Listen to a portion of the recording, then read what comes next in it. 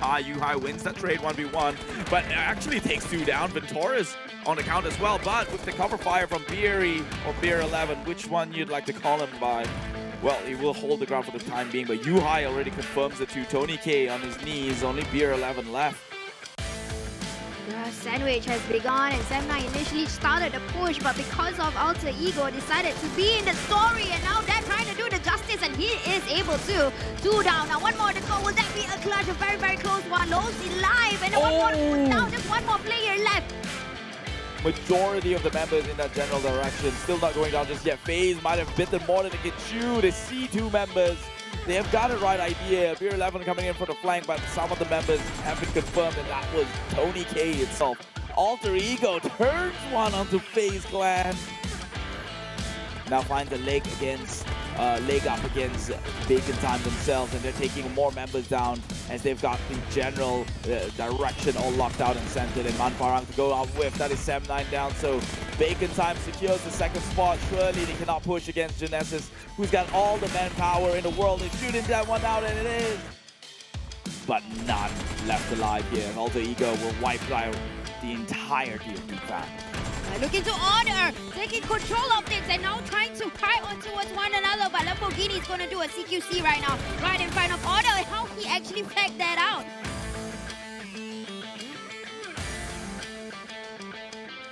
Hi everyone! In the PUBG Mobile version 2.2 update, Erangel is getting an overhaul with changes to the map, vehicles, and modes. Without further ado, let's find out what these changes are. In this update, we made several changes to the map. First, the hospital. It's one of the bigger buildings in Erangel.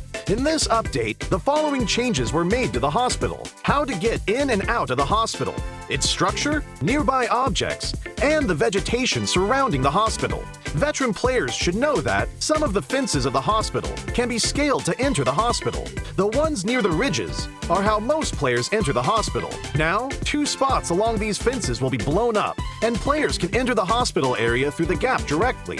The building itself also got a new entrance. Players that are on the ground can enter the 1st floor of the hospital directly through the newly added damaged wall. Those who parachute to the hospital can land on the roof and descend to the 3rd floor immediately. These changes will make it easier for players to spot the entrances and streamline their movements in this area. Those attacking and defending will know where they should focus on as well. On the inside, we simplified the structure of the hospital. Originally, the 3 floors had different layouts, and there were many rooms on each floor. So, searching the rooms was very tedious, because players had to go into each room. After the update, the 3 floors are now more or less the same. Some rooms are now also connected, making it easier for players to remember and to search the rooms for supplies. As for the surroundings, we also made some improvements. We added abandoned ambulances and ruined medical crates to the areas surrounding the hospital, so now it feels more authentic. We placed some objects at the entrance of the hospital so that it wouldn't be too empty. This gives players heading toward the hospital a covered area to protect themselves, so they are not directly exposed to enemies inside the hospital. Outside the fences on the side of the hospital, we added a new climbable spot. Players can hide here, or they can scale the fence to enter the hospital. As for the fences by the ridge, since there are now 2 gaps to enter the hospital, we've reduced the number of objects in this area to make it more visible. So now, both attackers and defenders can see each other clearly. Further out from the hospital, we've added some new vegetation, so that players hanging around the hospital will have more places to hide. Milta Power also saw some changes that are mostly in the generator area. Players who are familiar with this area should already know that this section was quite a choke point and was not easy to get in and out of. Those who entered either came out the same way or had to take a detour to the other 2 buildings. In this update, we added a new entrance on the 1st floor to make this area more reachable and easier for players to get in and out. The layout was also modified. We simplified the complex floor plan so that players can see more and plan their routes better. When battles break out in the generator building, players will have more offensive options, making these battles more exciting. In this update, 3 new ports will be added to Erangel. The first port is by Ferry Pier. We added a port here, as well as increased the amount of resources in the area. The Ferry Pier will soon be more abundant in supplies. The 2 desolate beaches to the southwest of Farm and to the south of Sosnovka Military Base will also get new ports. They will both contain a good amount of resources. Players will also find boats at these ports, so they can quickly travel to another location. So, keep these places in mind, because they'll make for a great landing spot. During the previous themed modes, players really enjoyed the special crates. In the new version, we'll add special supply kits to classic mode. Players will be able to find special supply kits in buildings. There are 3 types: medical, tokens, and military supplies. The resources in these supply kits are very good, so keep an eye out for them when searching. In the new version, bikes will become a staple vehicle on Erangel. In some of the more remote areas, players will find bicycle sheds. Each shed will have 4 bikes initially, and they're first come, first served. These bikes can be collapsed and put into the backpack, so they're really convenient for traveling to other locations. In addition to the sheds, players will be able to find bikes in other areas. With a bike, players no longer have to worry about being too far from the play zone. In the new Erangel, there will be flash shops. They will spawn randomly in outdoor areas. Those who find one are in for a treat because there are tons of random discounted items. So keep an eye out for flash shops during matches. Running out of fuel is one of the worst things that can happen while driving a vehicle. Erangel's gas stations will become functional for refueling vehicles. For the cost of just a few tokens, you'll get a full tank of gas. Find a gas station and try it out. These are the main changes in the version 2.2 update. For more details, don't forget to follow the official PUBG Mobile community. Winner, winner, chicken dinner. See you next time.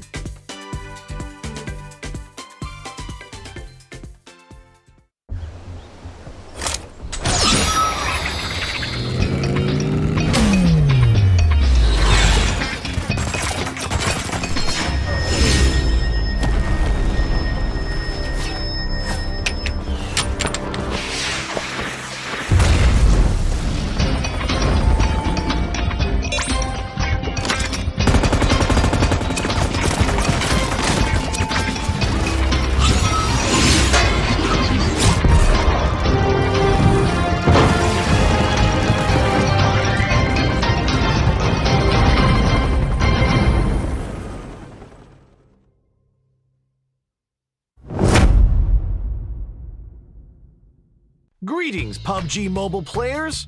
In the upcoming version 2.2 update, we will launch a new 1 kilometer by 1 kilometer map, Nusa. This is PUBG Mobile's most compact and combat-intense map to date. Without further ado, let's head in for a look.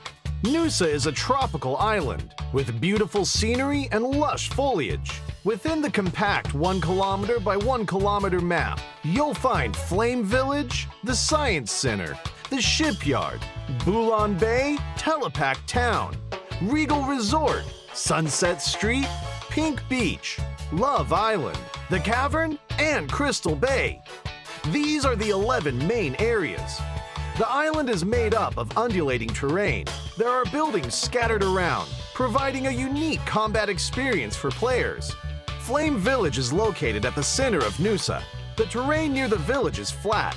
Other than a few brick buildings, all it has are straw huts. Hills surround the village, so players have to think about how to hide themselves in the valley. On the hill to the south of Flame Village is the Science Center. The design of the modern satellite orbital roof feels really high-tech. The Science Center has 3 floors. Every floor is filled with supplies, with locations for intense combat. The top floor has multiple platforms. Although players there get a bird's-eye view of the area, they'll also be exposed as there's nowhere to hide. It comes with a risk. The Shipyard is in the northern part of the map. The ship anchored there divides the shipyard into 2. The containers in the area are packed close together, and there are elevated platforms throughout. Surrounding containers will provide cover during combat in this area. There are a bunch of buildings around the beach to the west. This area is called Bulan Bay. The area is divided into 3 parts. The buildings here are simple wooden huts. The surrounding hills end in 2 cliffs by the beach. Players can gain a bird's-eye view of the entire terrain, observe enemy movement, as well as put pressure on those in buildings and on the beach. Telepak Town is on the east coast, and it's the largest area of the map. Not only are there lots of low-rise residential buildings here, but it's home to a high-rise apartment building as well. On the whole, it gives off a more metropolitan vibe. Players entering the high-rise apartment building will find an elevator. Through good use of this feature, players will be able to plan a nasty surprise for their enemies. Sunset Street and Regal Resort are located in the residential areas to the northeast and southwest of Nusa. Sunset Street is a long, narrow stretch of town. A road runs through it, and office buildings, residences, and banana trees line both sides of the street. It makes for a good combat stronghold. Regal Resort's vibe is more residential. There are roads connecting different parts of the area together. Buildings are spread out over a wide area, which is why you'll need to use them as cover when moving around. At the southernmost tip of Nusa is Pink Beach. From here, you can see the pink sand of Love Island in the distance. Wooden beach chairs line the beach. And there is also a giant hot air balloon and a romantic Ferris wheel. If you love the sunshine and the beach, this is the place for you. But it's a vast open area with no cover, so players must be on the lookout for surprise attacks. More areas and interesting strategies await your discovery. Besides these diverse backdrops that support a variety of gameplay styles, the Nusa map will receive a lot of new game content. First, let's look at the Super Recall mechanic. This will activate when a player is eliminated within a certain period after the match begins, as long as they have remaining teammates in the match. Before the first blue zone starts shrinking, players that are eliminated can return to the battleground via helicopter with a random weapon. This greatly increases the gaming experience. In addition, we've added the NS-2000 shotgun and tactical crossbow to the arsenal. The NS-2000 is accurate to close or medium range. Hip firing uses 12-gauge shotgun shells, while slugs are used when aiming down sights. Players can switch their firing mode based on the target's distance, status, or their own personal habits. The tactical crossbow can be loaded with ordinary bolts or flame bolts, but the flame bolt can set some structures on fire and destroy them. It's both practical and fun. During combat, the tactical crossbow is rather silent when firing, making it a great stealth option. It's great for sneak attacks. When it comes to moving between areas, we added a new two-person vehicle, the Quad. Its lightweight and flexible design allows it to traverse the undulating landscape quickly and with ease. And it's great at driving up inclines. Players can use it to easily move to a different area. Additionally, at various designated spots on Nusa, you'll find many zip lines for moving between areas. Players can approach one to quickly zipline to another area. It's important to note that ziplines are fragile and are easily destroyed. You may not be able to safely zipline to your destination, but if you happen to be holding a tactical crossbow, you'll be able to fix the rope and repair the zipline to quickly escape from danger. Besides that, there are also supply crates, beach balls, a swimming pool for recovering energy, water jars for hiding in, as well as many other interactive gameplay elements on the map. Have fun playing around with them all. Gather your friends and explore this new map together. It's here! The long-awaited new Nusa map is finally here! With a size of only 1 by 1 kilometer, Nusa is currently the smallest map in PUBG Mobile. It may be small, but it definitely offers a massive amount of content. Not only are there new firearms, what's more, there's also the highly interactive tactical crossbow. Setting huts on fire and repairing ziplines are not a problem. Speaking of map interactivity, Nusa is simply full of surprises. An elevator that lets you go to different levels of a building, a pool that restores your health, fast-moving ziplines, and crates in the wilderness can all better assist you in drawing up tactics to defeat enemies. Even if you get careless and get defeated, there's no need to let it get you down. Nusa's Super Recall will allow you to respawn once more. The small, fastest-paced map lets you rank up faster. Alright, I'll leave it to you to explore the rest of the content for yourself. Hope everyone ranks up and gets that chicken dinner. The new map officially launches on September 13th. Stay tuned.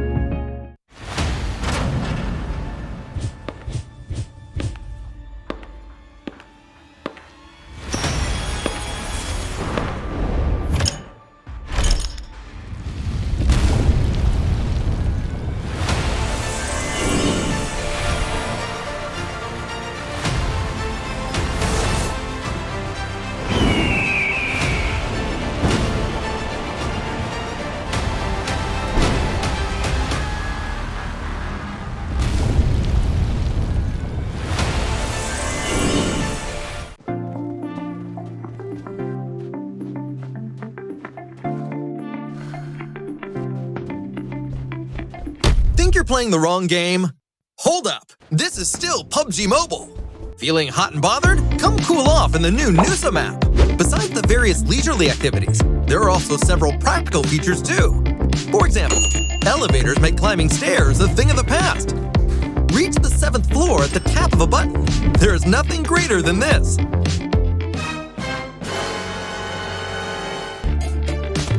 Don't forget to pay, or this might happen to you. Zip lines will also appear throughout the map.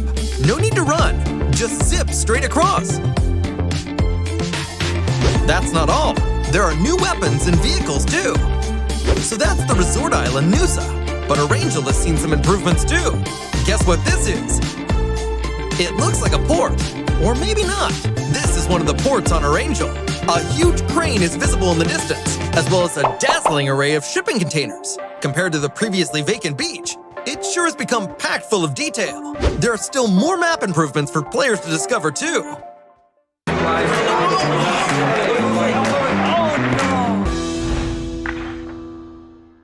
If only I had a weapon, I would take over the punching kick.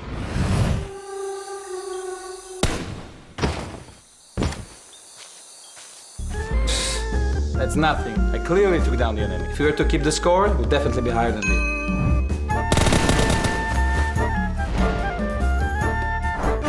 If I hadn't thrown the wrong grenade, I'd be eating chicken dinner for sure. Smoke! Smoke!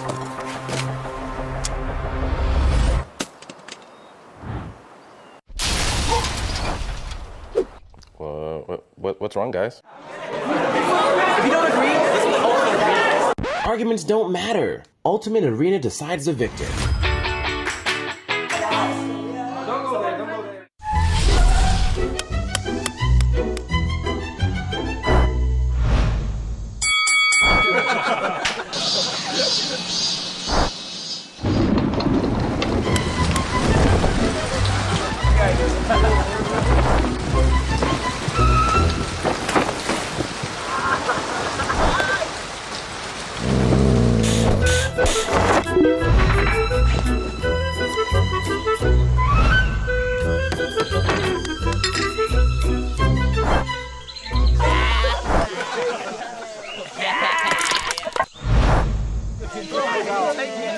Stalemate? No problem. Ultimate Arena decides the victor. Hey there everyone! PUBG Mobile 2.1 is officially here. In this update, we've introduced a new arena mode, Ultimate Arena. After entering the game, select Unranked Arena, and you'll see the Ultimate Arena mode. Choose between two maps, Erangel or Livik. Ultimate Arena is based on the conventional arena, with the addition of a final circle mechanic. Players from both sides will undergo 7 rounds back-to-back within a limited area, and the first team to win 4 rounds will be the ultimate winner. During the match, players can use their shop tokens to purchase weapons and equipment they require within a time limit at the beginning of each round. At the same time, random maps and weathers will rotate every round, and player movements will be restricted to certain areas within the map. For all participating players, this will be a new battle mode filled with excitement and challenge. In Ultimate Arena, familiarizing yourself with the Battlegrounds environment will greatly affect the outcome of a match. In Erangel, when you encounter a map with loads of houses, you can use the complex terrain as cover to approach opponents and catch them by surprise. Meanwhile, on a map with no cover and lots of hills, you'll need to make the most of the terrain height difference to avoid taking damage. As Livik has a relatively more hilly terrain, it's easy to get ambushed by the enemy when fighting alone. So work with your teammates and use cover such as trees to avoid taking damage. Weather is also an important factor that will affect the outcome of a match. The sound of rain and rainy weather will mask the enemy's footsteps as they move, making it hard for you to detect their movements accurately. Therefore, you'll always need to remain aware of your surroundings, stay vigilant, and make use of cover as much as possible. Of course, you can take advantage of rainy days to attack with throwables. As enemies are also hampered by the weather, they're less likely to be able to avoid sudden incoming throwables. In foggy conditions, the low visibility makes it hard for both sides to observe their opponent's movement accurately. So you can set up cover with your teammates to avoid being blindsided when you lose sight of the enemy. At the same time, you can also seize the opportunity to strike the enemy with a fatal blow together. Although twilight and cloudy conditions have little impact on players, it's no time to be careless, and a certain degree of vigilance is still needed. In Ultimate Arena, shop tokens are the most important resource for players. At the end of each round, the system will award players shop tokens based on 3 aspects: the current round, round outcome, and elimination results. The amount of shop tokens obtained from rounds is fixed, but differs depending on the current round, from round 1 to 6. Regardless of the round outcome, players will obtain 900, 1800, 1950, 2100, 2250, and 2400 shop tokens respectively. Shop tokens obtained from the round outcome will vary depending on if the player won or lost the round.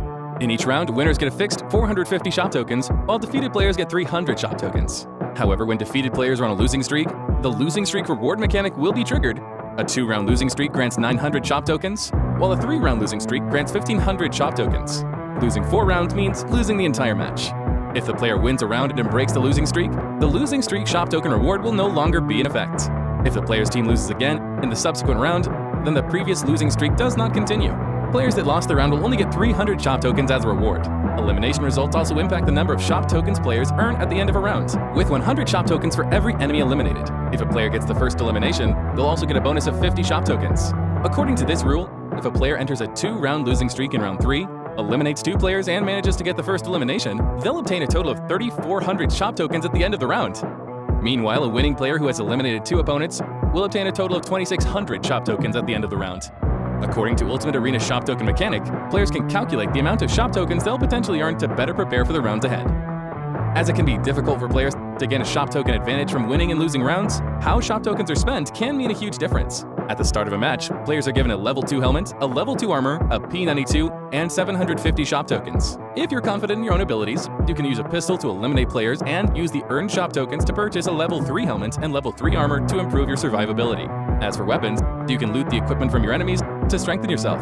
If you don't have enough shop tokens to purchase a weapon, you can also ask your teammates for help and pool your resources to create a super combat unit. You can also choose to spend all your shop tokens on weapons at the start. All weapons purchased in the match come with their own attachments. You can use your weapon's firepower to suppress the enemy and gain additional shop tokens from eliminations and wins to gradually fill the holes in your defense. Other than a variety of classic weapons, you can also purchase riot shields to provide cover for your team. When your team is on a map with less cover, riot shields can be extremely useful. In addition to knowing when to spend your shop tokens, choosing the right firearms is paramount as well. When your team is situated on a flat terrain with relatively little cover, the open terrain prevents both parties from acting rashly. When this happens, a sniper rifle with high damage at long range will come in real handy. In maps with many houses and complex terrain, you can choose to use an SMG with a high rate of fire and stable recoil in tighter combat areas to gain the upper hand in head-on confrontations and ultimately attain victory. That's all for this video. If you wish to know more about Ultimate Arena, don't forget to follow the official PUBG Mobile community. See you next time!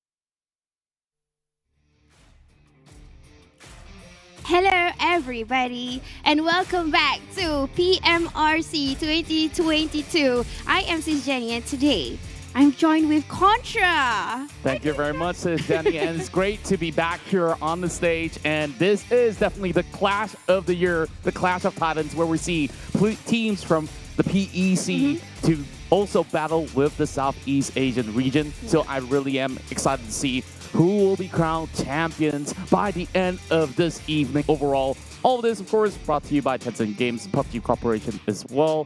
And we're going to be looking at 5 back-to-back games that will be happening from here. And we've already got a whole lot of upsets and great rising of teams that have been able to be standing tall to the test and have been able to put themselves forward. The question remains, who will be crowned as the champions of the PMRC? Yep, I know, right? Because today is the last day. And last day is usually I hope we not have rematch, but there will be things that, out of the box, suddenly the teams decide to change a few things and a whole lot of things will just get you from a surprise. But anyways, this is something for you to watch out also. This is Bubble Boy and we have this featuring over in October 2022. So something is happening, definitely. According to Keith, it looks like Doctor Strange now. Well, just a little bit, but of course, I'm excited about this collaboration with Bubble Boy. Overall, like this is definitely a household name of an animation series, and now we get to see something coming up between them. So I wonder what's it gonna be, like new gadgets involved. Definitely whole new cool lineups of skin, but what you guys want to do on every Wednesday is to party with your friends in PUBG Mobile. So phase 2 of Rabu Padu has begun. So make sure you collect as much points as you can get, and you can always share your favorite moments out there. If you've got your chicken there, make sure to hashtag Rabu Padu Menang Selalu, and you can get yourself classic coupon crates, and of course, even more to come. Yes, I know, right? Double up all the things. But you know what? Something else that you need to be part of is the Nusa map. And I really love this new map because of a lot of things. Besides, it's very small, but you're able to, practice your CQCs, and there is a whole lot of new things inside of this particular map. There's the NS2000, the quad, which you guys need to try, and you can burn down houses. That's right, and it's so much fun in there. So let's Nusa, my friend. So far, I think there are so many things that we really have to get into the drawing board with, because when we look at the past couple of days, a lot of teams that we've expected to rise up and be able to challenge for the throne seems to be out of the count already for some of the teams that have been playing. But on the top of the table, currently sitting at number 1, it's the Infinity of Thailand that has been dominating throughout the course of the tournament. And we saw Nova Esports, they started off on a really slow note, but by end of day 3, well, we're already seeing them basically now next to the likes of the Infinity, now currently sitting on second place, vying to basically take home the trophy. And we've seen that happen many times before in international tournaments, that they can basically clutch in many of all these situations when needed the most. So in this 5 rounds, I think that we'll be eyeing on these 2 teams, and also for all the other teams out there. But if you're joining us for the very first time for today, this is of course the lowdown that we're about to present to you. So we started off on Thursday, and now it's the final 5 games to be played out, as they're going in for the run of $30,000 US, and first place definitely gotta get a big chunk of those. Yep, definitely. It is 6,000 we're talking about Contra, so it is a lot of money. USD, I mean, if you guys change in your currencies and stuff. But you know what, these are the teams that has been playing, and today is the final day that they're gonna play in. From Thailand, we got Infinity, FaZe Clan, Bacon Time. From Indonesia, GIDS, Alter Ego, Boom.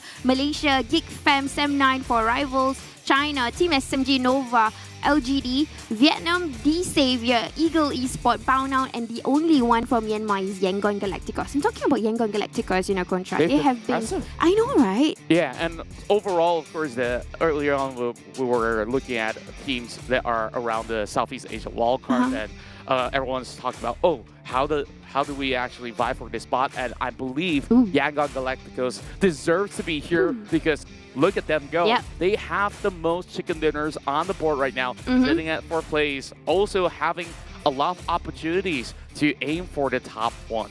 Yeah, you're right about that, because they definitely decide to scoot their way up just by a day, which is yesterday. But you know what, Contra, look into Infinity's elimination points. I feel like they are playing classics. Yeah, and overall, they basically aim to get as high as amount of eliminations per round. And so long as they make it into the top 5 ratio, they're going to be absolutely safe. And this is basically a rinse and repeat process that they've been able to pull off. We're looking at Bacon Time. Despite not having any chicken dinners compared to all the other teams, they're still in the top 3, which is very impressive to me.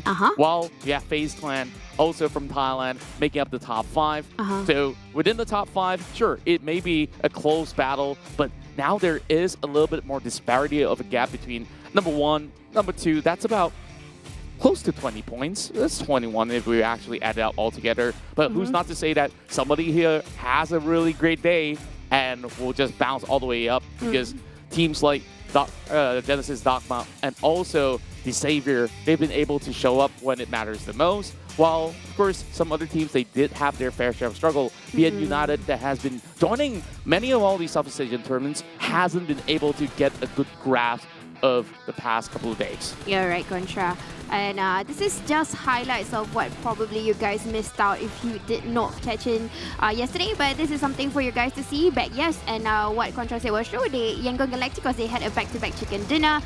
This was one of them that they managed to do a beautiful clutch. Even though one of the Erangels, they tried to get a chicken dinner, but actually the Savior came in from the back. But they have their own tactics in a way on how they can get that Yangon Galacticos chicken dinner, because they do their work slowly and like in a way they arrange it, planned it nicely, and they managed to get a winning on top. So this is going to be a disparity for teams who might not watch out for their movements today. That's right, and you know, it was a great challenge against Bacon Time, who has also had an astounding amount of games that have worked out in their favor. The way that they approach close quarter combat is basically one of the best ways that we've seen throughout all the other teams that have battled throughout, and therefore keeping themselves with the hopes of winning this championship. Now, let's take a look at some of the teams that have been doing wonders from yesterday. We start off with Yangon Galacticos. You mentioned it throughout, like, fantastic day. Chicken dinners,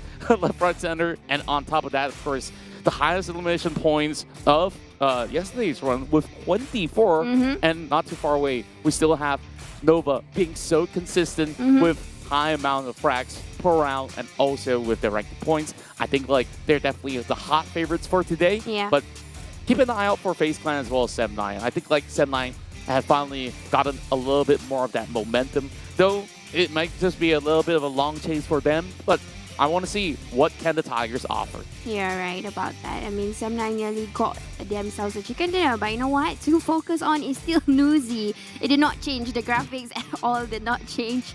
It's still the same person, guys. And I'm definitely, you guys shouldn't be surprised the fact that he is currently the player to focus, because he's able to do a clutch. You know, there was a moment he was the only one alive and he had to battle with 10 players. 10 players, and he still made it. Yeah.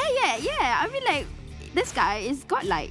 Indeed he is, and and if there's anything that other teams have to do is to basically find Newsy and stop him, but with the rest of Infinity, it definitely will be all too easy to do. Now, for what you guys have been waiting for, this will be the matches that we'll be playing throughout the course of the day. We start off here on the smallest map of Sanok, and then we'll go one in Miramar, and we have back-to-back Angle runs to close off the PMRC. So the time is now. There's no other moment like this. So all the teams that are involved, I hope that they've prepared enough, because it's been a grueling series of matches for the past couple of days. And it doesn't seem like they managed to catch too much of a break or even more time for practice, if you might say. Heading into this 5 rounds, it's especially crucial for those who are currently sitting at the top 8 of the table to put the best foot forward. Yeah, I mean, it's the only time that they are going to meet one another before PMGC. This is basically like their little training.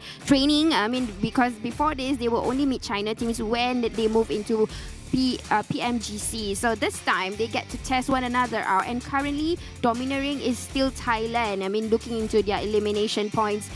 But you know what? We've got someone on the line to interview today. That's right. Please welcome on board some of the players that will be playing for today. And of course, let's welcome teams from Malaysia. Where are they? Are they here?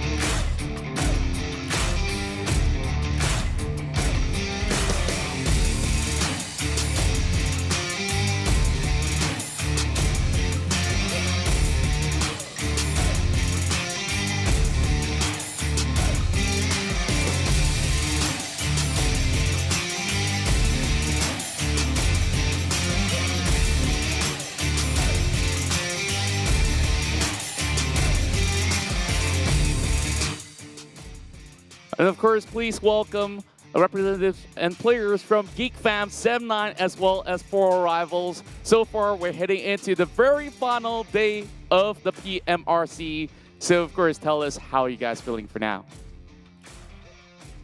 I guess we're feeling okay. So this is the last day. We're just gonna do our best and trying to aim for the first page or top 5. All right, Sisja. So, anyways, this is we'll start from Geek Fam, that's Sonic, right? And then we got Manpa, the IGL, and of course for Rivals, Pasha, the coach. So, question for each of you, you have to answer this question, each of you, okay? Which team do you think will have the high or will get the most points today? So maybe we can start with Sonic. I think Nova. Nova, okay. Manpa? Will get one. All right, we got one vote for Nova from the PEL side. So, Mamparang, who do you think is going to be able to take it home? Is it going to be Infinity or someone from Southeast Asia? Infinity. All right, we got you. Because there's my brother there. Oh, wow. Your brother, which one's your brother? Nuzi, is it? Nuzi. Oh, All right. Self-claim already. You guys have the same kind of mustache, so I could see why he's your brother. So, Pasha, what's your vote going to be, though? I think Nova's gonna take it because they seem to change a little bit on how they play. So I think they're gonna go all the way. All right, and of course, you guys have been going through a lot of all these days of back-to-back games for a couple of days now, and heading into the final day, of course, what sort of challenges are you guys expecting since that you guys have been able to assess the past couple of days? Is there anything different that you guys are trying to bring to the table? Yeah, Sonic, jawab. So, do you guys face any sort of challenges that you guys were hoping to fix, or is there something that is brand new that you're willing to try out heading into the final day of the PMRC? Mungkin akan coba yang lagi terbaik lah untuk sebelum-sebelum ni kan banyak person. So hari ni mungkin 5 kali chicken. 5 kali chicken, yeah? All right. So he says probably no 2 spoons and a chicken for Geek Fam. Okay, we definitely hope for the best for all of you guys out there. Manparang, any hopes that you or target that you guys are aiming for today? We're just gonna have fun and get confidence to play with C teams before the PMPLC starts. Right, awesome. Yeah. Pasha, how about you? Like, so far, how's it been? Like, I think what was the biggest challenge for Rivals overall for the entirety of the tournament? I mean, there's not a lot of problems. Just losing defense fight. That's about it. We managed to get the circle, and then have basically we lost the defense fight. That's all. We just need to fix that. And I hope that you guys have already found a sort of solution to that. And of course, we don't want to take too much of your time because the games are about to start. So, of course, good luck to all of you guys out there. All the best to Geek Fam, 7-9, as well as 4 Rivals. Do your best for Malaysia. See you guys. All right. Take care. Good luck.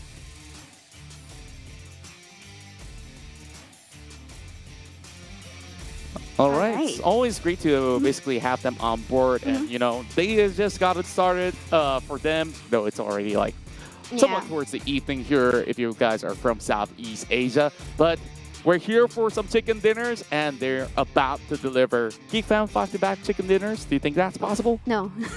I do think that if there is hope, there is possibility. So we'll be not a pessimist today, but an optimist overall. Yeah. Not when we look into the entirety of the competition, we understand that it has been really, really stiff, and therefore every point matters from here. And I'm going to go with some of these predictions out there. I see that you've voted for Alter Ego. Is there a reason why to the backing?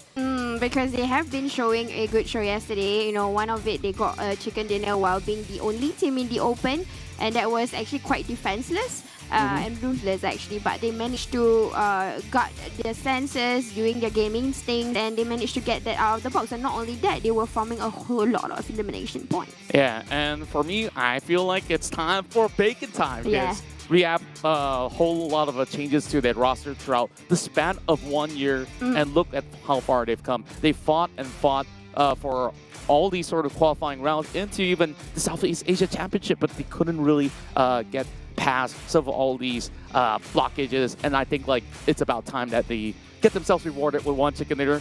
So far, hitting in the top 3 with no chicken dinners. Yeah. I think this is where they are just about to get started. Yeah, right. Yeah, there. Almost there. It's always there. I mean, like, they always get into top 3s for no reason. And then they manage to gut their walls and, try to attack people. And they manage to do it. It's just that not finishing it and sealing it out with a chicken dinner. So, Geek Fam, it's possible for them to also get a chicken dinner. But to get, I think like a few teams who wanted a back-to-back, it was so hard. I mean, we could see how Yangon Galacticos tried to do it yesterday. It was a trap that they actually planned it out very well. But you know what? We are going to fly into Sandhawk very, very soon. And honestly, I am more afraid of the circle. Well, that itself is something to be witnessed, but don't be all too afraid. You guys should all be excited, as this is the very final day of the PUBG Mobile Regional Clash. If you guys are watching from Facebook, YouTube, and of course, TikTok. We are live on TikTok. Yay! And everywhere else on PUBG Mobile social media platforms. So make sure you follow us as we're about to dive in real quick. So, Sis Jenny, you predicted Alter Ego. We'll see whether or not will they be able to get their chicken dinner for today. While, of course, we dive into Sandhawk in a short moment's time. So sit back, relax, and cheer on your favorite team as we're about to hop on board right here, right now, as we count it down to 1 and let the planes take off. This is PMRC, match 1 of the final day, day 4. Yeah, and here we go with the first map of the day, going into Sandhawk, and it seems like the flight route will be favoring in the mainland right now, because it seems like it flew from all the way from the areas of Hartin down into Docks. Again, it's going towards the mainland. We can see three different islands here. Oh my god, even my tongue is nervous today because it's the final day. But yeah, so don't worry, we're just about to get warmer. Yeah. So yeah, when we go into the very first map itself, we expect inside of Sandhawk to not have all too many altercations to begin with, but always inside of the island is where it's gonna get a little bit rough. Where we've been seeing Alter Ego as well as being United being very close by, and we're already getting a battle in the middle of boot camp. So I will take my words back. We're already getting a scuffle, and it's between SMG versus FaZe Clan. Oh, they're coming real close. Memory trying to go in for that sort of push. Let's see where or not can the PEL side get anything out of this. Well, they will press on. They do have Chip just going into the corner of the side, and Pick Feet already getting himself a grenade. Trying to find Lycan from this angle, but he's not going to be able to give out all too much information to the opposing team. While they do have Pick from the top side, SMG loses 1.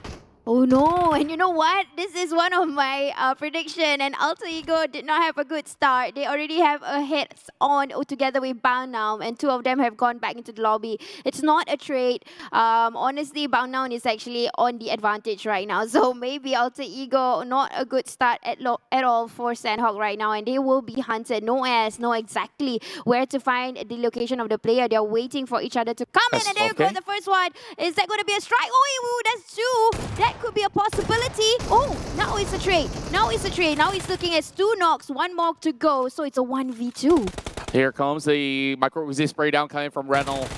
Rex, he's still holding on to the high ground. No time for a revival, but Sunoas is going to attempt it whatsoever.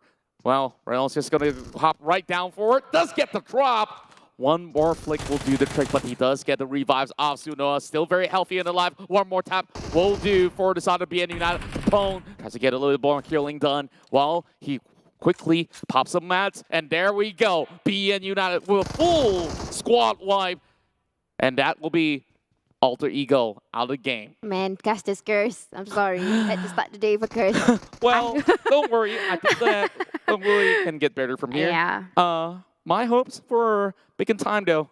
a little bit worrying for now, but not too much for that, as we still have SMG still holding on to the top side of the bunkers inside of the boot camp. Meanwhile, look at who's nearby. It's going to be Nova prying onto their victims from the outskirts. Paraboy Jimmy also marching up ahead. Meanwhile, they've already heard some of these shots coming from FaZe Clan, likely immediately on the ground. And there we go. Memory absolutely getting clipped out as he will secure the numbers. MR5, the next one on the chopping block. And oh, the drop shot's good. Victorious could not stand a chance. FaZe Clan's out. Yeah, FaZe Clan, they had a victory yesterday in bootcamp, but today is reverse. It's going to go otherwise, but oh my god, Bacon Time right now is under catastrophe together with Boom. This is Indonesia versus Thailand, but still I think it's quite a good, healthy battle. We can see there's a 4v3, and I'm sure both teams are going to show their best, and this is over in Painan. Now, Boho is going to stalk Team Bacon Time by the rooftops, and this is actually quite worrying because Painan is covered by hills, so if there's a third party, something could happen. But then again, there's not going to be any altercation from the outskirts for now. Meanwhile, Boom Esports, they do have a huge coverage of the city, as it's a huge wraparound across the river. But over on the backside, it seems like it's a really defensive approach being handled by the rest of Bacon Time. They hear the footsteps, though. They should be able to convey some of all these information back to the team. But Boom, now on a wide split, may not be having all too much of an advantage here. So this will take a little while before they settle the scores. They do get a glimpse of Octa. So he has to fall back for a little bit more. Yeah, trying to gather information right now. They are being pretty passive, but it's normal because this is the final day. So if it was the first day, they would probably gone together. But you know what? Over in the elimination feed, somebody is getting gunned down here, and this is 4 rivals. Now Chai is going to go in front and battling out with Appy. His life is super low, and he's trying to get away, but I'm not sure if he's still okay. Looking at it, his life is super low, leaving only Volky to go and do his clutch. Will that be a duty? No, it won't. And 4 rivals will also get that too soon. Yeah, pretty unfortunate stuff heading into the close quarter fight now. Back to the eyes of the Painan City as we have Ices getting one dropped out from the side of Boom Esports, but they do trade right back. But Boom loses 2 in the process. This is going to be pretty dire of a situation for them to try to finish this up. Now, over on the back, though, how much more can Razy hold up with? Does have a frag grenade, charging it up while he hears the footsteps approaching closer and closer. The rest of Bacon Time just having a little bit more of a firepower to go in for exchanges. We'll try to push through. Capone now finds the member of Geek Fam, and it's Sonic 7 getting dropped out. Capone just holding on a shotgun. He does get clipped out instead. Now Snipes, he will get another one in the back. Geek Fam managed to save the day, but it's not over just yet. One more member of BN United still going to be lurking all around. They're going to be going for the full set, 2 versus 1. Not much that he can do. And Geek Fam, they still clutch it out. Now it's only down to Micah. 1 versus 1 against BN United. Oh no, and there was a little accident for Bound now, and this is not going to look good at all because we are looking into a 1v1 affair. It is a good trade-off, but you know what? Silence is going to keep it quiet behind the rock. They know Not exactly the position, but you know what? Another team too soon. This is not looking good at all. Geek Fam back in lobby with only 1 elimination point, but this is looking good, at least for Bacon Time. Now they have a good trade here. 2 already down for Booms, and looking into the rest of Bacon Time, they are going to push hard. They're going to look for them, and knowing one person is right outside. Look at that noise here. He will try to create that as an aggression, throwing a grenade out. Oh no, it's actually a smoke. He's going to try to make it confusing. Going back into that previous fight, you see BN United now got themselves 8 total points, taking 2 teams out. Now Razy tries to fend them off and just goes in for a big wraparound, surprise engagement, but Razy still holds them back. 2 members knocked out from the side of Bacon Time. And now it's down to Boo-Hoo-Hoo on the outskirts, though. Isis cannot afford to even go in for the rest, but he will have to force his way throughout. Boo-Hoo-Hoo, he's coming for them. And then, oh my goodness, asking along his footsteps, now approaching forward. And then meanwhile, we still have another fight going on. It's Nova launching a flurry of attacks back and towards the side of the Savior, and they will lose a couple of members out there. But Bacon Time still have Isis holding on to the DBS. Now the push comes right into effect. UMP, and it's going to be a 2 versus 1. He still gets the drop onto Isis. Both sides with a UMP, and Shorty, he has to finish this fight out. They're all bleeding by the blue. More and more bullets clipped, but still not deterring them just yet. drop shots will not come into effect, and Bacon Time still survives. Wow, that was definitely an outstanding fight. But you know what, Contra? It's looking like a different Sandhawk right now. Everybody's going for that early skirmishes, and they are looking very well because there's only 11 teams left in the lobby, and it's only 8 minutes, guys. It's a different Sandhawk as a total. And that was the last person from Nova. Another team back in the lobby. And now we're looking only with 10 teams. Yeah. 11 spot. This is not the best way for them to start things off. They might actually slide down in the podium where we see Bacon Time still having good chances hitting into this game. Though they only have 2 members left, they're just hoping that Bacon Time did not overtake them by the end of this round. But now we gotta take things a little bit more nice and easy. Too much commotion happening in the first few circles, right? So let's assess this situation right now. Bacon Time, they managed to win that trade at the very least. Yeah. Still having 3 members to work with, or even 2, just from the look of the mini-map. But LGD, they're also from the outskirts. They might actually collide eventually. Now, the focal point is on the Savior directly in the middle of the map. So we'll see whether or not can they hold out against Sam9. Yeah, everybody is all about aggression today, looking into passive, no more. They are going to change the gameplay, at least for this Sandhawk. Looking at only 9 minutes, this is barely coming into the third circle. We only have 10 teams in the lobby, guys, and we are in PMRC. It's not Screams, it's PMRC, guys. But teams have already leveled up their game, at least for Sandhawk. We're looking into a different kind of gameplay today, and it's all aggression. GDJD making their way down the hill, going to do a different rotation because they have been tapped by Eagles. And right now, LGD will cross in. I think they are sharing almost the same grounds as Bacon Time. And like what Contra was saying earlier, they will definitely see each other and they will take this contention. And right now, they're going to see who is going to get into the uphill first. They're just going to be looking around from the back, just playing by the blue once again. At least getting some heals off will be vital before they go in for the clash. Meanwhile, Infinity is in a really good spot. They don't really have to go into any unnecessary fights. And speaking of that, first hit onto ISIS, leaving only 1 more behind as Bacon Time is being pummeled down. There's not much gas left in the tank. And that will also mean trouble for them. So their chances of overtaking Nova seems to be very unlikely in the first round. So perhaps on round 2 in Miramar, that's where they do settle the scores, though. Infinity, though they didn't have any form of takedown, look at that. It's already 10 teams. They can't secure good enough of ranking points by the end of the match and still be number 1. Oh yeah, talking about that, but GDGID got spotted somewhere by Eagles. They're trying to make a rotation, but they have been stalked already. Target is locked over GDGID. And now SMG realizes those shots coming from that angle, they're trying to hunt for them.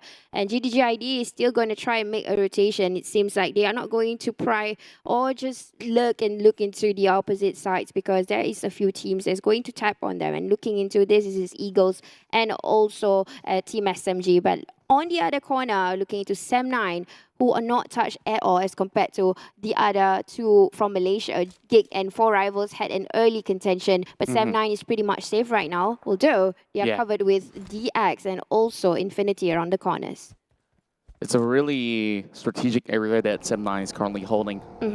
Many of these teams will have to bypass them, and speaking of which, it's going to be BN United trying their luck here to get past the team with the most takedowns so far. Just leading by example, while Eagle Esports, also from Vietnam, now challenges Newsy, but he will not be deterred at all. This is the top gun of the tournament, and he will hold himself out. Make sure you get 2 points out there. Gatini coming with a great assist from the outskirts. Yeah, man. Look, I'm talking about this. I got a feeling he might just be the FMVP. He has been doing a whole lot of good skills. All the stats. Yeah, exactly. All the damages, the kills, survival time. He's basically the full package, and the last time we saw him pop off was 2 seasons ago where they got themselves that championship run. Yeah. And now seeing them back on track is looking mighty fine for them to hit into the global championships that will happen eventually throughout the year. Now GID, they're going head-to-head against Eagle Esports. Yeah, throwing a grenade over. They are super close with one another. They can just do a spray, but no, they're going to pressure with the throwables in hand, cooking it right, but nobody's tanking the damage for now. But Marnet, on the other hand, getting Logan off an angle, Yangon Galacticos, but still looking into GDGID here. Eagles making it very safe. Now I already see a target. He's going to do a spray, but he will not go down yet. And that cover fire from a distance, that's really smart. But Tuan is the one that had to go down because of that covering fire from GIDS. It's going to be a huge grenade being sent upwards here. This is Dogma just holding it back. Tuan will be taken out. But they have to look out for the back, though. There's still LGD as well as SMG that will be able to pin them out from around. So GID, they're absolutely sandwiched. So whatever utilities that they do have for the moment, they'll have to bring it to fruition. There we see clips coming out from QTech to match and pick one more point for LGD, making it 3 back-to-back score. And my, oh my, they still have to make a move, though. Look at the blue zone. It's already closing in, and you don't want to stay put all too long. LGD tries to get his way through, and they will find a stray member of SMG from the back. There's still more clips coming from Pigfeet. Looking for the second one as well. Is just having a little bit more tough time here to get by. YZZ just have to fight this one out. Meanwhile, the circle closes into the likes of BN United, the Savior, as well as SM9. So everybody else on the edges, they have to settle the scores real quick. Yeah, but look at Shirley. He might just be safe by going into the waters. He's not going to be targeted at all, looking into the fights that will approach in on the opposite direction here.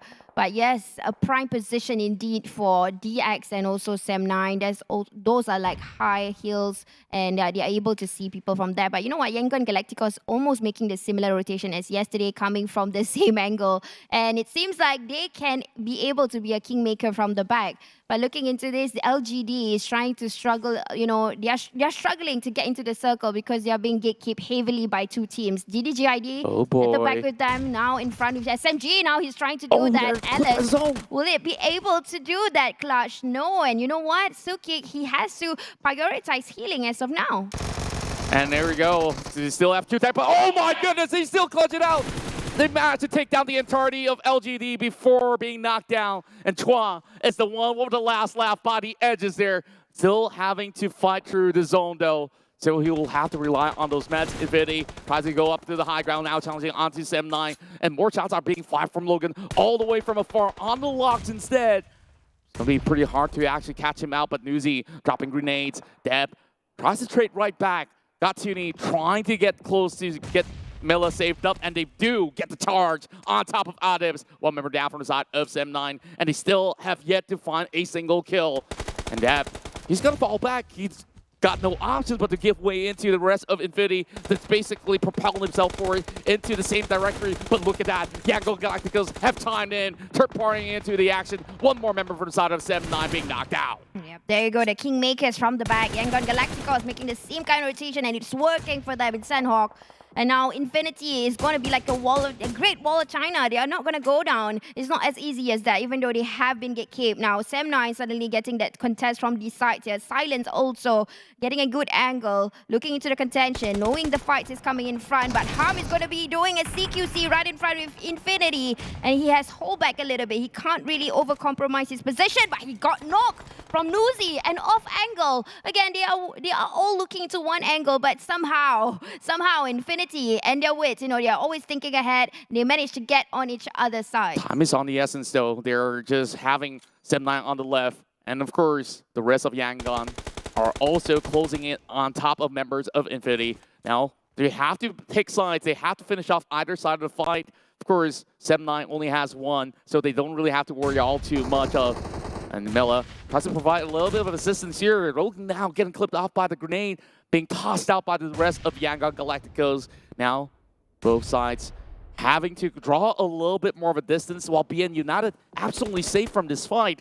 They can just wait it out. Still 8 more teams left alive. I believe some of them will be playing by the outskirts of the play zone, but it will be tough for them to basically go all in on this one. So looking on the other end, SMG found himself a little bit more of a good ground for coverage on the lower side, while the rest of SMG, they could basically take long shots onto this hill, and BN United spring out the SMG. Silence trying to pin them down.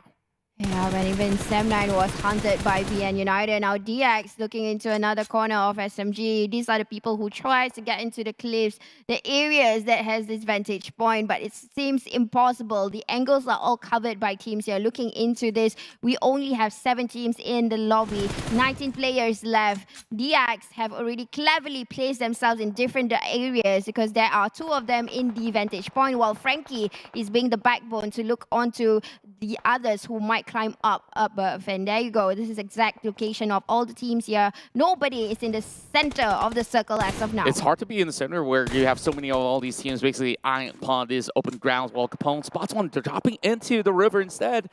As BAC, they're trying to make a swim across. Bacon Time somehow survives for so long and still vying for the top spot. All hopes relies on Shirley to be able to make their way through into the top 5 situation. But BN United, they continue to get more and more points on the board. Already 10 for the count. While Silence knocks out a member of Yangon Galacticos. As the rest of the SMG, they're now stuck in the middle of nowhere to run. And it's Lambo that will pin them all out. Yeah, that's such a good spot to be, Lambo.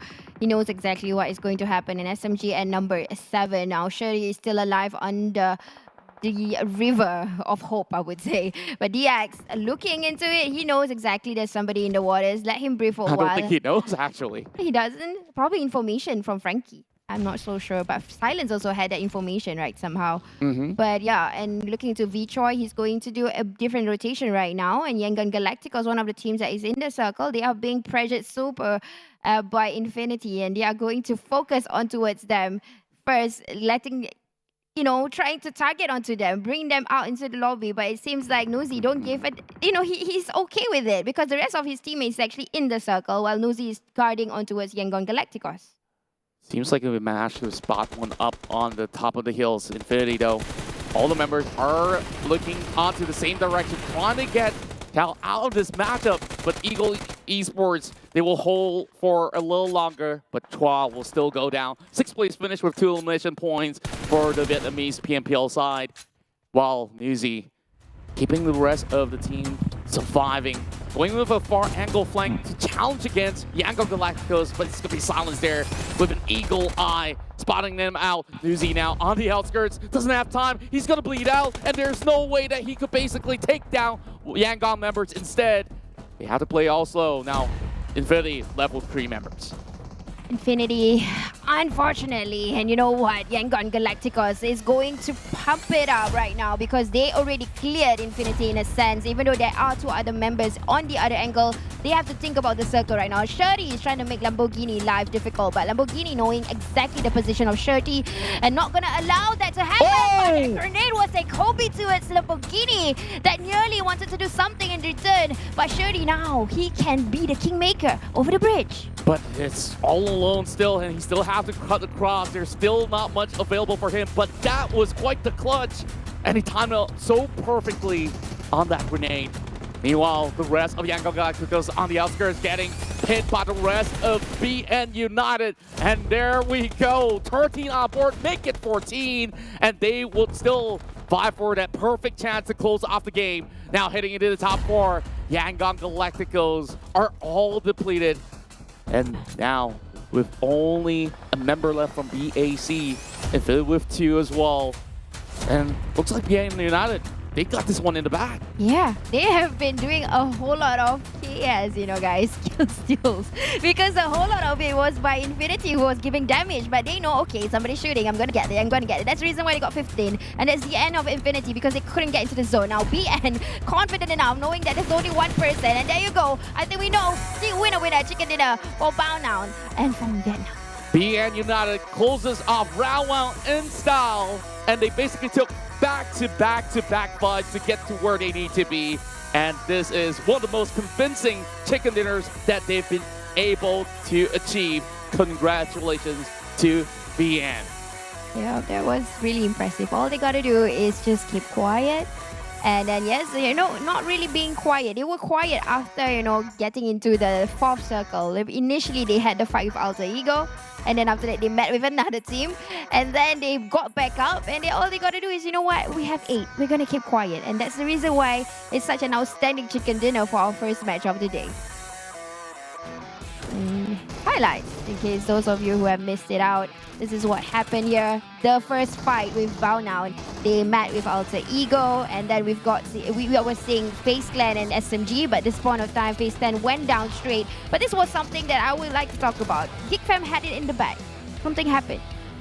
Well, it was not exactly in the back when we were challenging it out in the open, but we do see many of all these clashes in the middle of the city, from boot camp all the way into Thailand. This was honestly one of the closest battle, and Shirty have basically clutched it out and managed to keep the hopes and dreams alive for Bacon Time to make it into a respectable top 4 heading into this entirety of the matchup. And we expect Infinity to be able to still hold their ground. Because this Dogma wasn't really in the best position, where GID were just penned out by multiple teams over onto the Paradise Resort section. But this was possibly one of the most impressive plays that we've been seeing from grenades, where Lambo was hoping to challenge, but met his maker through the grenade. Now, hitting how Batman United has been able to close out this match, it has been relatively interesting on how many fights they actually took from the get-go to cut across that bridge.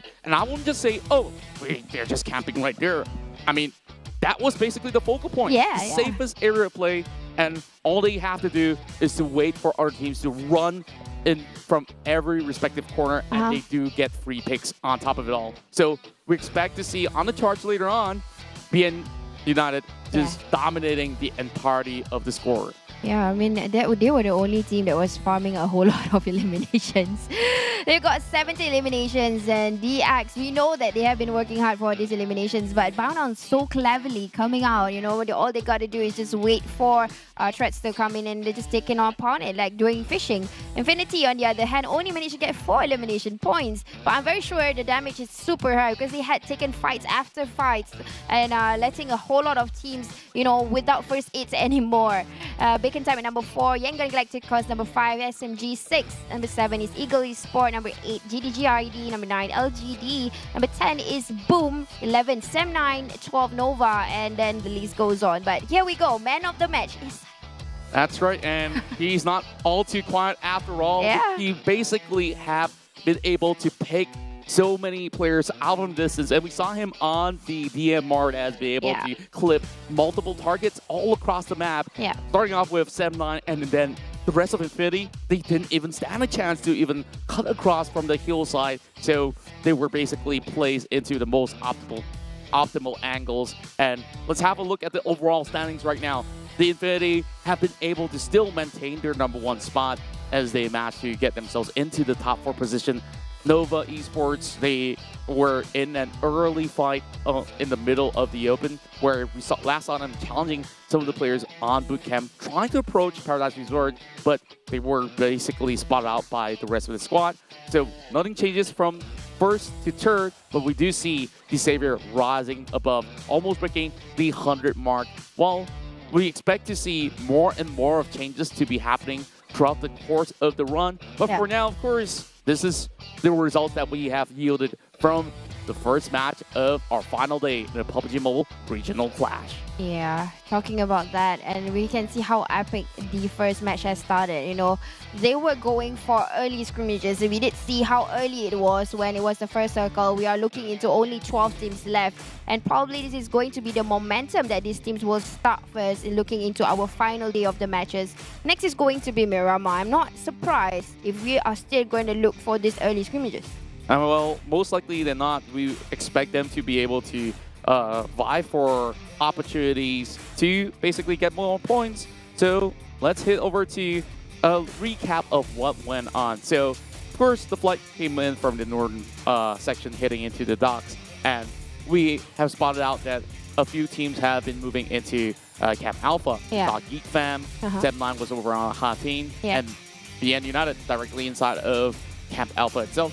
That we saw a couple of all these teams were basically going head-to-head.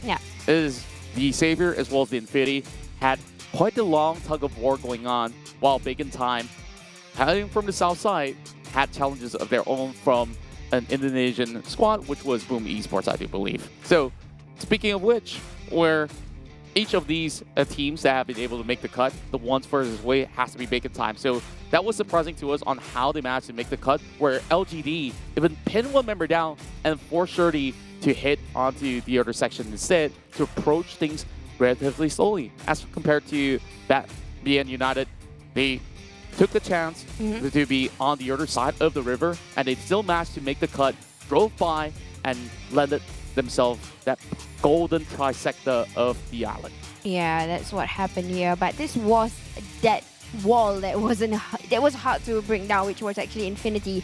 Infinity caused a whole lot of trouble to a few teams in the hopes of getting the chicken dinner or even into the circle. It was through Semnai and then Yangon Galacticos. They were so being very persistent towards how they have producing, but even though they only got 4 elimination points, these damages came from Infinity themselves, and all Bound got to do was just wait for the shots to happen and just look into, okay, I can take this one, and probably that's actually the reason why they gotten themselves a whole lot of elimination points, which is something smart to do, especially, you know, this is PMRC. We know the point system has changed in a sense where you got to take elimination points as into precedence, where this is a good thing where Bound actually tried to do something different today. That's right, and I would also highlight the fact that BN United has utilized terrain advantage to the best of their capabilities throughout the course of the battle. The only challenge that we saw that was put upon them was actually Geek Fam on that very early game, and of course that wraps up our very first matchup, and we really want to highlight to you guys that there's a lot more going on, especially for those of you guys who are around the Southeast Asia region. We do have PMCC 2022 with a whole lot of prize pool involved. That's 40,000 ringgit and 800, of course. So if you guys want to be, of course, focusing on studies and have a good time to play with your friends, it's time for you to sign up and get yourself some good cash to fund whatever you want back in your campus. So register now. It's your last chance to PNNC 2022. Yeah, there you go. It's better if you're from an institution, but this is something new coming soon. New ultimate set. I wonder what it is. Actually, there is already a preview if you go into your own PUBG Mobile. There is a lady that is dancing, and then when she taps onto, actually her alter ego comes out. I got a feeling it's got to do with this. Is that why you voted for it? Oh, no. It's like a utopia action. You know, if you guys were to look into the crates right now, there is a glimpse of the new ultimate set coming soon, and it's so expensive. Well, of course, for those who can afford, I know you want to look cool. And you know what's cool? The new Nusa map is right now available in your PUBG Mobile client. So make sure you download this map because there's a whole lot of cool things to check out. What I really do love is that it looks so vibrant, especially on that Ferris wheel. Like, I wonder, like, could you actually climb up on top or scout out the entire view of the city? Because it looks to me that if this were to be a real island, I will travel there myself. Oh, yeah. Actually, it is. I mean, it's inspired by an island in Bali. Bali? Nusa. Oh, yeah, it is. okay. And you know, when they build up The more you map, know. there is, you know, the huts that is like in Bali. Wow. And it definitely is fitting for all of you guys who want to take your partner for a honeymoon trip around PUBG Mobile. So make sure you guys, you know what to do when you hit right into the game. So I believe that we'll be preparing ourselves ready for what's about to come, heading into the next matchup where we'll be going into Miramar. Yeah, and you know what? Before we go into, these are the teams to focus in Miramar itself. Basically, their progress or their previous progress that have shown so far. And astonishingly, it's coming from Infinity. We're not surprised about that with that 24 elimination points in the back. Bacon Time is the next team to worry also with 17. LGD having themselves 19 elimination points and Yangon Galacticos with 10. So basically, maybe these might be the teams that will still be on top when it comes to Miramar fight. That's true, but then again, stats are only stats for now because we're going to focus on the present time. Who has been able to do the most? And of course, Silence, as we have witnessed, have been able to score majority of the takedown for BN United. While using, we saw that 1 versus 2 clutch inside that Jack, and he's been able to move all the way into the top 4 with a breeze. It tells you so much about this spectacular player from Thailand. So other than that, the Xavier has been playing it so tactically well that we expect them to still make wonders happen inside of Miramar. As we're looking at our final Miramar map of all these days of matchup. I definitely am excited to see how this one will go down. And, well, I believe that there's a lot of expectation on the line for all the teams that are still fighting out for the top prize. You're right, because Miramar, I don't know, we're going to see a whole lot of different things today. I mean, in Sandhawk, I was shocked myself. I mean, initially, most of the final matches that I think we casted, most of them are pretty much passive when it comes to final day. But today, because it's PMRC, it has leveled up. Well, I think like there's no holds barred here, especially for teams that are not within that top 5. They know that, okay, if I'm not going to be able to score top 1, I'm going to fight for more prize pool. I'm going to try to elevate myself all the way up, and that's the way to do it. Yeah, exactly. So probably in Miramar, we will be seeing a different gameplay where I don't think we can reach into circle number 9. Because before this, you know, in PMRC, we reached all the way to circle number 9. I was telling Keith yesterday, I was like, is there circle number 10? Too bad. Is that? It just closes all the way inwards. But, you know, we will find ourselves a victor by the end of every single round. And I love the pacing that we're actually getting. And we're basically talking about the best of the world contending. You remember back in the days where we're still playing PMCO? BTR was the grand champions. And, you know, this is a brand new era that we're talking about. And Nova Esports still showing themselves as the best team hailing from the PEL side. It definitely talks a lot about not only the status that they have on each respective player, but the integrity that they hold, all these hours of training that they put in, of course, too many absurd hours when you are a professional player playing in that region itself. Well, the results speak throughout the years, and they're now met with this challenge against the Infinity to have such a systematic approach on how they tackle situations where even when we saw the fight that they were in between Yangon Galacticos as well as M9, most teams will have crumbled when you are sandwiched on both sides of the flank. What you really want to do, if you take a playbook from these teams, is that when you see Infinity take on teams, it's not going to be, oh, let's have 2-2 and split up the fight, right? You take the targets that you really think you could basically win off first, especially if they have 1 or 2 units trying to push you forward. So you play the defensive game, you clear a few out, and when they're weakened up, of course they're going to go for a reset. Then they will eye out on Yangon Galacticos. So that sort of approach is something that teams should be able to explore if they were struggling to close out fights. Yeah, true that. Basically, it's consistency and how well they know about the terrains and all these other things that they went through experience. And all these players, most of them have played ever since season number 1. It's just that they have been probably in the same teams or moving into different teams. And now knowing that this is a fresh air where China region is joining in, and we did see a different kind of skill sets that was being deployed, or the way how they would exercise in a sense of rotation, and plus how they deploy throwables. Because yesterday in the interview, I think Jason, or I can't remember who, but Sem9's manager said about the throwables. Yeah, so throwables in PL has been such a signature towards the Southeast Asia. It has been a different kind of, I would say, not a different kind of experience in a sense of how they actually handle the throwables. So these are some things that they're actually able to learn from one another from these different regions. So basically, each of them has different skill sets. And we are able to see it being, you know, shown to us right now. And especially the first Sandhawk of the last day was totally different. I mean, that's right. And of course, let's look to what's at stake here in the present. There's so many things on the line. And of course, they're battling for pride and glory of their respective region. I know there's a lot of fans of you of both sides of the coin. The teams from PEL and of course, the PMPL Southeast Asia region. Well, in the chat, if you're on, whether if it's going to be on the social media platforms that you guys are on, especially on TikTok, we love you guys out there. Make sure you guys tap that heart button. And of course, just basically follow us on everywhere we go. So when we look back into all the other teams, right? So we've touched enough about the Infinity. We've touched enough about Nova. First, Nova is such a team that has been able to hold themselves well, whether from individualistic play as well as team play.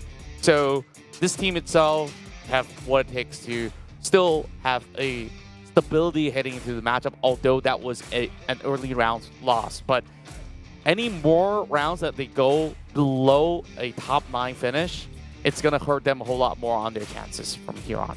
You're right. And they have to definitely come up with something different. And honestly, the fights that we have seen so far, I can't really tell exactly who is pretty much the one that we should be fearful of, because everybody has showed their strides. Even earlier, Bound Now, they are at number 15, you know, but they were showing such a good, smart gameplay. Because a whole lot of these teams in the lobby, we all know they have great firepower, but there are some teams who don't really have as much, like probably 4 fraggers in the lineup. So what they do is they outsmart the other team, which exactly what Bound Now did. Well, you should explain how did they outsmart the other team, though. Yeah, they basically waited. I mean, yesterday we did see Alter Ego doing that in Erangel, where Infinity was having a fight with D Savior, or is it another team? I can't remember. But all Alter Ego had to do was just look and wait for the shots, similarly to what Bound Now did today. But you know what? This is our prediction right now. So, Contra, you're gonna go for Nova. And well, I love things to get a little bit spicier, and since they've been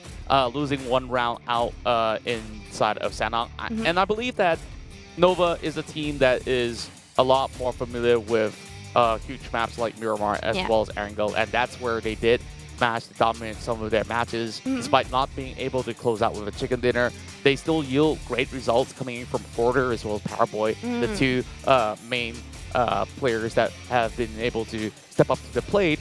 But putting that all aside, sure, DX, they've been able to show up real strong from the past matchup. I think they do stand a good chance inside Miramar as well. Meanwhile, of course, the Malaysian side of the squads have been able to at least show us a little bit more of an aggressive play style, despite the fact that, sure, they may have bowed early, but not without fight. That's the worst way to go out, right? Especially Geek fam. If they take out BN United early on, that chicken dinner wouldn't be in their hands. It could have been Geek fam, probably. Maybe. Yeah, probably. And it's definitely, we did see, like, you know, in PMRC, the teams, the way they fight, some of them actually changed the way of the gameplay itself. Like, for example, D Savior, they were struggling at least for the first day. And then second day, they tried to come back, but it was hard. And then the third day, we did see that happening. And then now, coming into quite a consistent level, I would say. D Savior tried to stay alive earlier. So we did see a whole lot of teams that we thought was like, hey, they are the best. But now, when you see PMRC, things have changed because all of them are good in Southeast Asia and in the China region. And hence, these two, I probably say, has the kind of aggression of the firepower when it comes to these regions. But you know what? We're going to fly into the Sandy Dunes very soon. That's right. And we've expected a lot of these teams here to be pretty fury on the engagements, even from round 0, right? Yeah. Where everyone's looking to get a good spot of their own. So if they do land themselves some pretty decent DMR category weapons, they should be able to take on engages pretty well. But we'll see who will be the next one to be rewarded with a chicken dinner here in the PUBG Mobile Regional Clash, as we will dive once again into our second match. It will be only the final Miramar match to be played out for the entirety of the day. And here we go. Playing from the northern point, heading into the south side. That allows all the teams on board to be able to get to where they need to be. But El Pozo is going to be a little bit of a far stretch. Same goes to any of the teams that are hoping to get themselves into corners like Valdemar. But with this sort of flight pattern, at least it's fair enough for them to get themselves early vehicles, as the access to mobility is going to be crucial in the span of the round. And yep, teams are just going to go in their respective drop spots. But yesterday we had a fight with in Picado. There were 2 teams, which was actually SMG and FaZe Clan again. So you know, they had a battle in Sanhok. They met in the same place, and now over in Miramar, the same teams are actually going for the same place. Also, I've got a feeling today they will meet again in Picado. So earlier on, we did see SMG successfully came out victorious out of that Sanhok battle over in Bootcamp. And today in Picado, the last Miramar. Yep, there you go, these 2 teams. They're gonna start it again. Here we go. Both sides really have high firepower units on their side. FaZe Clan with their Wonder Boy, Tony K, to be stepping up to the plate, and both sides basically lock and loaded, ready to go inside of the apartment building. And my goodness, they're relentless. We do have SMG picking up the Thompson from the outskirts, trying to find the angles, gets the spray down onto MR5. He's only got a pistol. And Winchester, not really a great start for FaZe Clan. Lycan at the very least has picked up the AK for himself. So from here on, remember, we'll go in for a little bit of an engagement. Oh my goodness, no. he does tap the hit, and into the body he goes. Trying to secure first, even with a pistol, he gets two. And He's just going at it real strong. SMG still holding on. But there's only so much that they could possibly fend off with. And SMG just outrageously crushing out FaZe Clan. Yeah, and Vintores, I think this is pretty smart for him to do because he knows the fact that, okay, I don't want another too soon. They already had a too soon in Sandhawk. He got a thing out of the bag or something for him to actually get points because we know for a fact that SMG really want to tell them up straight today, at least something. I mean, yesterday, FaZe Clan versus SMG, it was a double-edged sword. Both of them had wins, both of them had losses. But for the last day, I think SMG wants to tell them something directly into FaZe Clan. And true enough, Vintores won't take the fight. He will have to go loot elsewhere. And hopefully he won't get spotted while running because I'm very sure SMG knows exactly there is one person missing after taking down 3. But looking into Yangon Galacticos, choosing into areas of... if I'm not wrong, they went down to Campo Meleta. Yesterday, they went into the same place also. It's not really exactly where they used to go, but I think this is pretty much something that is working out well for them because lately we did see Yangon Galacticos. How they have been doing it is they have been waiting people right outside the circle and wait for them to fall in the trap. And then after that, thinking that, hey, the opponent think it's very safe to cross in, but then they will just go and spray, and then there you go. They will take down any teams that comes in their way. Now looking into 4 rivals, they are over in Cruz del Vel. And this is the same place that they would go, but we are having a sub here. So Voki is going to take a break for a while, and Jumper's back. It's great to actually see Jumper coming in for Miramar matches as he's always been the maestro, the planner of the team when it comes down to matches in the Desert Dune. Well, of course, 4 rivals may not have the best of run throughout the course of the tournament, but they have been able to pick up respective fights that have been able to favor them in many of these occasions. BN United, who has gotten themselves that chicken dinner, will have a lot of eyes on Silence, especially on that first fight where they managed to accumulate majority of the points back to his team, while Yangon Galacticos have been able to show some strides inside of this respective map. Alter Ego, currently sitting at 11th spot, needs to find more points in order to overtake Boom Esports as well as LGD. On top of the hill right now, though. 7-9 just scouting up ahead. Most of the teams here starting out on a quieter note, except for the commotion that we had earlier inside of Picado. But that has subsided. Therefore, we'll just see if Potato gets some goods here. Have found himself the helmet. But overall, says Jenny, like we're seeing many of all these teams trial and test it. And of course, when it comes down to Miramar battles, there has been a lot of the teams that have been able to take long-range engagements well. Who do you think is the best in long-range warfare? For long range, so far I've seen, I think, Infinity. Remember when they take the tallest Miramar hills?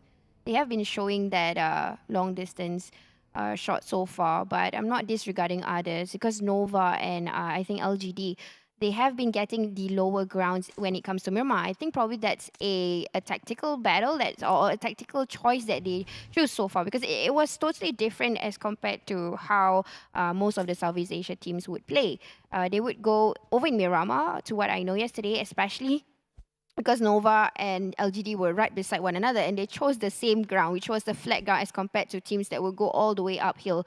So probably that is a strategy that we have yet to witness on actually how they will show us that they are able to win a chicken dinner even if they don't get the high vantage points there. Because you can see right now when the observers is going to go to different teams, a whole lot of this vantage point is actually taken by Southeast Asia region. Yeah, this is a style play that has been renowned from the squads, especially on these hills where even back in the PMPL, MY, SGPH, Semnai as well as Geek Fam, they've been able to contest on this ground for the longest of time. And figure which Harm goes into the corners of harm's way. Of course, Geek Fam managing to suppress them on their tough pursuit. 2 more members being spotted out by Sonic 7. Over on to the top end of the hill, Geek Fam just seemingly to have advantages throughout. Taps coming out from the K9 as Deb hoping to go in for favorable exchanges, but quick taps like that needs to be aimed real swiftly, and it's not really easy to basically get those quick triggers to hit directly on the head. And even so, Geek Fam will still have Micah to be able to rescue if Sonics were to be tagged out. So Geek Fam, though they may have actually lost knives, it was still a decent exchange from both ends. Sem9 managing to at least going for a quick recovery. Meanwhile, LGD slowly approaching ahead. Lying close into the other end of the sector is going to be 4 rivals though. So with this Roaring Engines and VM, he might just have a little bit of trouble of his own if he scouts further on. You're right, because 4 rivals is right up ahead of them. And you know what?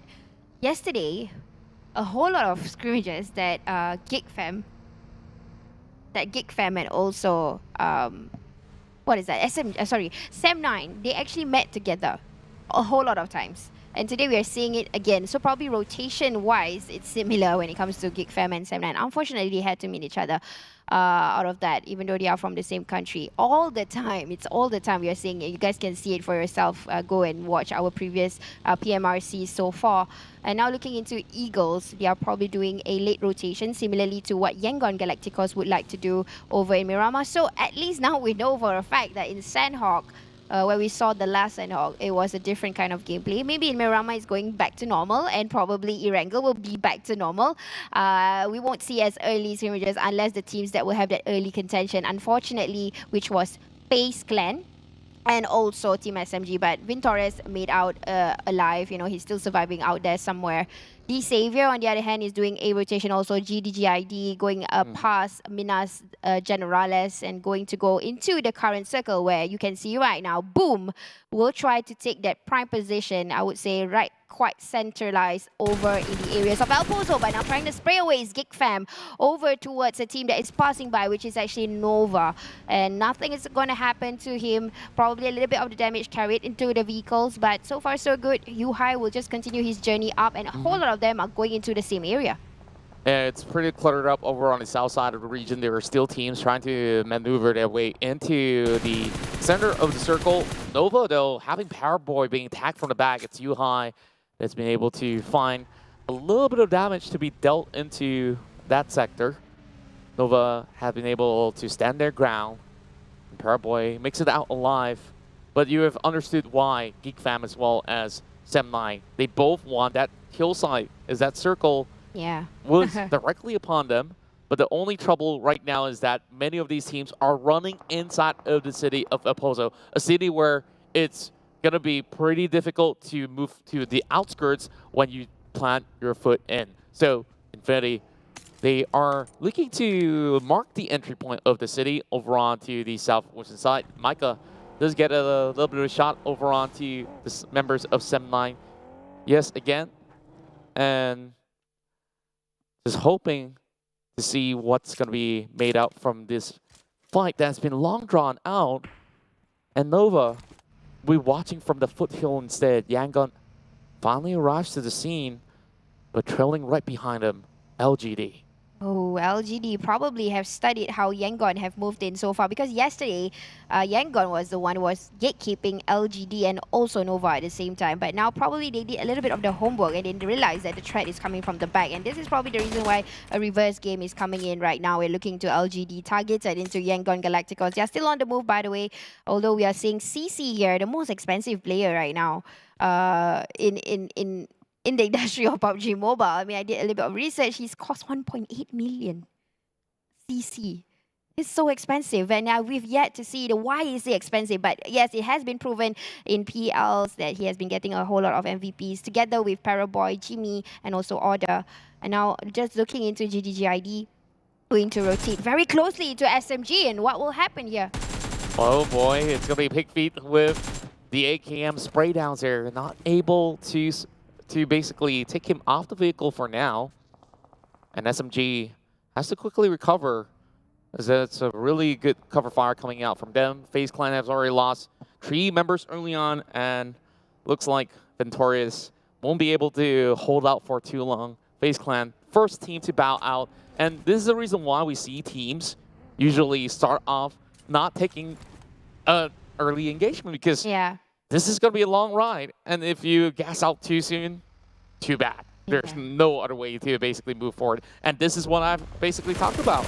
Teams that are inside the city, they have to get out. And they have to approach from the north point of Corberia at Nova. They're in the middle of all these crosshairs, and they have to take off members of Infinity to get through. Yeah, and there you go. We're going to see an exchange of throwables here. Shots are fired. Mila's down. Gotuni is down, living only with Logan. And he is going to be on the run right now, trying to better the fact. But you know what? Not enough time to reset, because Order and his teammate will say, that's enough. We're going to take you over. Infinity back in the lobby. Sublime work coming out from the squad. They managed to not only survive, but just absolutely clear out the entirety of the Infinity. And this is the best chance that they could ever get to settle the scores. But here goes. Close quarter combat out of Yangon Galacticos. Moving forward alone, not the wisest decision against LGD. That's being able to clear out sectors real quick. Dodges the bomb. And now into the shack we go. 11-7. Just trying to hold out with the UMP, but he's all alone. Hard for him to defend off, but with both sides suppressing him forward. It's NBM that will clean up shop.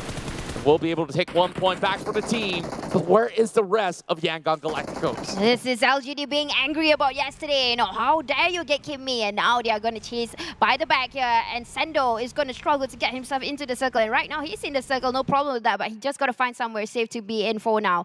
Now, Bacon Time has eyes on Alter Ego. They're going to try to flank it out. They're going to try and push them, prime them open. And if that is possible, because they have to do it quickly, SMG is knocking on the doors. They are going to be a third party at this point of time. 3 teams going to have a clash here with one another. But they're on the outskirts, though. It's not wise. There's only 35 seconds for them to move about. These will have to basically claim whatever points that they could basically get from here on. Sure, Diaz, the one that being able to bring points back in the first round in South Santa, will try to stand the test of time, but not too swift after all. It's Beautiful that will send him on his knees.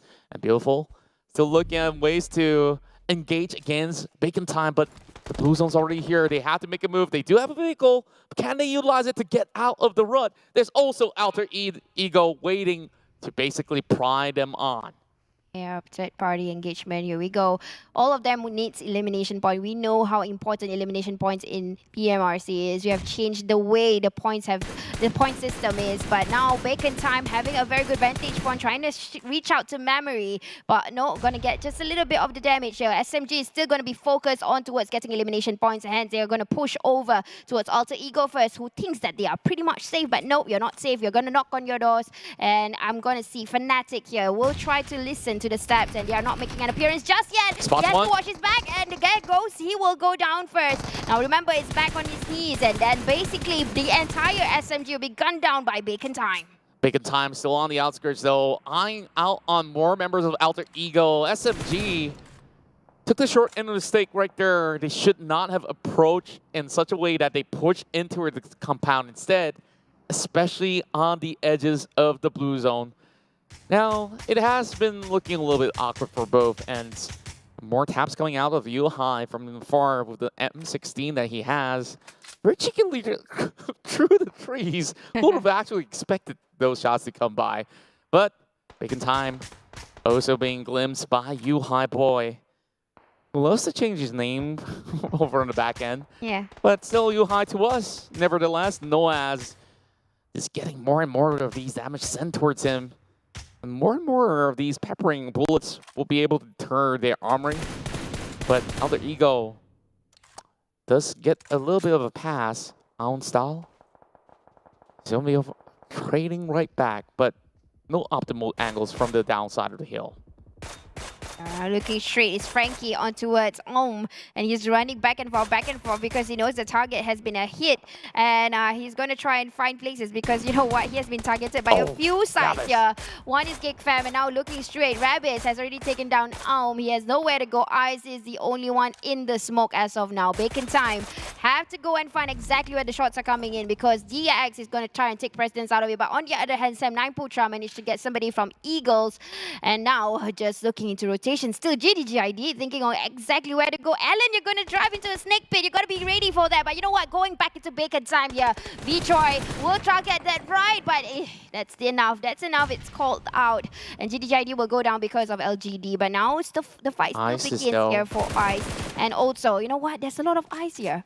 No, not at all in the middle of the desert. I would say that he's about to melt out as the rest of DX as well as the blue zones approaching right in. He's got to ditch one of his teammates aside and look for alternative scorers as Bacon Time still have to chase upon Nova as well as the Infinity.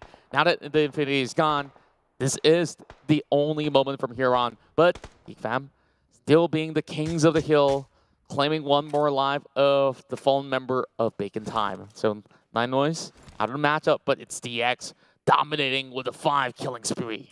Yeah, U-High are currently perched right on top of the peak here, and they managed to get a few damage straight to players, but only 1 elimination point for now for Geek Fam, and they're still looking out for more. This is such a pretty tricky place to be in. I mean, they are right on top of the pig and try to spray onto one. Will Mika get that person? No. He will go away with just a little bit of the damage here, but now going to continue with the sprays. Will he hit? No, not yet. Yes, maybe just one more shot. Getting 2 alter ego of the members back down on their knees, and still going to look for more. Such a difficult terrain to work out for a majority of the teams. BN United still sticking together as a unit. All 4 members directly in center stage, while Boom only relying on the sole target left, or should I say more actually. They're just quite far apart from one another. Spots one out from Eagle Esports, takes him off the map, or probably taken by another team. He's still looking all around. Namshin hiding behind the corners here, challenged by the rest of another Vietnamese veteran side. The Savior here with the numbers advantage. I think they've already heard Namshin being around. So he's going to be preparing a grenade just in the very case that he'll be challenged by Namshin himself. Now all spotted out, pushing it forward with 2 members. He does get one and struggling to even land the shots. Namshin, he might just be able to turn the tables around. Frankie now pushes forward, and it's just going to be the golden moment. He tries to stray away from the bullet, but Namshin will still fall. But it's Putra from the outskirts, from top of the hill, to try to claim the numbers back. All of them out of contention instead. But Eagle Esports, they're taking a different flight. It's going to be Boom that will be pushing on the other side instead. And Harm locks onto the target, and Boom clears up the entire squad of Eagle Esports. There you go. Sam9 is trying to pry open on towards teams. This is definitely a good prime place to be. They have been picking fights after fights, trying to kill stills, and yes, they managed to get 4 out of it with such a good spot here. Now putting pressure on towards Boom, who is currently in the smokes. They have nowhere to go. Now Ice is on DX and also Boom. Sam9 might be able to just deter DR focus right now, and this is the place that we're talking about initially with Geek Fam. But again, Boom already have focus fire on towards Nova. Honor will manage to go and maneuver his vehicle somewhere else and get it out. No problem with that. He's still on his foot for some reason. Boom, not being able to even break that buggy overall. Now Order gets a free pass under the hill where he can get a lot of refuge from. Putra from the long angles here, targeting Yummy of Boom Esports.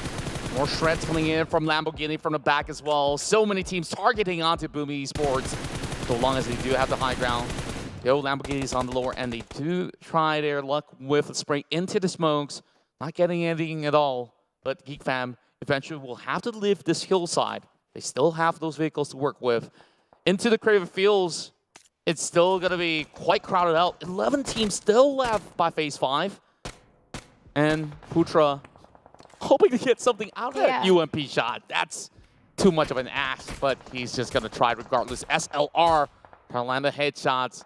While Boom Esports just got to prone much longer. They don't have the time. 8 seconds right now remaining before it closes up. Yeah, it's going to be painful. Boom. Has nowhere to go. I mean, he can get eaten by the Blues or just surrender himself to Sem9, who has been tapping away. LGD here probably will have a fight with 4 rivals. They're right beside one another. And going to see how it's going to happen here. But LGD will compose. They will reset because they have already taken down Yangon Galacticos. They got nothing to worry about at the back there. But now moving on, looking into Sem9, still prying on towards 2 teams here. LGD on the other side, they have separated into 2 different angles, and Bobo will try to hit onto MVM, but he is still no problem with that. But probably his vehicle is not going to be in use anymore. It has damage already, and he's not able to use that. But Lord Harm will show why is he Lord, because he's right on top trying to do that KS still, but sprays away towards Fnatic all the way to Geek Fam, and now going to do a crash with Alter Ego. Geek Fam now pushing forward, and it's going to be Yuhai just eye to eye, but couldn't really land the shot. Alter Ego still playing defensively as they manage to still take down Yuhai as well as Micah. That only leaves one more behind for Geek Fam that's going to be fending off against the rest of the other squads that are still remaining in the match. Alter Ego claims 5 points in this matchup. Sem9 still on top of that hill. And Sonic 7, the only player left out of Geek Fam, will still try to hang on. BAC crashes into the sector of the crater fields, but receiving none as a reward. They do get 2 elimination points on 10th place. Good hack. 1 grenade into the smoke. Spraying onto Pamburu. Not landing any of all these shots. And then this is just helter-skelter going on. Quite the fiesta. And there's still so many of these terrains being the biggest challenge for players here to claim the numbers back. Now, even though those on the high ground won't be able to hold for far too long, but at least 1.5 minutes, they still have time to play with. An LGD swooping from the outskirts, that could be a very favorable position to close the round. You're right about that, Contra. But still, Sem9, you're not going to give up this place. They're back in. They're still in the circle, no matter what. And this is going to cause trouble. How are they supposed to climb down? Yeah, exactly. I mean, if the circle decides to shift and Sem9 has a great wall to come down, it is so high up, perch on top. And now looking into Lamborghini, already trying to spot, squeezing onto the sides or the cheeks of that hill, trying not to be seen by Sem9, giving those shots over. But now looking into Epi, falling into the trap of that grenade. He will go down first for 4 rivals, while the rest of LGD will look for the rest, and he's pretty much stuck, but that one goes down. It's a trade by Pamburu, and he takes 1 down. Now the rest of them is a equal trade here. There is still Jumper from an off angle. Another one goes down for 4 rivals. It's all up to Pamburu to do the CQC. Will he get it? And he will. And he just swiftly turns it all around. Advantages once again for 4 rivals. But that will be able to clear things out at the very least for Suki. But coast is not clear. Needing to go in for the revival. Jumper still pressing onto the attack. The grenades are coked up. He sees it though. Suki still charging it up. Does get the clip, but it's just going to be saved out by Alter Ego from the outskirts. Thank the lucky stars as they may.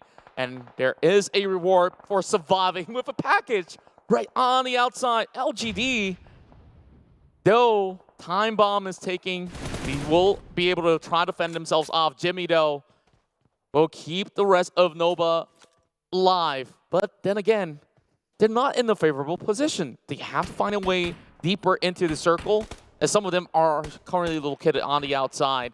Paraboy now drops a grenade onto Rabis, dealing significant damage. Order timing in as well.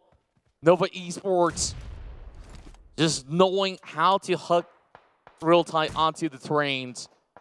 And they will slowly deter the rest of the X from falling through. Sonics has been hiding there for the whole time. Yeah.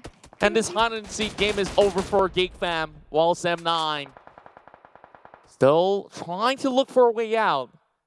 Now, this is really challenging because there's nothing else to cover fire, and Alter Ego is just lying in wait over on the bottom side of the hill in hopes that Sem9 will just fall upon them.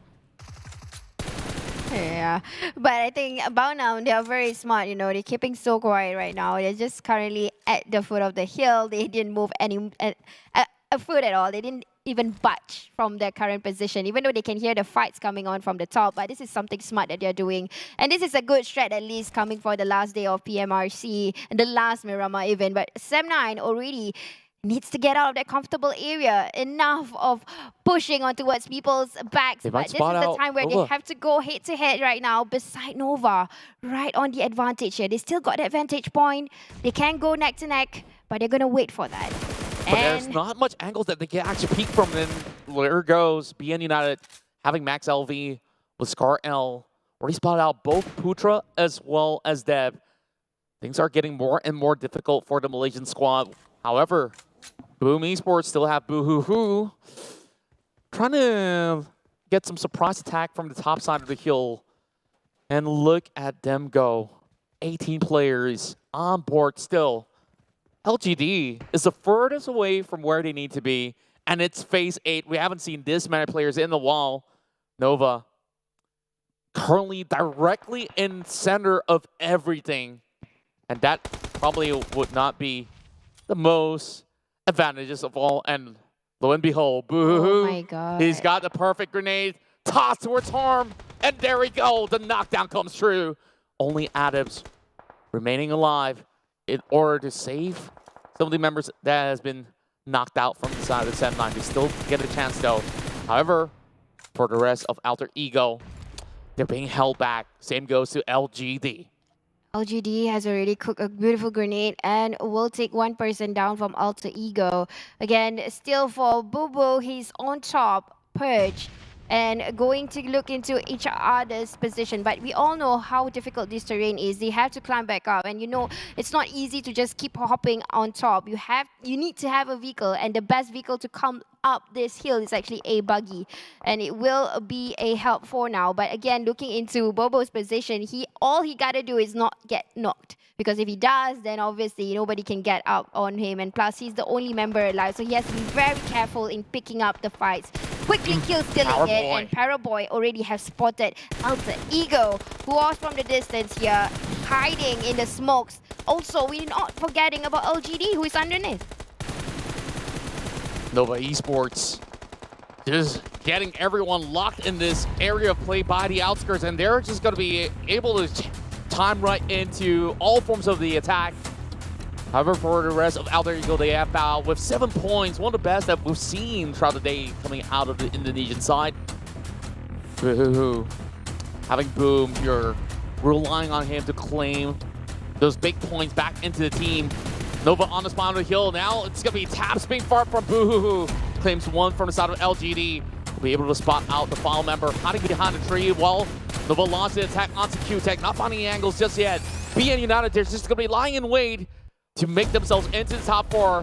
Hacks over to the back of the backs, and that will be it. Capone gets one from the side of Adams, while Order will take down the final member of LGD. And shots from the bottom side. It will be Order that closes it off against Boom. Yeah, there you go. That was such a bait there. Paraboy wasn't moving at all, but it was so clever by Nova. He snapped so quickly to the till. Yeah, exactly. But Sem9, we're looking into 3 teams right now. 4v2, V2 situation. Bao now only have 2 knocks here. And looking into the pressure fire on towards Putra. Will he be able to stay still for his team? No, not enough time. And this is going to be a spray from Nova. It might just be a closing. And immediately getting a chicken dinner because only silence is enough. He is the only person alive and will be scouted out by Paraboy. And you know what? 10 elimination points. Nova, winner, chicken dinner. And Nova Esports is back in the game to challenge the rest of the Infinity that bow out early in this Miramar Clash. And lo and behold, my predictions come to fruition. Heading into match number 2, it's Nova Esports bringing the flags of China up into the center. And there's only 3 more matches to see whether or not can they be able to take over the top spot away from the Infinity. Oh, it could be possible because how they are playing it so far, they're getting a whole lot of elimination points. And they've been fighting at teams after team. It's not like, you know, they were lurking one corner and trying to get others in the way. They were fighting one another. And that is all hard work. But this is the highlights that in case you guys have missed out. This was how FaZe Clan had to live only with 1 man alive. Vin Torres, unfortunately, was alive. And he was being caught in an explosion. Now Nova again having a fight initially with Infinity. Yeah, and many of all these sort of fights that LGD has been able to win is basically on a close quarter engagement, and even so, when they were on open grounds, they've been able to defend themselves so well that we thought, hey, running in the open grounds will be really dangerous, but they managed to still make the cut by having each other to back themselves up for. And we saw, especially on this close compound fight against 4 rivals, YZZ definitely has put those numbers back up. Though Pumburu has been able to do direct damage onto LGD members, there was still cover fire coming back up. But to my surprise, Boom Esports, they're the last man standing on the top side of the hill that they managed to still make it into the top 4. But look at this play. Sure, he get a glimpse, he did manage to get the kill, and the moment that he tried to tap Power Boy, he just swerved right back. He has order to just look directly upwards, and that happened in a split second. Yeah. While nobody knows exactly what to do.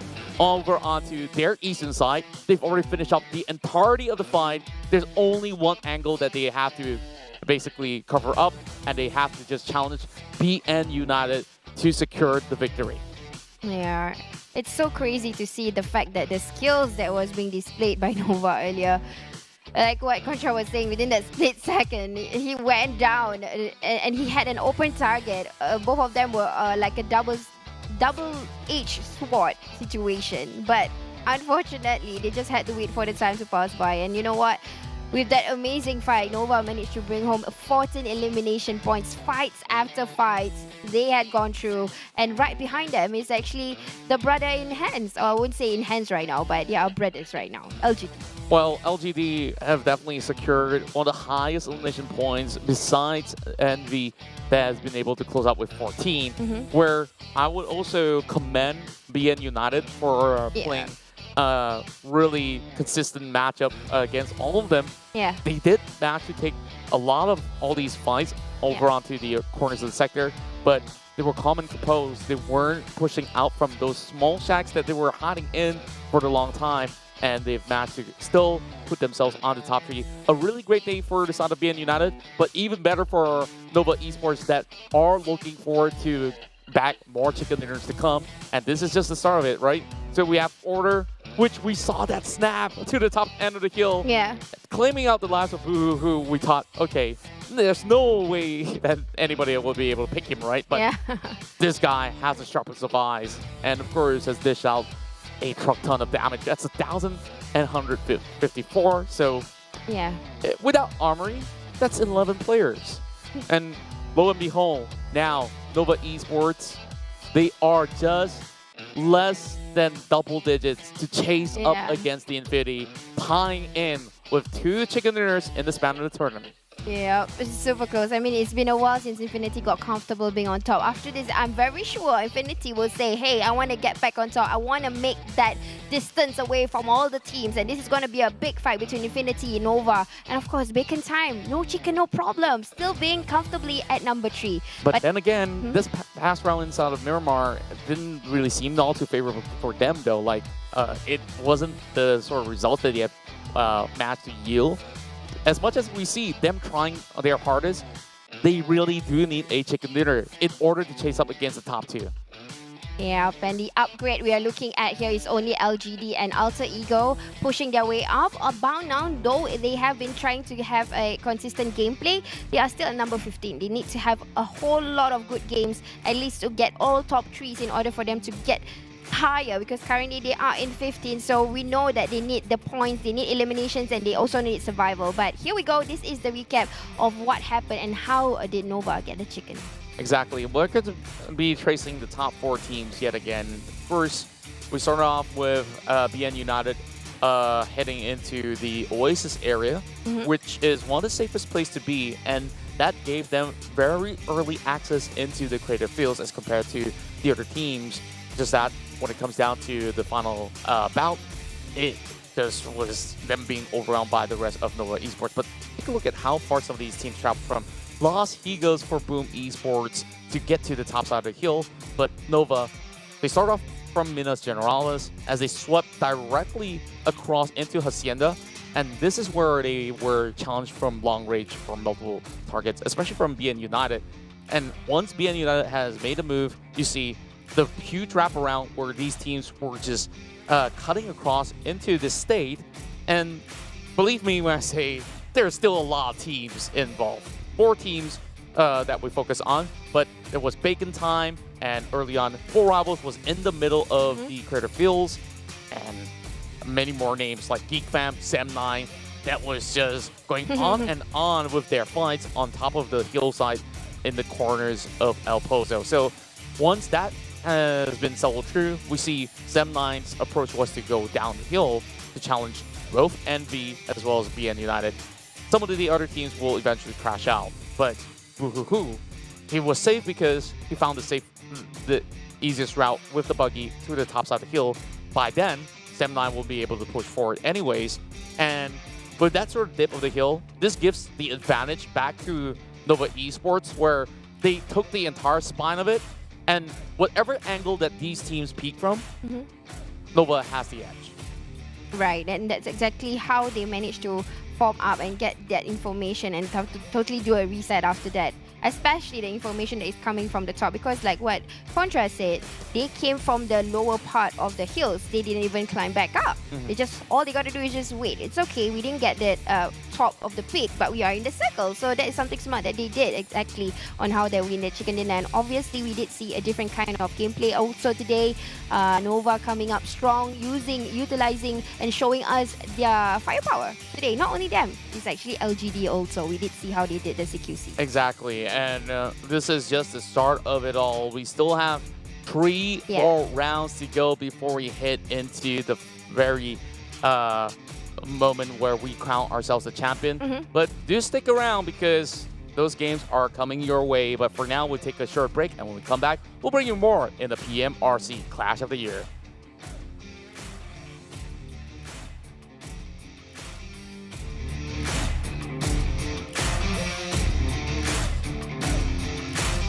Hi everyone! In the PUBG Mobile version 2.2 update, Erangel is getting an overhaul with changes to the map, vehicles, and modes. Without further ado, let's find out what these changes are. In this update, we made several changes to the map. First, the hospital. It's one of the bigger buildings in Erangel. In this update, the following changes were made to the hospital. How to get in and out of the hospital, its structure, nearby objects, and the vegetation surrounding the hospital.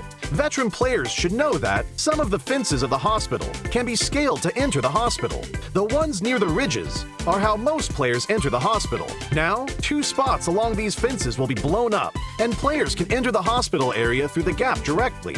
The building itself also got a new entrance. Players that are on the ground can enter the first floor of the hospital directly through the newly added damaged wall. Those who parachute to the hospital can land on the roof and descend to the 3rd floor immediately. These changes will make it easier for players to spot the entrances and streamline their movements in this area. Those attacking and defending will know where they should focus on as well. On the inside, we simplified the structure of the hospital. Originally, the 3 floors had different layouts, and there were many rooms on each floor. So, searching the rooms was very tedious, because players had to go into each room. After the update, the 3 floors are now more or less the same. Some rooms are now also connected, making it easier for players to remember and to search the rooms for supplies. As for the surroundings, we also made some improvements. We added abandoned ambulances and ruined medical crates to the areas surrounding the hospital, so now it feels more authentic. We placed some objects at the entrance of the hospital so that it wouldn't be too empty.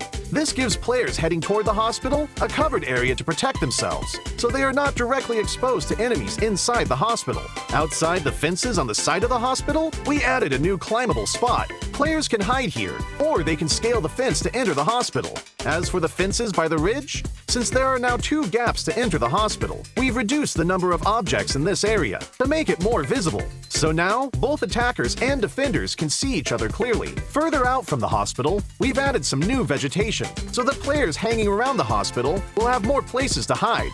Milta Power also saw some changes that are mostly in the generator area. Players who are familiar with this area should already know that this section was quite a choke point and was not easy to get in and out of. Those who entered either came out the same way or had to take a detour to the other 2 buildings. In this update, we added a new entrance on the first floor to make this area more reachable and easier for players to get in and out. The layout was also modified. We simplified the complex floor plan so the players can see more and plan their routes better. When battles break out in the generator building, players will have more offensive options, making these battles more exciting.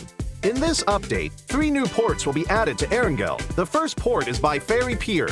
We added a port here, as well as increased the amount of resources in the area. The Ferry Pier will soon be more abundant in supplies. The 2 desolate beaches to the southwest of Farm and to the south of Sosnovka military base will also get new ports. They will both contain a good amount of resources. Players will also find boats at these ports, so they can quickly travel to another location. So, keep these places in mind, because they'll make for a great landing spot. During the previous themed modes, players really enjoyed the special crates. In the new version, we'll add special supply kits to Classic mode. Players will be able to find special supply kits in buildings. There are 3 types: medical, tokens, and military supplies. The resources in these supply kits are very good, so keep an eye out for them when searching. In the new version, bikes will become a staple vehicle on Erangel. In some of the more remote areas, players will find bicycle sheds. Each shed will have 4 bikes initially, and they're first come, first served. These bikes can be collapsed and put into the backpack, so they're really convenient for traveling to other locations. In addition to the sheds, players will be able to find bikes in other areas. With a bike, players no longer have to worry about being too far from the play zone. In the new Erangel, there will be flash shops. They will spawn randomly in outdoor areas. Those who find one are in for a treat because there are tons of random discounted items. So keep an eye out for flash shops during matches. Running out of fuel is one of the worst things that can happen while driving a vehicle. Erangel's gas stations will become functional for refueling vehicles. For the cost of just a few tokens, you'll get a full tank of gas. Find a gas station and try it out. These are the main changes in the version 2.2 update. For more details, don't forget to follow the official PUBG Mobile community. Winner, winner, chicken dinner. See you next time.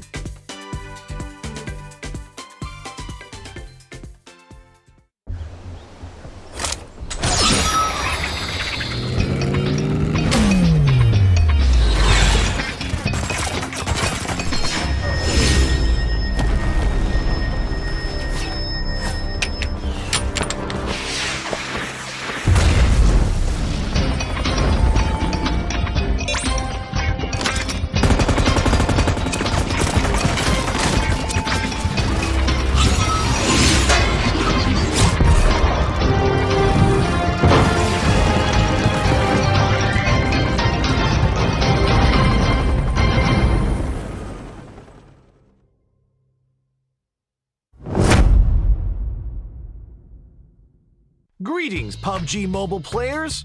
In the upcoming version 2.2 update, we will launch a new 1 kilometer by 1 kilometer map, Nusa. This is PUBG Mobile's most compact and combat-intense map to date.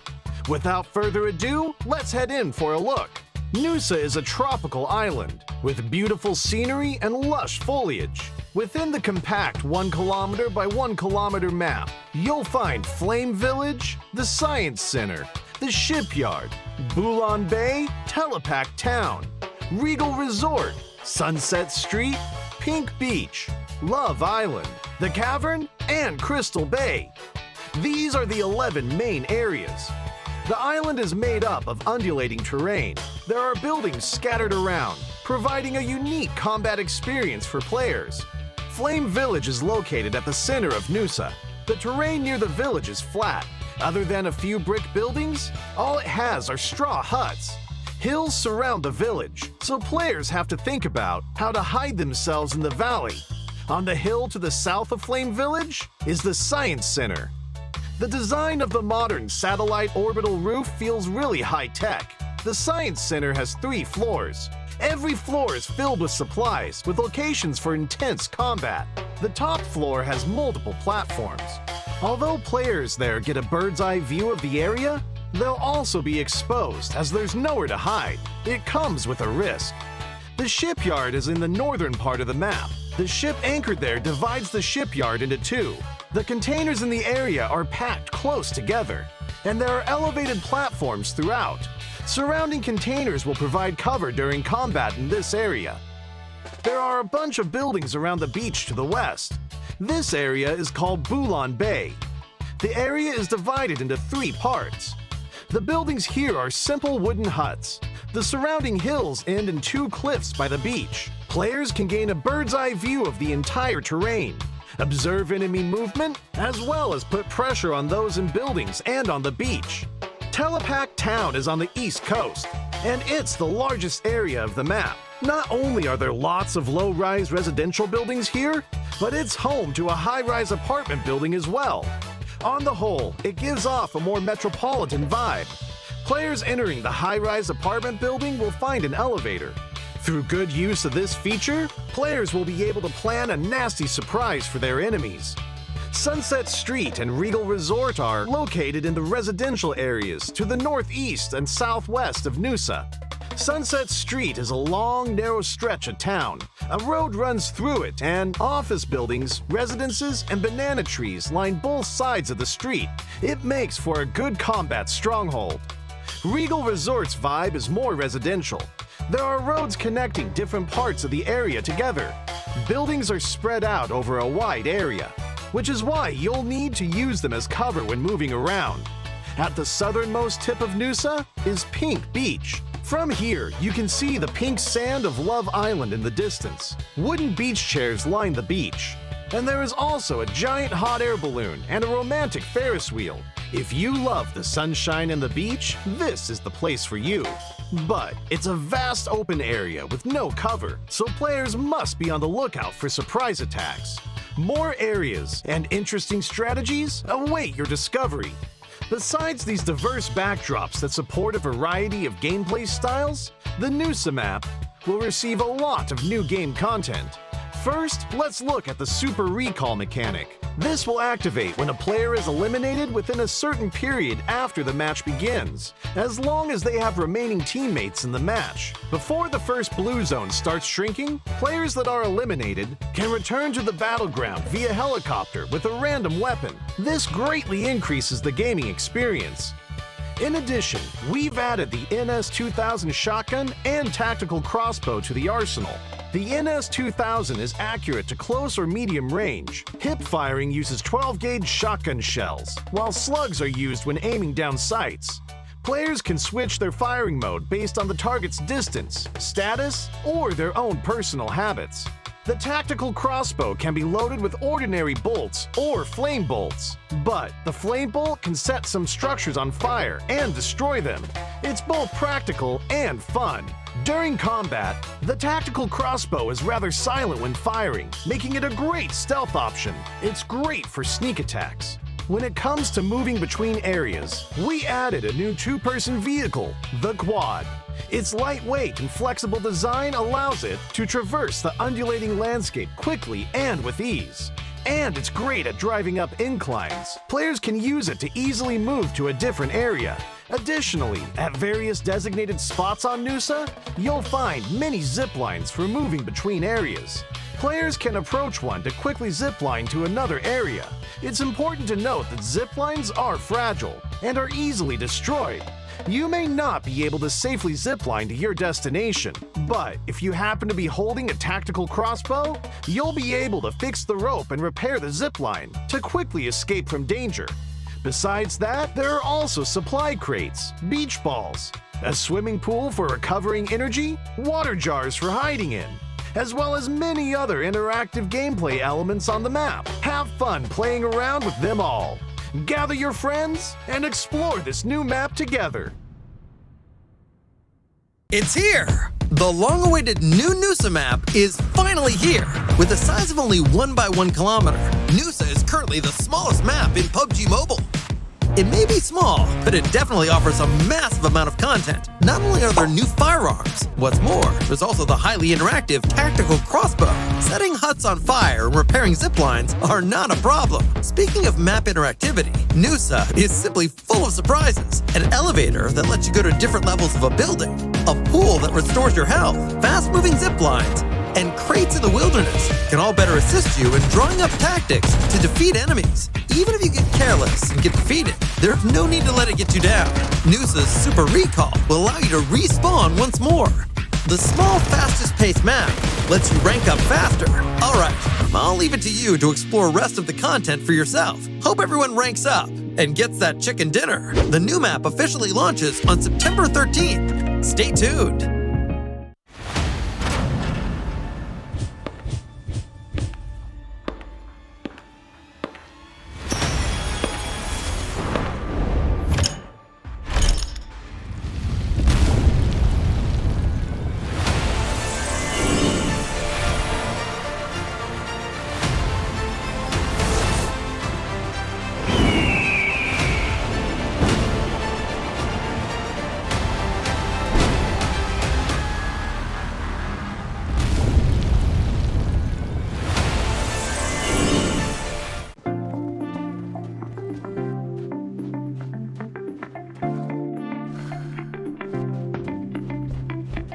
Think you're playing the wrong game? Hold up, this is still PUBG Mobile. Feeling hot and bothered? Come cool off in the new Noosa map. Besides the various leisurely activities, there are also several practical features too. For example, elevators make climbing stairs a thing of the past. Reach the 7th floor at the tap of a button. There is nothing greater than this.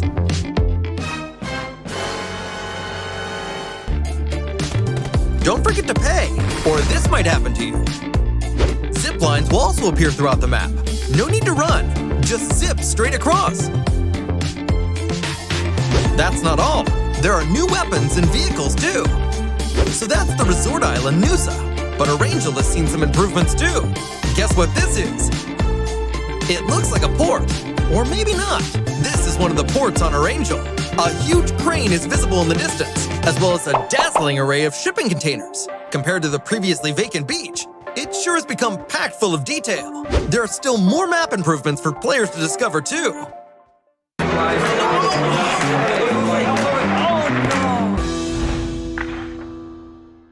If only I had a weapon, I would take over the punching kick.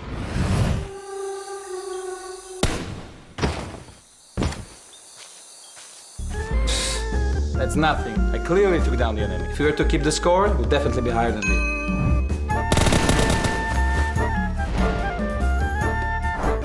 If I hadn't thrown the wrong grenade, I'd be eating chicken dinner for sure. Smoke! Smoke!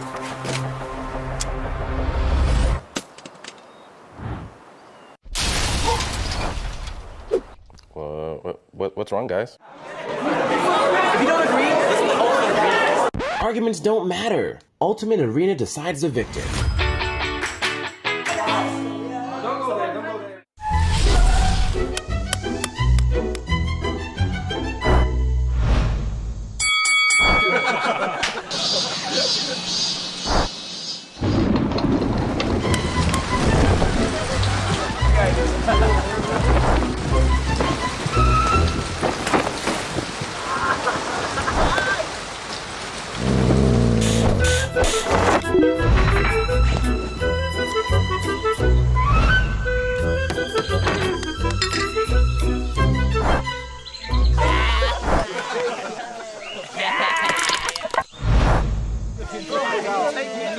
Stalemate? No problem. Ultimate Arena decides the victor.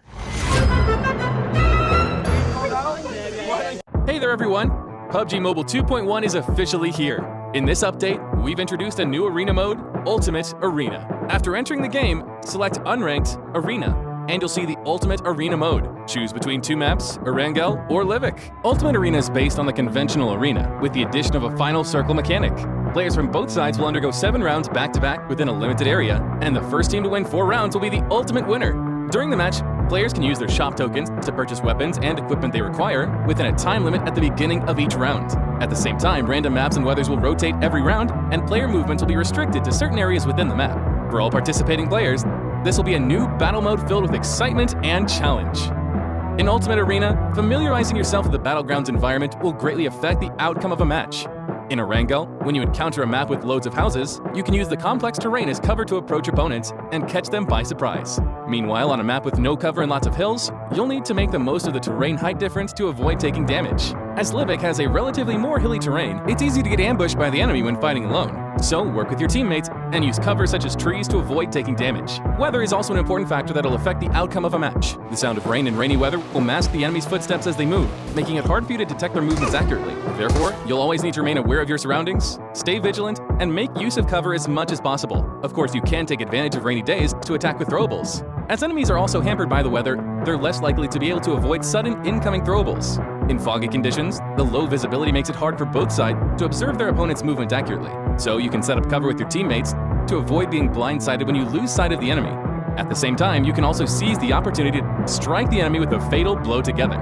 Although twilight and cloudy conditions have little impact on players, it's no time to be careless, and a certain degree of vigilance is still needed. In Ultimate Arena, shop tokens are the most important resource for players. At the end of each round, the system will award players shop tokens based on 3 aspects: the current round, round outcome, and elimination results. The amount of shop tokens obtained from rounds is fixed, but differs depending on the current round, from round 1 to 6. Regardless of the round outcome, players will obtain 900, 1800, 1950, 2100, 2250, and 2400 shop tokens respectively. Shop tokens obtained from the round outcome will vary depending on if the player won or lost the round. In each round, winners get a fixed 450 shop tokens, while defeated players get 300 shop tokens. However, when defeated players are on a losing streak, the losing streak reward mechanic will be triggered. A 2-round losing streak grants 900 shop tokens, while a 3-round losing streak grants 1500 shop tokens. Losing 4 rounds means losing the entire match. If the player wins a round and breaks the losing streak shop token reward will no longer be in effect. If the player's team loses again in the subsequent round, then the previous losing streak does not continue.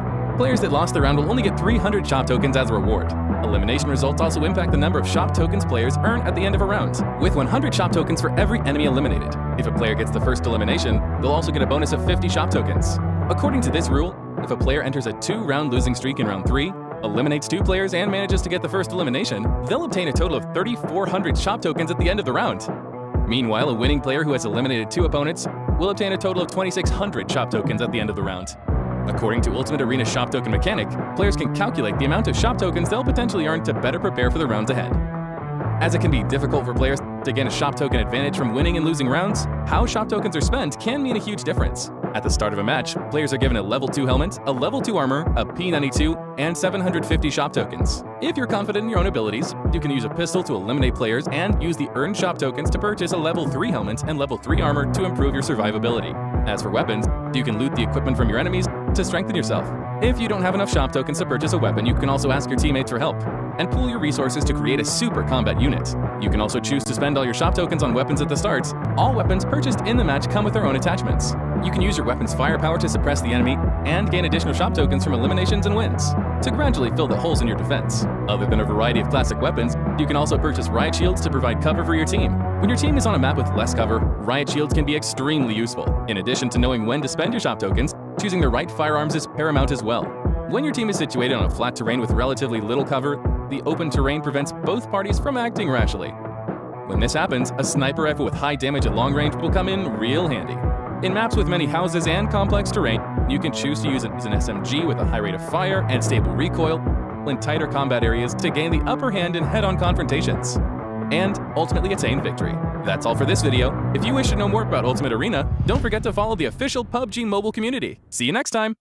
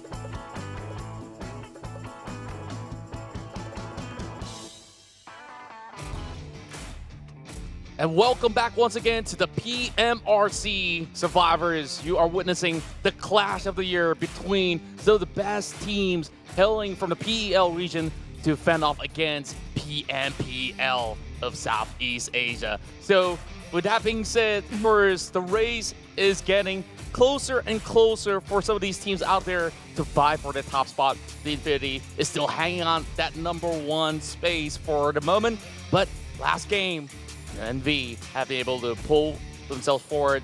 It's Contra as well as Jenny here, taking you through all these actions. But before we kickstart everything else, we have the new collaboration coming real soon. October, baby. That's where you can get your hands on some of all these exclusive goods. That's going to be happening in moments time.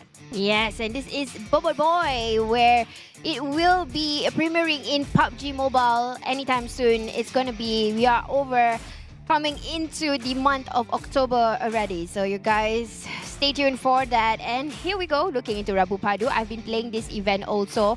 And true enough, when they say about double up, and you will get to collect a lot of these things just only for Wednesday. So you guys need to go in and, you know, have this sharing session of Rabu Padu memang selalu. It's true. It says that when you go in PUBG Mobile on Wednesdays, you'll get double up, not only just by the points, a few things that they will offer in for Rabu Padu. But now, where are we?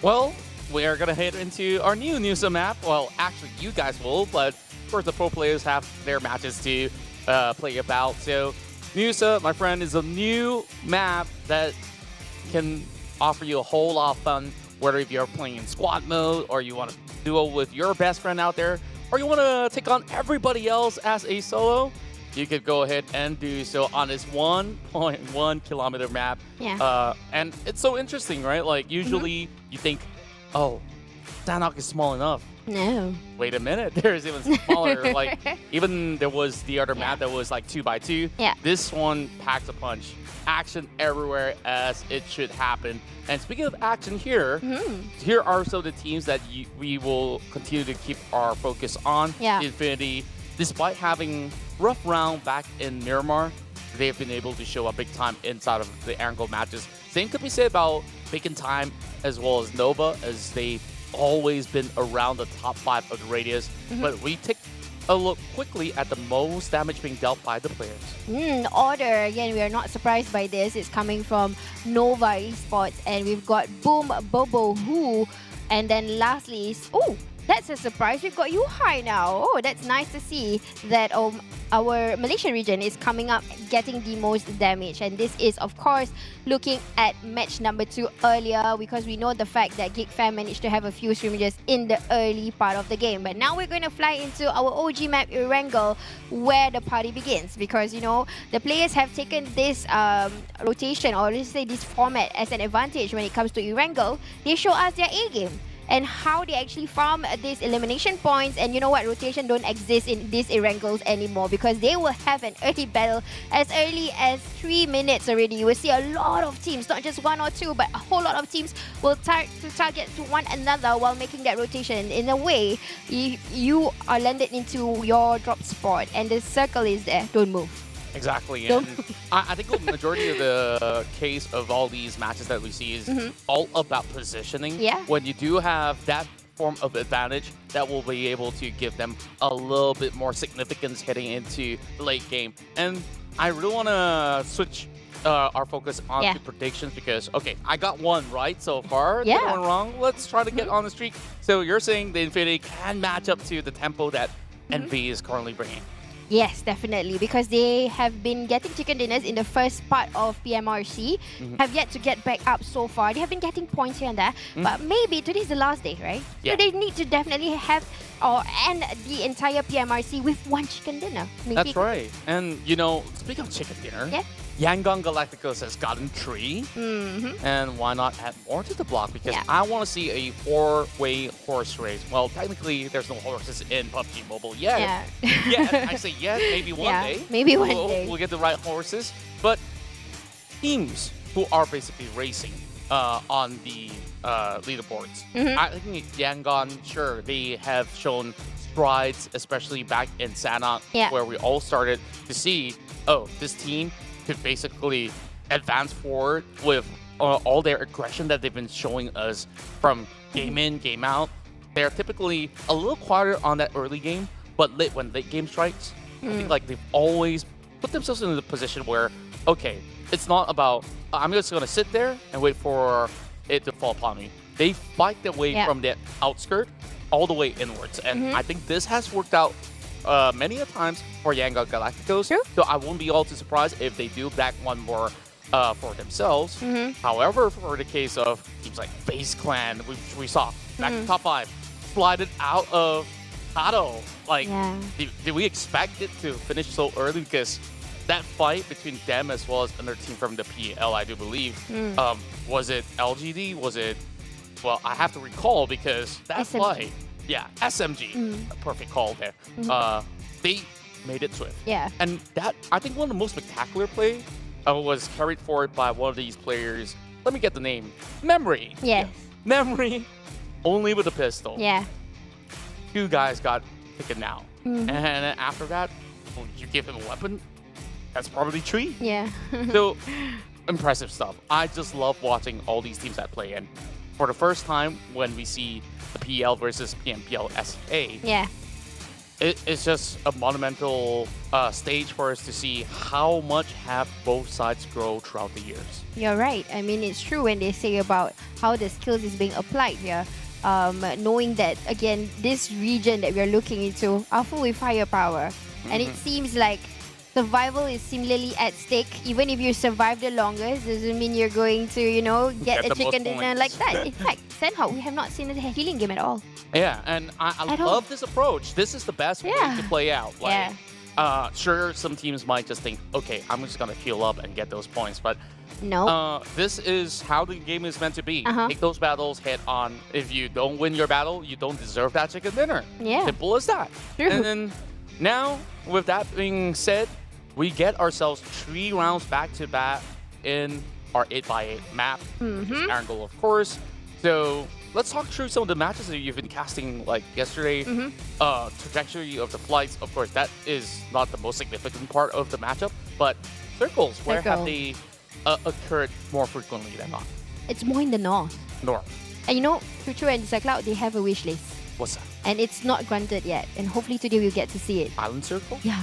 You know them so well, huh? It's always going to be an Island Circle for 2 as well as Cloud. Yeah. So, hopefully we're the lucky ones. Yeah. That's the perfect stage for a grand finals on the very final day. Yeah. And speaking of which, well, sis, I think you got to take us through this flight. Yeah, we will take off into the land, the OG, none other is Regal. And of course, we want to see where exactly the flight route will start. And to know exactly where the circle will be, that is the question. But let's fly over to the land of Regal, the OG. And you know what? It starts in the Straits of Regal. Yeah, I mean, wherever you start from, it is always in there. So, yeah. Sure. By the Straits. Yeah. It's perfect. Cuts across from the mainland as well as the island. And it's going to bypass Stalber, giving every team an option to take whichever town, except for Zarki. Honestly, what are you guys doing in Zarki, if ever the case? Like, when you're in a competitive match, starting in Zarki isn't exactly the best location. Well, many would wonder why. Like, if you've played in Zarki enough, you notice that the vehicle spawn rate isn't really the best. Yeah. And that township probably will not have the best enough loots for a full squad. And if ever the case, you might want to send some players into North Church of Cole. But speaking of which, we've already seen some of the teams dive into the islands itself, as Alter Ego will be starting off the military base. GID will be on the corners of the mosque. So options aplenty over onto the far western end of the map. Yeah, and as per normal, we are looking into teams will go into their respective route spots, like Alter Ego and Bound Now will go into Novo Repnoya, and Alter Ego will be comfortably over in Sovnoska military base. As of the contentions we've seen yesterday, it did not happen in the early part of the matches, but you know what? The circle, it's not going to be the wish list again. It is going to go all the way west. It's absolutely fine. We're looking at an absolute clear circle for Nova Esports. Or should I just call them NV for now?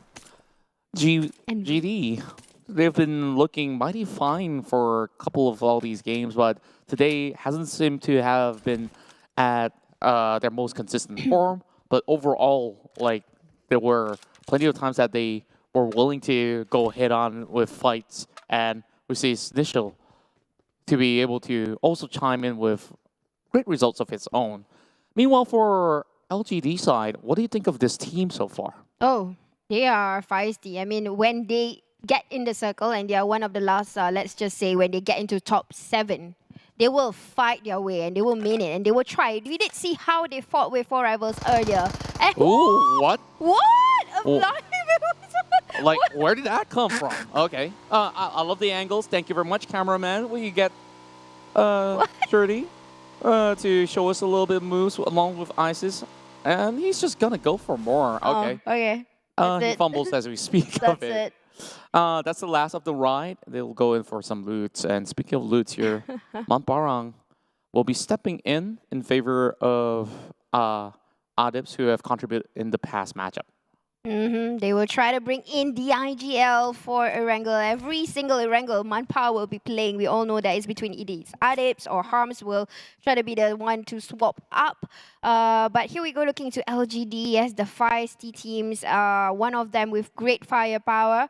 And it looks like they will just be in the ages or the areas of Yasenaya, Pollyanna. Bound Now will take over Novo Repnoya. So talking about Bound Now, they have been doing a very good job in coming to play when it comes to the smart gameplay. But okay, let's talk about this for a bit.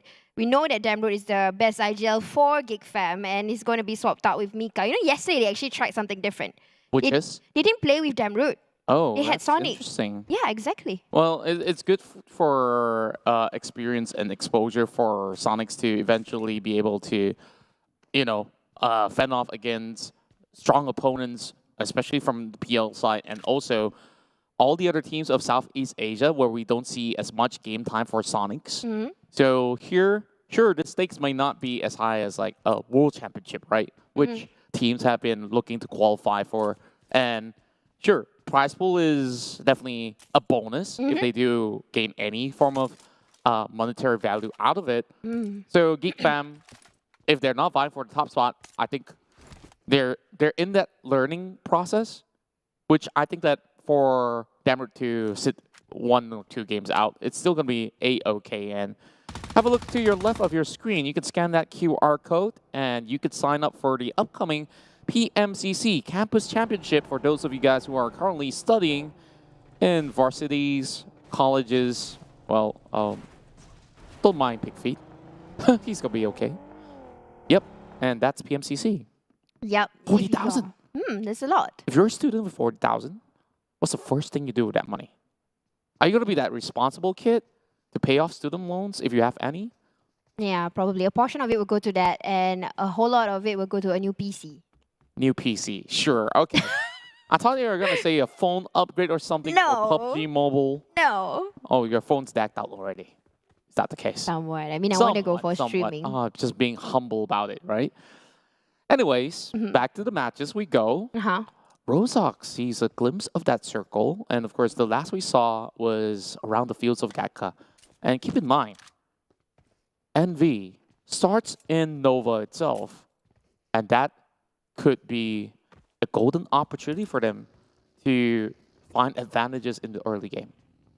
Right, you're right. But I have a question for you, Contra. What do you feel and think about 4 Rivals at this point of time for the representative, one of the representative of Malaysia, knowing that they are going to be one of the teams that will represent for the PMGC and looking at how they have been playing PMRC? As a person from Malaysia yourself and casting PUBG Mobile for the longest time, for a representative for 4 Rivals, how have they been doing this tournament for you? I have remained to be the most unbiased of them all. In terms of international tournaments, I think that they do suffer a little bit of a dip of performance from time to time. But in the past couple of tournaments that they've been through, they've been trying to regain the form that they've had before the addition of Voki. Sure, when you add or subtract a player off of your squad, the dynamics always shift. Yeah. And when that happens, like, you just want to make the best out of it. You can still fall back to the old formula, sure, But teams have always been adapting. Teams have been learning. Yeah. And I feel like for Rivals still is in that phase of adaptation that they will have to find a good common ground that they could basically stick with a certain formula that has worked out. But once you're stuck with some of the best out there, I still say that for Rivals stand a really good chance. But 3 days have passed, now sitting at 14. Likelihood of winning championship, low. But likelihood of getting chicken dinners, still available. Very well said there from Contra. Of course, we want to see the best out of them. But you know what we can see right now is SMG trying to pry on towards areas where Geek Fam is making that rotation. And seeing a similar kind of game style here where Regal will be caught off by early rotations. We're talking about only the first circle. But at least today, we are only seeing one attempt of pressuring fire, which is SMG towards Geek Fam. Yesterday was a whole lot more by the 7th minute. A whole lot of teams was already back in the lobby by then. But today, probably they will play a little bit smarter in a sense of choosing their plays, exactly routes on where they would want to pass in. And if you can see earlier on, Geek Fam didn't even want to pry open to any pressure fire because they know for a fact that if they do that, it's going to be a commit. Immediately, they have to commit to that fight. So right now, they're making a wise decision out of it. And looking into Eagles, they're just going to loot whatever that is left. But Eagle Esports currently placed at 7th, are by the blue zone with a few of their members. Eagle Esports have been able to show up strong, and they've been a team that has been able to qualify to multiple regional championships overall. Though there are certain seasons that we don't see them in PMPLC, they still have solid names like Namshin that has been around the scene since 2019, and from then on, everyone knew he had something special in him. But what's special is this circle that still ends up by the corner of Shoreline, and most of these teams are finding it difficult to find a good ground as coverage. Therefore, a lot of all these open terrains have to be utilized in effect. And at least for the current measure, as teams are rotating, they'll be able to at least plan themselves into a safe region. Some damage being done to the Infinity already as Deb trails right behind them. No shots can be fired from Deb, no passengers to be on the board. So it'll be a pit stop for the rest of Infinity to try to cut across members of SEM9. But that was because SEM9 earlier they passed through, and then I think SEM9 pried towards them. But now looking to SMG, very close by FaZe, and again getting the pressure. The firearms was already firing towards SMG, but immediately they U-turn. Not saying that they don't want to commit, because you know what, this is one of the last few Erangles that they might play, so they have to make a wise decision out of it. But looking into Envy, let's follow what Contra is saying. Envy.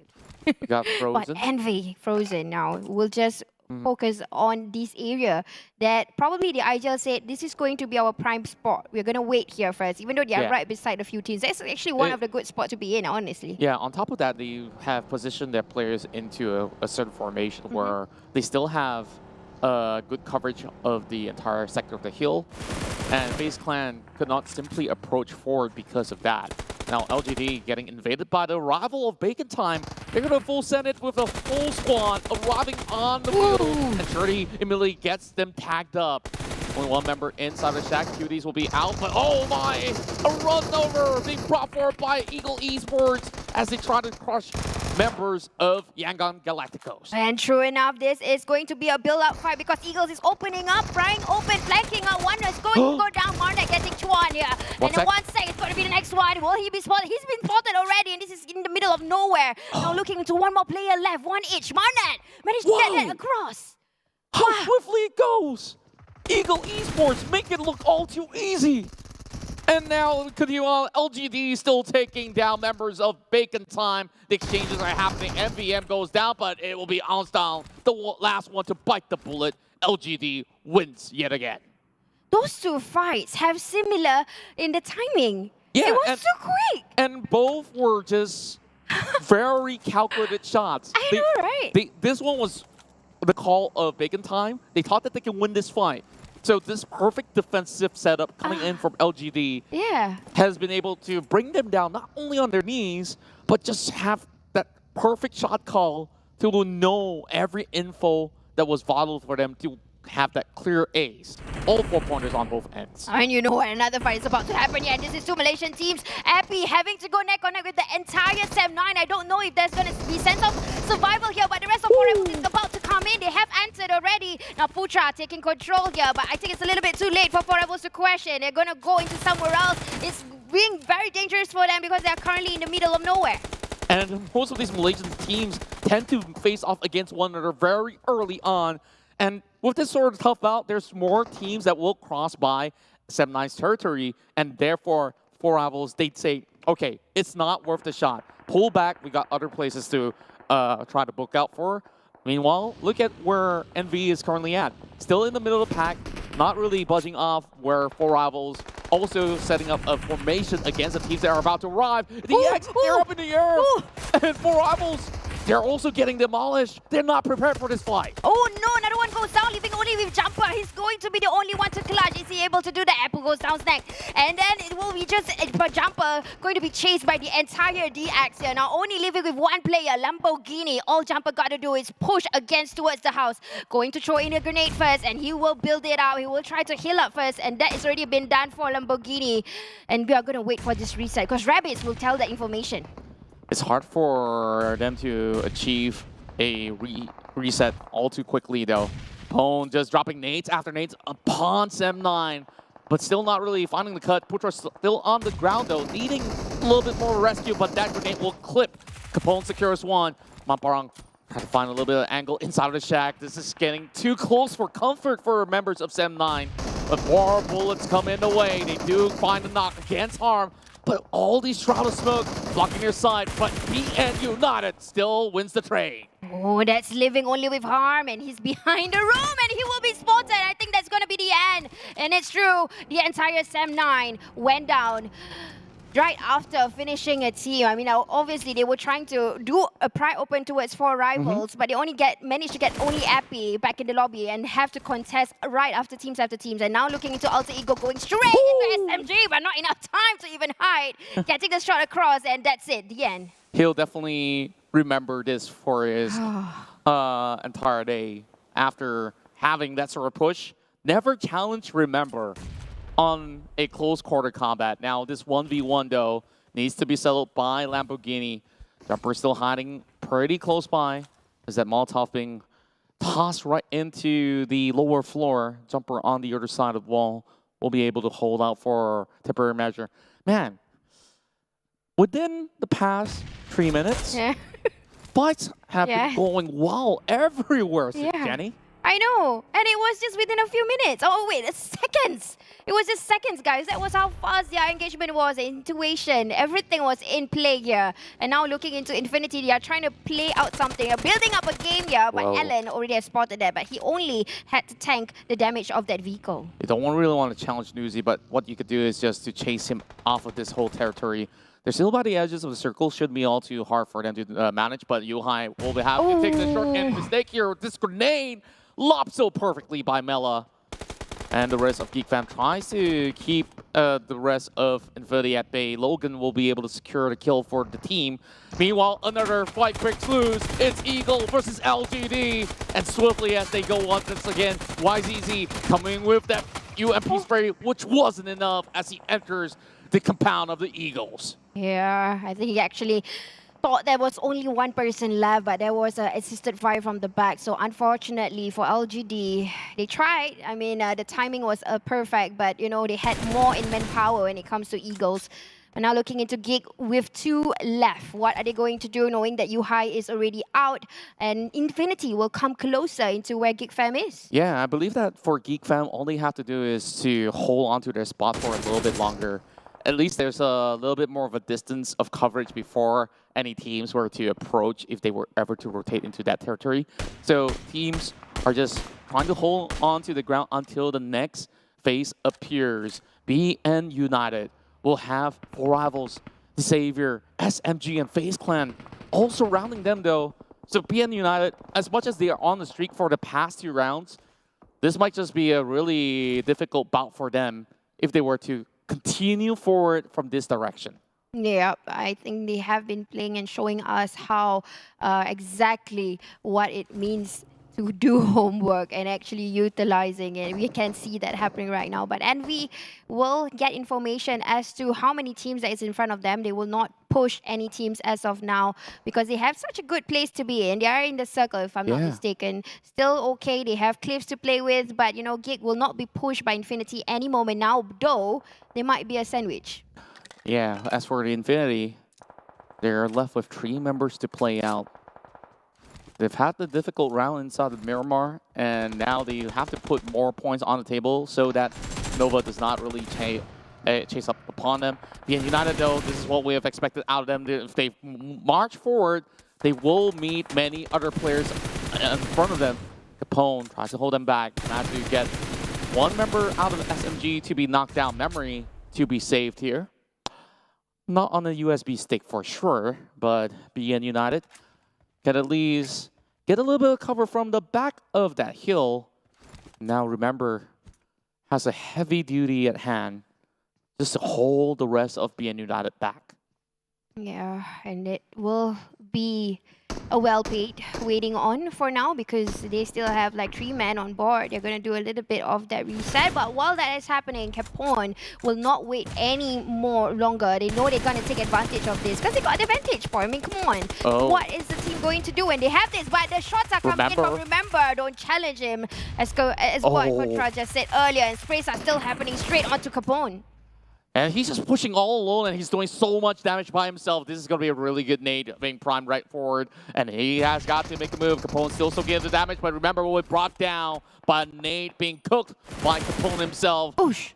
Noah's still looking out. He's been able to spot members of SMG, and that will clip one member out. And that leaves only a singular target left for Team SMG. They managed to get 5 points whatsoever from all these early fights that they've committed into.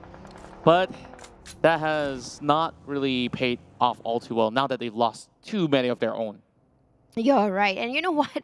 I have this question in my head. Why didn't Bao Now play like this in the early fights? I mean, currently they are in the overall standings at number 15 and they're playing so well ever since Sandhawk. And this is what teams are supposed to do, even if you're on the lower side. But we got to finish up this one with Jumper still trying to fend things off. That jump shot will come right into the corner, and it's Capone yet again being unstoppable. But there's still Lamborghini hiding by the shack.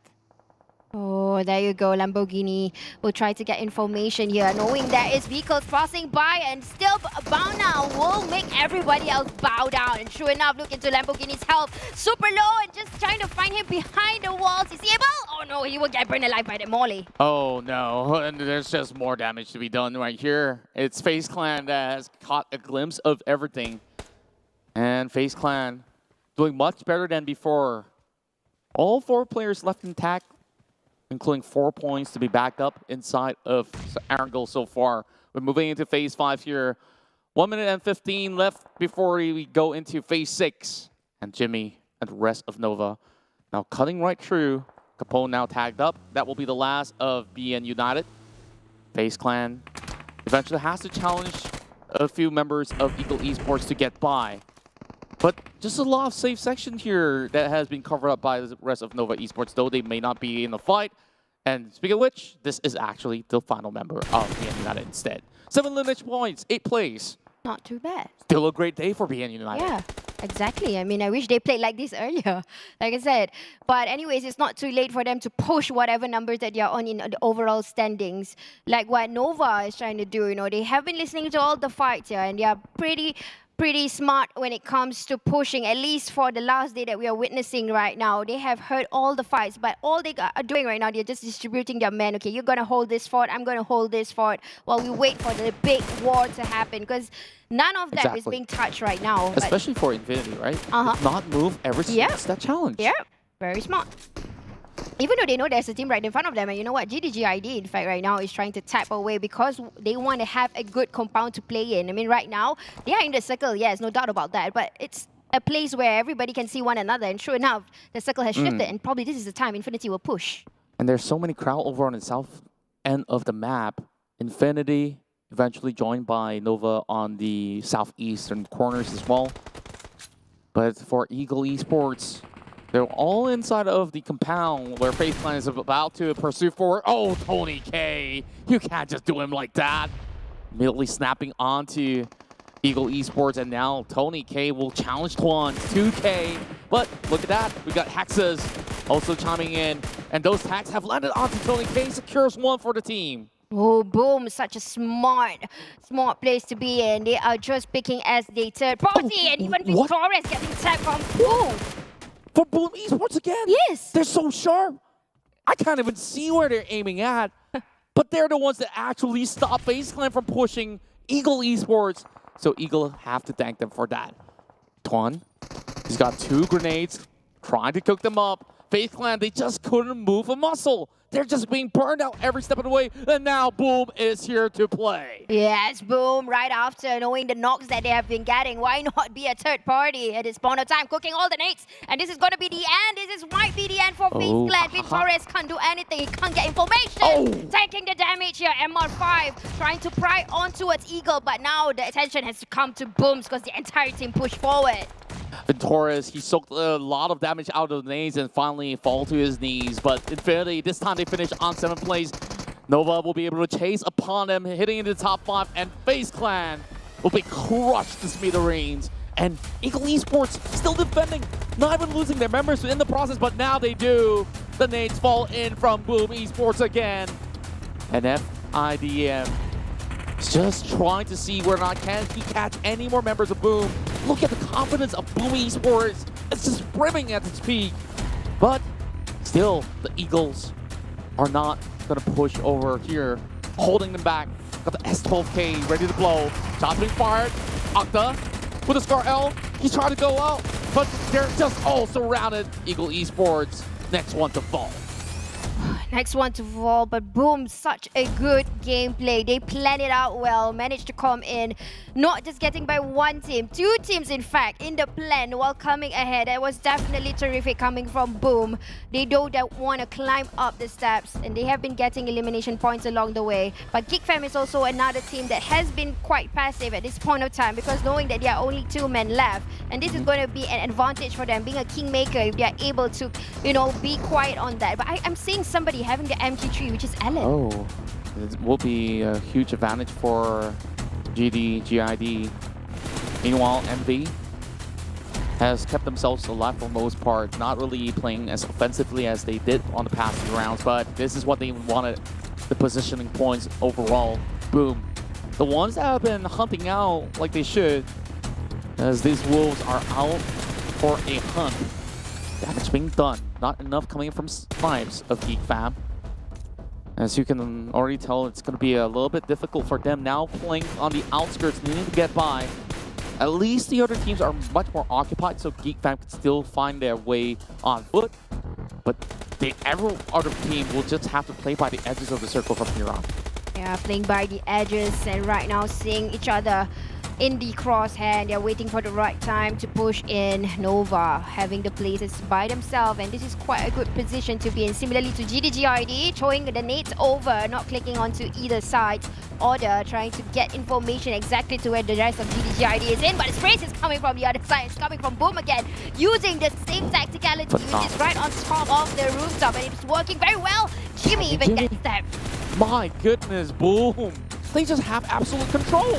Like, even from the corners, look at Yummy. He's just gonna find snipes so easily, but the Power Boy that is gonna be trying to claim those snipes, it will still be in the hands of Boom that will take out that member of Geek Fam. Sonic's last hope left. Geek Fam, what can they do? They've already made it into the top 4. Yummy doing so much damage in this match. Still couldn't find a kill, but it's Nova and the rest of them just hiding inside the smoke, trying to challenge GID. Paraboy finds 1, finds 2, tries to go and wrap around. He takes down 2. Now he couldn't find any refuge behind that buggy, and it's Nishal that saves the day. Yeah, but that was an awesome display by Paraboy. We did see how he controlled the UMP. It was out of this world. It was not a super gun. It was just a normal gun. He managed to take 2 and still strike for more. But they got in manpower. It's probably whether he went down. But Hexa's next, going to toss in the nades over to Sonic. But not going to make it because Booms has come forward, coming down from the rooftops. And they are definitely the kingmakers. And this is how they want to end with a bang, with both Indonesian side of the PMPL here to play. It's 10 elimination points for Boom Esports. They can secure that chicken dinner so long as they play the same exact aggressive way. But Alan, as you said, has the MG3. This weapon has been feared by many, and they will definitely deal a whole lot of damage with it. Alan's still running around though. Yeah, when I'm with an MG3 in a good position, you know, when you're proning, that's the best angle that you can get because of the recoil itself. And he's getting ready for anybody to come in. You know, he's tanking a little bit of the damage by that grenade by Hexas. But the entire team of Boom and also GIDS has kind of opened up while we have that main person on the rooftop. He's the anchor point. Yeah, and he has already gotten every single intel he needs with this play itself. Yummy now finally gets spotted out. And that's Boom's that will relay that information. Snishel tries to trade right back, and this fight seems all too familiar for the defense of Indonesia. Alan now trying to clutch it out. Still got a UMP at hand. Will try to get the reloads done. Boom's dishing enough damage onto Boho, but he's just going to be getting enough cover to last out the round. But Boom gets caught out, and suddenly the tides have turned. GD, they can find the ways to close out against Boom Esports. And now only living with Okla and Yami in Boom. And he gets the information here. This is going to be an easy chicken dinner with somebody having an advantage point at this point of time where Okla can be the support system right now. It's setting the test but have not connected. And Okta's going to be lobbing those nades. He does clip out the Snitch, not enough to take him down, but the final Tavern Bullet will do the trick. Okta here to close the game. And now it will be Boom Esports with the victory. Whoa, that was... I really like the fact that they used that anchor point. It was on top of the roof. They managed to not one team, a whole lot of teams along the way that was out of this world, and hence the name of this team, Boom. Definitely ending the game with a bang here, and Boom Esports, well-deserving victory that have been claimed by them by sheer hard work and determination. Well, Boom, what can I say? These guys look phenomenal whenever they can get into positions with pressure point. Yeah. And that play by Yummy, honestly, is game-changing. Yeah. Like, even Nova couldn't stand a chance. Though that was a fight between them as well as GID. Yes. Like, well, they just basically have to tap from afar. So far, all the other teams that were around the other sectors, they were just taking slow precautions. Sure, there was a lot of compound rushes. This has been one of the best angle matches that we've seen with high tempo play from everyone on board. Yeah, you're right. In fact, a whole lot of them been caught off guard by... I'm seeing a lot of teams who were caught by that rotation. In fact, right now looking into the highlights of what happened here. These are two examples here of teams who actually rotated and met one another. And then coming on to the next team, Bacon Time versus LGD. And this was a very good intuition coming from Mila, Infinity, throwing that nade. And I'm very sure you didn't expect that coming on towards him. Indeed, and BN United, back-to-back games here with a whole lot of takedowns overall, and I think the highlight was all over on Capone on how he managed to storm his way through all these sort of sectors. But this was an interesting fight where we see FaZe Clan trying to initiate, and Boom, they made this game-winning play where they third-partied on both FaZe Clan as well as Eagle Esports, won that trade, took over this sector, and then take control of this match in the late game. I really like the fact the timing was right. I mean, they were on the rooftops for a while, and they kept quiet to wait for enemies to come in. That's probably the reason why they are able to spray, because they have no idea there's people there waiting for them there. It was definitely a good tactic here. Now looking to the finishing, Alan, even though MG3 is no longer available, he tries to go for more. Not enough for that, but again, Yummy being that main person on top was the informer, the anchor for Boom itself to win that chicken dinner. And of course, with such a phenomenal performance, we just have to take a look at those stats. Utility usage has to be high in order to close out games, and therefore you see both the Indonesian team, Boom as well as GD, basically expended every single charge of grenades, but that's 20 frag grenades from Boom Esports, right? Like, I want to see what the numbers add up to later on, but Geek Fam, I think even though they were having 2 members to play out with, they've been able to challenge the remainder of the team. So Envy, I think, what could we say? This is the most consistent team that has been able to rise since day one of having a bad start, but have that tenacity to hold on. So now, let's quickly take a look at the match rankings. Yeah, with that amazing amount of elimination points, obviously will be rewarded a chicken dinner for Boom itself. GIDS not falling too far behind with 7 elimination points. Number 2, number 3 is 2E. Again, a team that we did not expect to get there, but they managed to do it very well by winning the circle. And of course, at the same time, looking into the elimination points, they have 9. They have been conquering. Yeah, and every team were in battle. Like you see, every single one of them at least have 1 elimination point on board. Nova Esports, despite being pretty much existing into the late phase of the game, they didn't manage to get much takedowns. Even with Paraboy knocking down 2, he didn't basically shut down the entirety of GD, and he didn't close out with those points. You're right. I mean, there was definitely, if they had the manpower, I think it would be a reverse gameplay. But Octa here, being the player of the match, I thought it could have been yummy. But because probably he was the first person in front getting the damage, and plus we can see that he has 5 elimination points in his own pocket. And this is PMRC we're talking about. So that probably was the highlight for Boom itself for Octa. He did close out the very final takedown that has secured the win for the team. And of course, congratulations to Boom Esports. Now they placed themselves into 5th, skyrocketing their way up the leaderboards. And now, even with BX sliding into 6th position, things are looking very uncomfortable for teams in the middle of the pack. However, we look at the results between Infinity as well as Nova Esports. It's 3 points to separate the top 2 teams. You're right. They're not too far behind for Infinity and Nova or NV by themselves. But the rest of the other teams looking into page number 2, they're not too far behind also, just by a few points trying to battle it out.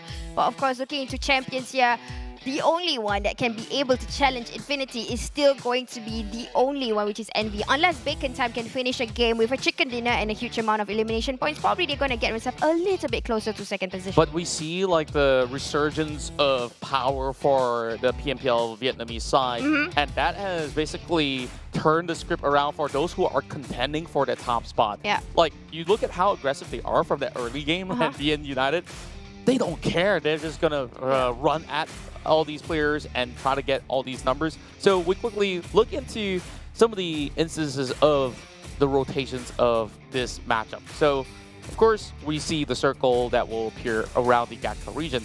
So each respective teams get their areas of play.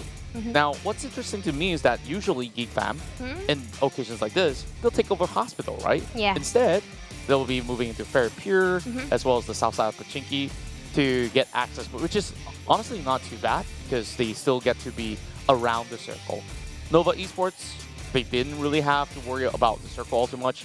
All they have to do, book themselves the key location to where they need to be. At first they think, okay, might be the hill, so they move upwards and they have ample time to reposition. However, look at Boom Esports.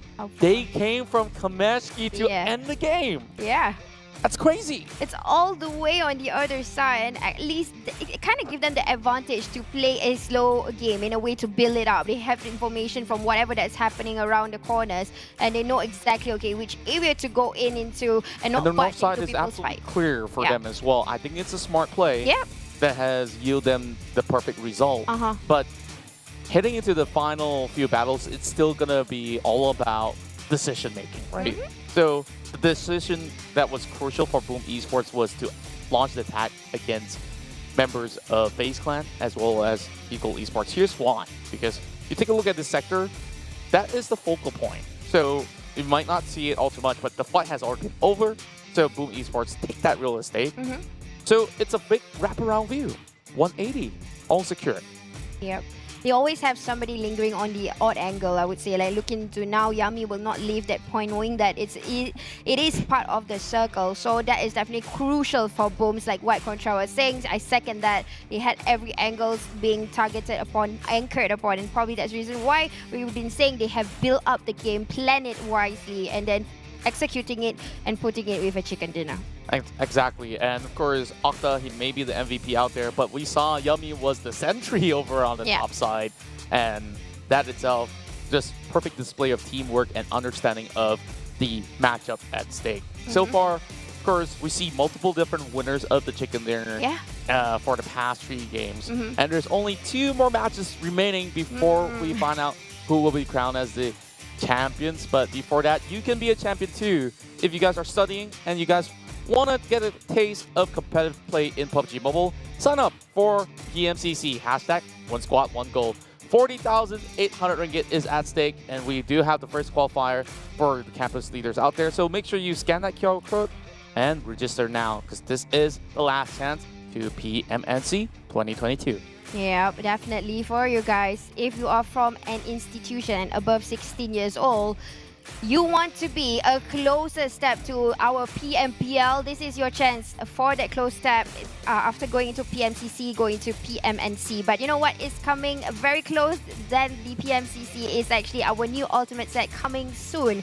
So if you open your PUBG Mobiles right now, there will probably drops of hints on what is coming up next. It's something sci-fi, and I kind of had a clue exactly onto what is coming up. It has this alter ego utopia kind of look. But that is for you to discover, and now we have already a new map, Contra. That's right, and a whole lot of cool stuff for you to explore. I haven't tried the NS2000 shotgun myself, but I know that it's the shotgun meta, so this will be fun for you to play around with your friends and launch some sneaky attacks against other players vying for that chicken dinner. We also have the quad being added up into the game, along with the tactical crossbow. Sure, some of all these players think normal crossbows are a little boring. Yeah. I'm pretty sure that tactical crossbow, you're going to have a lot of fun. Yeah, I mean, that's the only crossbow that you can put a house on fire. Yep. And you need to find it in Crystal Bay. I mean, there is other tactical crossbows, but you want the bow with the firing edge, you have to find it in Crystal Bay. But you know what? Let's check out our team summary on what we are going to see here. Is, of course, head-to-head with Boom and GID or GD themselves. And looking into the damage and plus time in blue, so Boom definitely made that worth within that 1 minute 20 seconds. They not only just have to tank it out, they managed to get home with a chicken dinner. That's right, and you see it's the rise in power for the PMPL Indonesia side, where we have already seen them doing so well throughout the entirety of the season back in their local league. And well, we got our fine-looking gentleman here on our screen. Remember, was SMG's strongest unit to charge their way into any battle, and he managed to clip out a lot of these players with 872 damage being done. Octa, who has scored on the chicken dinner himself, will be on 2nd place, and Namchin, loving the hair, my guy, 706. Yeah, he has cool hair, blue hair. You have what hair? What do you call that, blondie? Me just turning old. That's what it is. No, it's not. Nothing. Nobody's turning old. Not even the matches here, because we still got 2 more Urangos to go to. And we're going to fly into the second last match of the day and the entire PMRC. So teams definitely are having sweaty palms. Heartbeat is racing, because who will win that last 2 chicken dinners will change the entire game, especially if it's coming from the top 5, because we know how close Infinity and Envy is right now. Neck on neck with the points.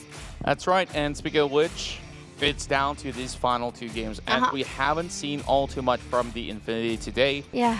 They were not playing as aggressively as we expect them to do, and we understand why. You want to maintain that #1 spot, but when you're too passive, you won't be able to get all too much being done.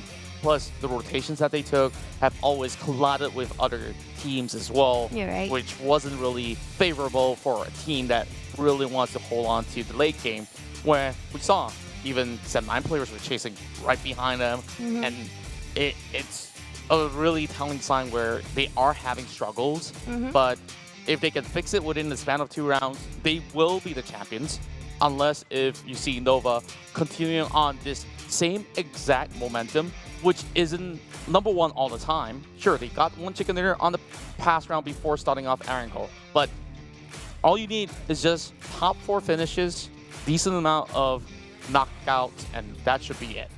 You're right about that. You know, knockouts, to finish it off is actually the harder portion. The difficult part, because everybody else is ready to see. You're right. You're right. I mean, we did see how Paraboy tried all, you know, his might earlier, but it was just being stilled by teams just openly like that, especially from Booms, whom already have eaten a few teams from the back like a wolf. In fact, FaZe Clan had a plan. We saw what happened, and then out of a sudden, their plan went topsy-turvy because of Yummy. Exactly, and I think like it's just brilliant plays overall because once again, you take leverage on a few factors. The high ground advantage whenever you do get a glimpse of your enemies from an optimal angle, you always will win out that sort of trade. And even not, the information provided, like you said, has been vital for that success. But the couple of other matches that we saw, in the case of Envy and Nova, they just know how to basically execute as a team because their shot calls have been in perfect crystal clear form, where even in Miramar, we saw what happened right there when they secured the win itself. There's definitely multiple approaches to the game where even if you're on the low ground, there are ways to counter the ones on the top side. But for players to adapt on the fly, I think that's that special thing about the competitiveness that they are showing here, because not only is their reflexes are on their top level best, it's just the sort of hindsight that they have on when and where to move, what exactly to do, and who to take out. I think like when they have that sort of hinge of an idea and just go for it, just don't hold back. You're right. They'll be able to get some. Exactly what was executed by some of the teams earlier, Infinity and also a few other teams. In fact, FaZe Clan was doing it also after they get a confirmed knock and immediately pushing in front. But of course, when it comes to PMRC, your backs is never safe. You have to watch your six. And I'm sure it's pretty much cracking the brains of not just IGLs, the coach, even managers are probably taking part in this, thinking a way on how are we going to get ourselves secured to fight at the last few circles. Because what we saw earlier was teams who are able to fight, but because they got off guard with the timings, they were like forced to fight and they were being surrounded. There were so many instances where we did see only one player being in that particular compound, and they still had members. It's just that they didn't come in on time. We were looking into in Miramar, we were seeing that a few teams had that experience similarly to this Erangel. So in a way, that's why we kind of thought about that circle. If that drop spot is yours and you don't have to move, just make small movements. Unless you're like Booms, they went all the way outside. But of course, it has to sacrifice in a sense of you have to think about your first aid, your fuels. Even though right now you can go drop by in the petrol station and then top it out with one token. Those things.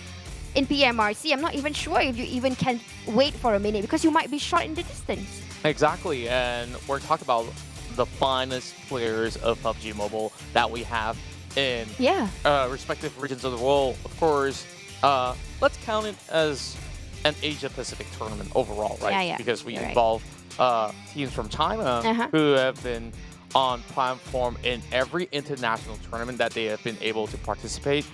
Nova Esports have proved to be the ones that have always been able to have the perfect stamina to run the marathon time and time again. And when you add up to the mix, Team SMG, the up-and-coming team that has been able to win the championship back in their home ground, still having a certain learning curve in their run so far in this current circuit.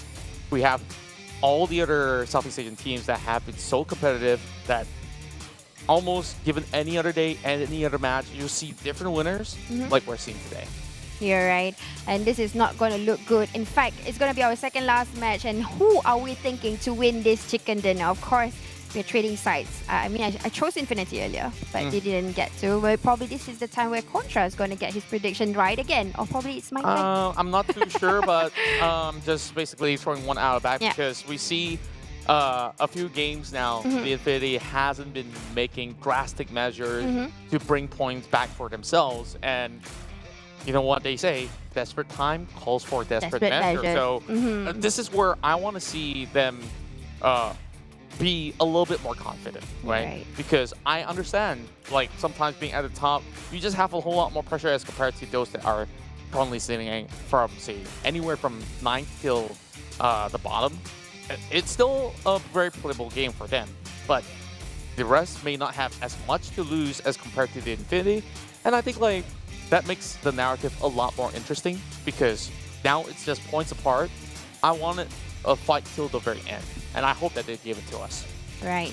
Similar hopes to myself because Malaysia only had one chicken dinner so far, and hopefully this can be the second one because it's the last day and it's going to be our second last wrangle with 50 plus more seconds left before coming in. Again, it really depends on where the circle will be, and even though if the circle is in Sovnoska, the wish list of Sir Cloud and Choo Choo, it's all about the timing. In fact, we've already seen equal circles where it comes straight in the middle or all the way up north or even west or east. It's still the same problem where they have been disturbed by movements in the first few minutes of the game. So this is a problem for a few teams. Like, how do we get out of this? So this is not easy. And you know, the moment you want to start an engagement with a team, the circle shifts. Like what happened to 9 earlier. Like when we saw the circle move into Gatka early on, it was a few cutoff points, but at least on the main ground. So we expect a different type of circle to appear as we're about to head directly into our penultimate round of the PUBG Mobile Regional Clash, diving into Angle for the second time coming, as this is match 4 out of 5, ready to roll. Ready to roll, and we are going to fly from Quarry all the way cutting across into Lipovka, and this might be a Sovnoska circle, honestly, looking into this, because I've seen this kind of flight route all the time, and sometimes these are the kind of routes that will actually close into Sovnoska itself, and this is going to be quite insane where, you know, sometimes when we get to see this, it might just hope to appear in different senses, in a sense of where the circle might pop in. And this just, again, like I said, it might be the wish list of Contra and Choo Choo.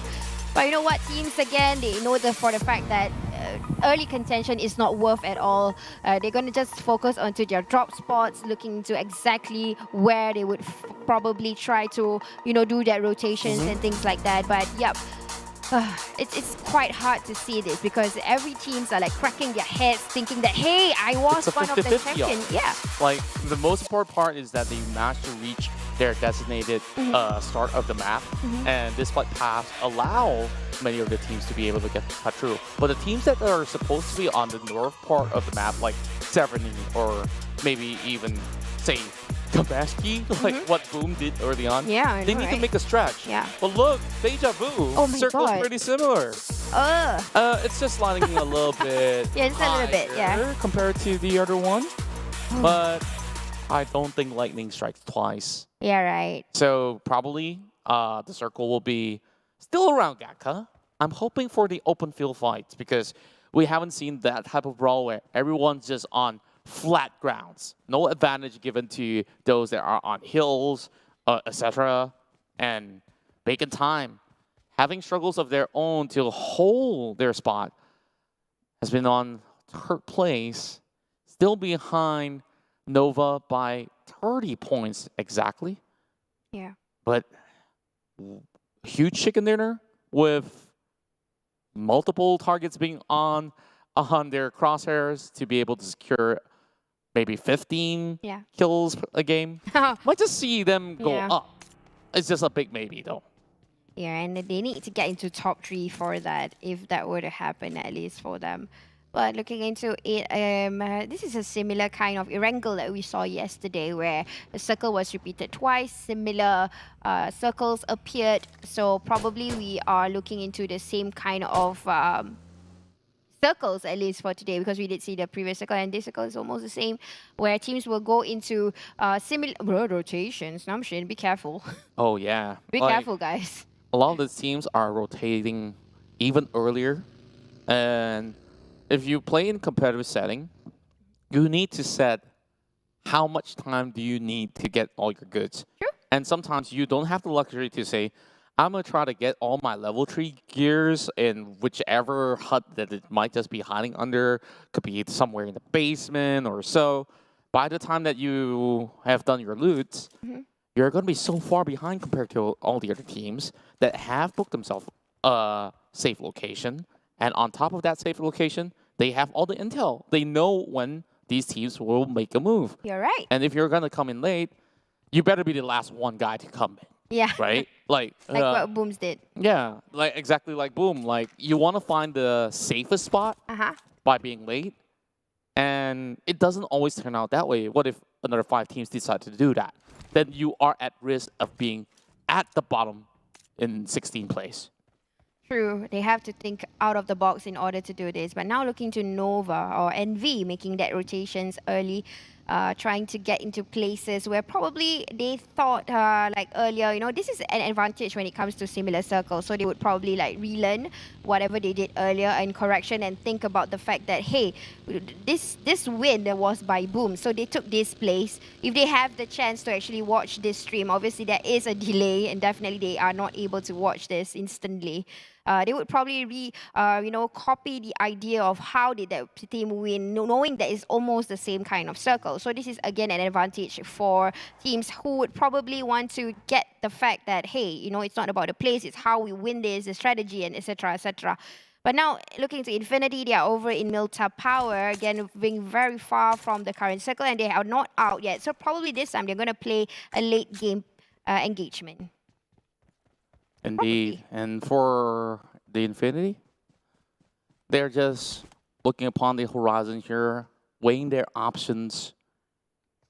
As this is still going to be a difficult rotation for them to get by. And therefore, like what we've touched upon multiple times already, this is the team that needs to play safe, and we understand the style of play that they're currently at. It's just that for them to even cut through as compared to Nova, who's always in the circle, it's just an edge that you have one less thing to worry about. And therefore, the Infinity is not in the comfortable spot at all.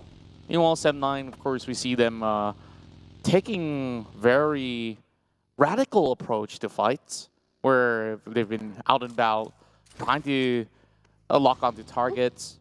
The last time was them basically planting themselves in the foothill of Mount Gatka, where a lot of teams will pass by. And 7-9, at least they've been able to readjust to the measures that they've always been able to present back in their own regional league itself, right? Yeah. That they've been able to show up. But I think there's still a lot more to learn from the Malaysian squads overall throughout this course of the tournament, because every other team is just so feisty. Yeah, and about to approach is actually SMG versus FaZe Clan. Again, these two teams always meeting neck on neck with the DBS arm. Not gonna hit right on target. Yeah, it goes down for his next one to go up. Everybody's arriving here, but Beautiful is doing a beautiful shot over. One after another coming down like a domino. Now looking for the last member. And remember me goes down. You know what, Vin Torres? It's just the timing. Unfortunately, again, it's the same team always meeting up one another. And they have won it outrightiously so. SMG, you saw what happened right there. Yeah. It was a perfect hole by Beautiful by the staircase.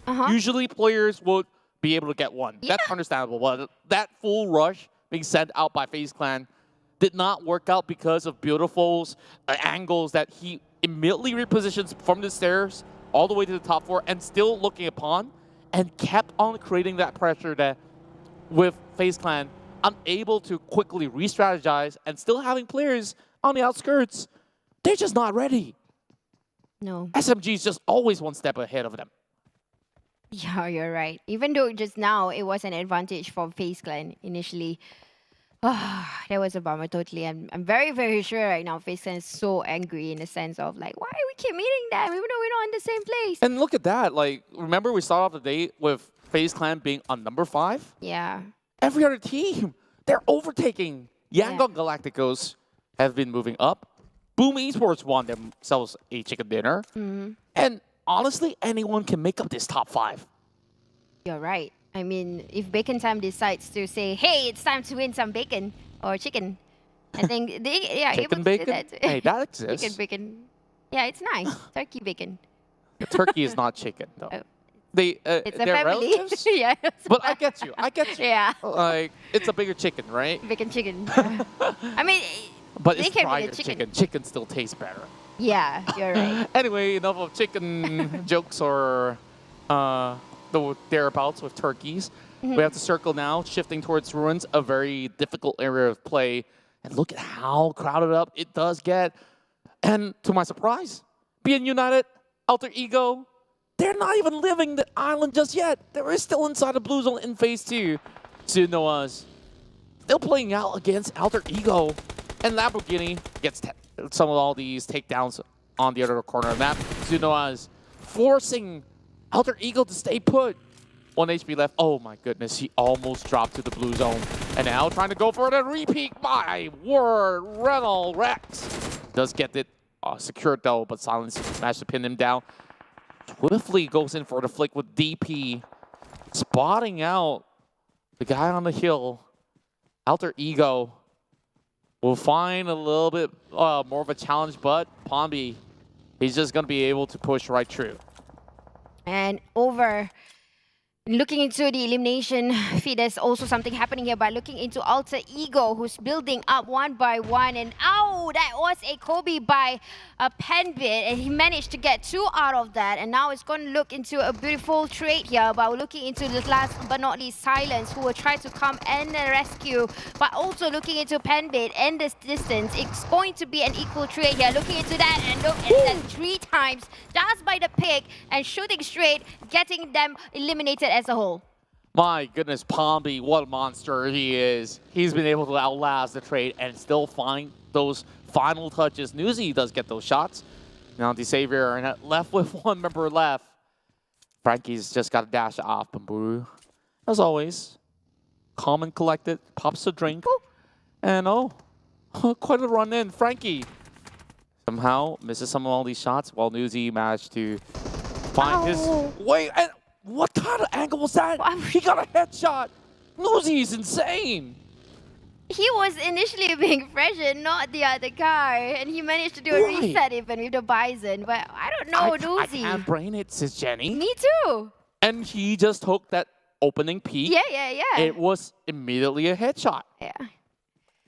This guy. This guy's something else. You know, Built different. He looks like Johnny Depp in Pirates of the Caribbean. If Johnny, if Jack Sparrow were to be deprived of a little bit more food, maybe. I'm pretty sure he could use some rum. Oh, that was perfect shot there. With the nick of time, Newsy immediately decides to move away, and that probably one more tap he could have gone, knocked somewhere, but because of the timing, the knowledge. Impressive angles from 4 rivals in it. Yeah, probably also with by booms. That too. Like I think like being out in the open from Newsy, risky move to make. Overall, beautiful though, and the rest of SMG feeling rather confident to go in for a challenge. Now 2 Tigers are next to each other. Ooh. Malayan Tigers versus Siberian Tigers. Siberian? Yeah, China. I think that's further up. Yeah, in the north of probably, China. Yeah. Which specific archetype of tigers I am not as knowledgeable to identify, unfortunately. But first, this is where we get more action inside the ruins though. Yangon Galacticos going for the exchanges there. 1-1, but LGD, they've already lost 2.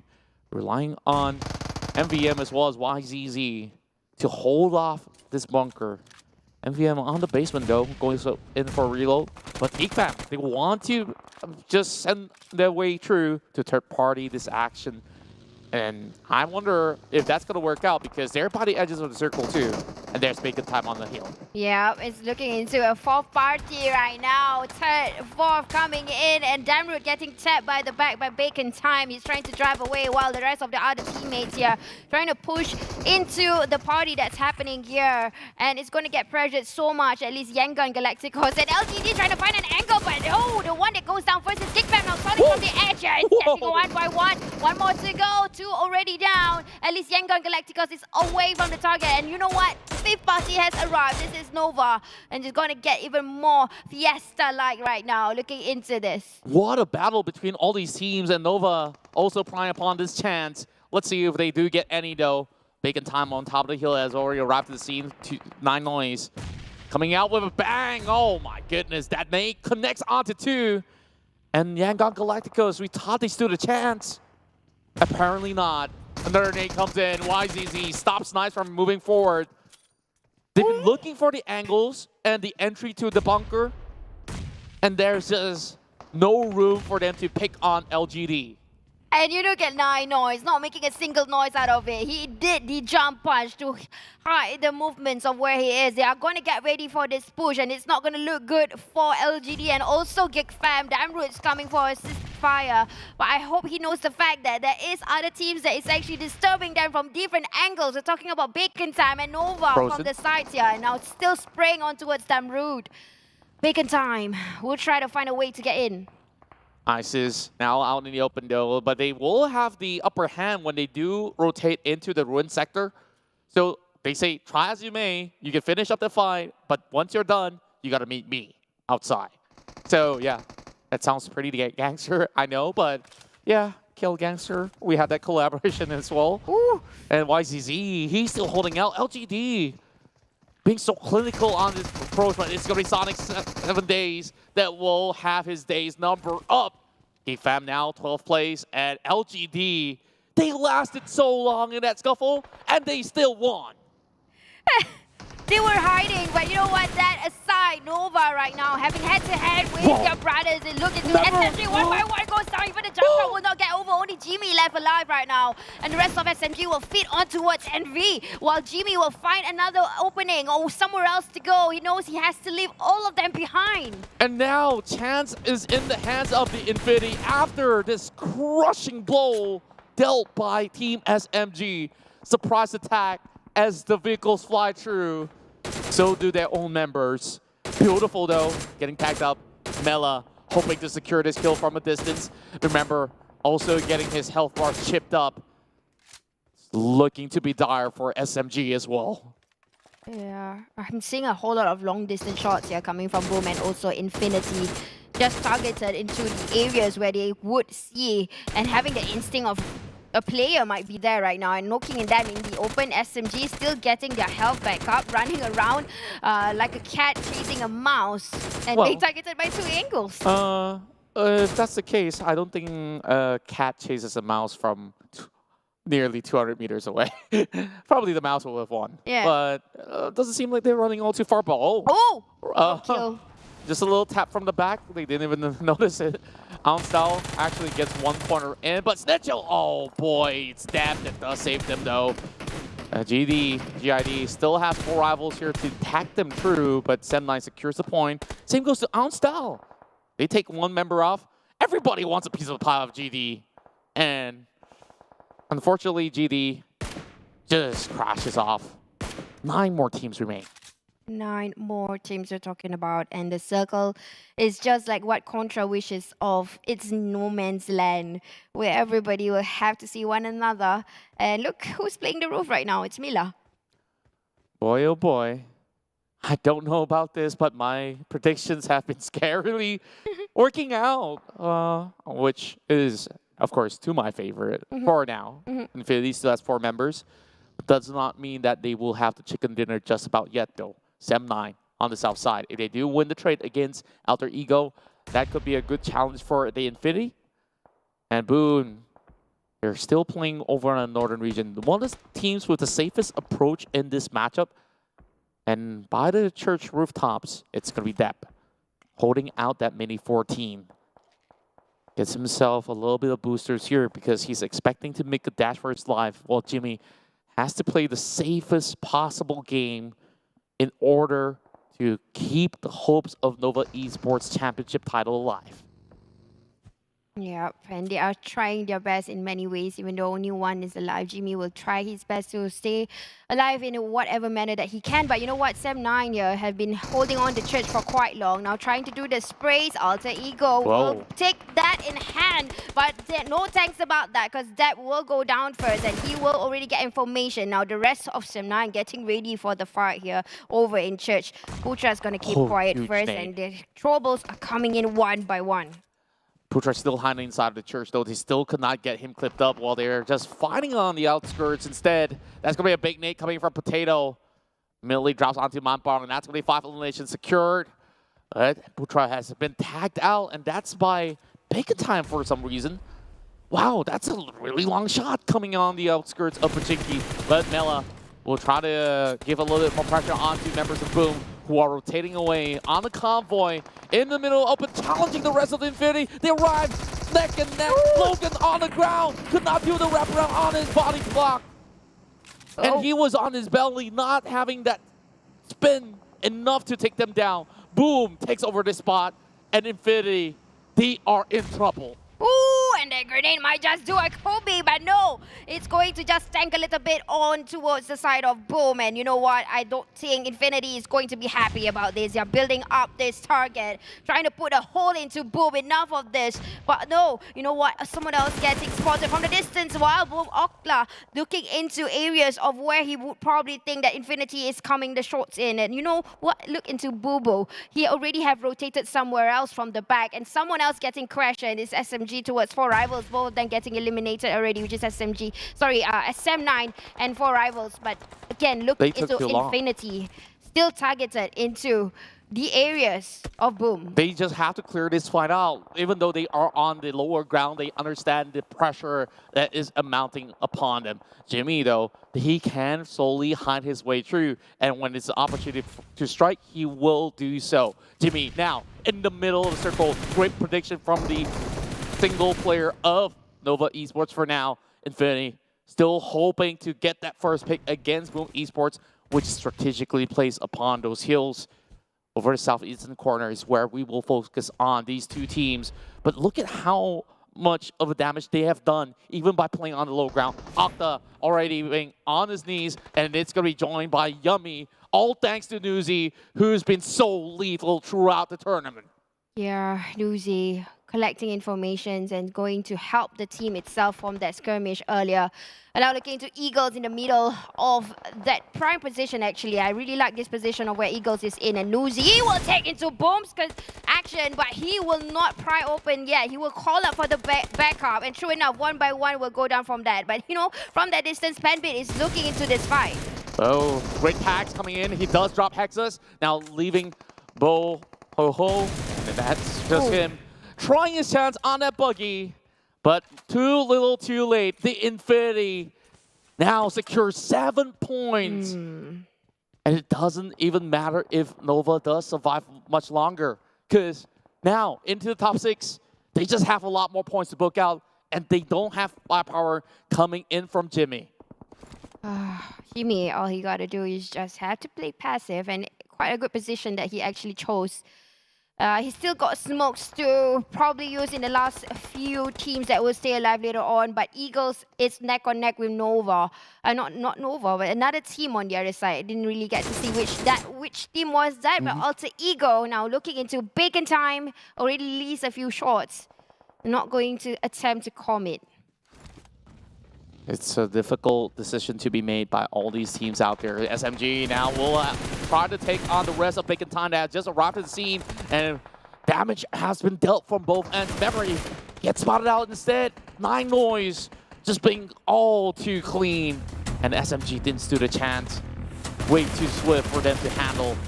Juan's now getting a little bit of tags coming in from ISIS from the far flank. Good coverage from the Bacon Time player while Alter Ego makes it to the top 5. They can approach this from the back though. Pombi still driving around to scout out ahead. Jimmy still lying away. Oh, he does get the angles. Stun him high for a little longer as Chua spots him out.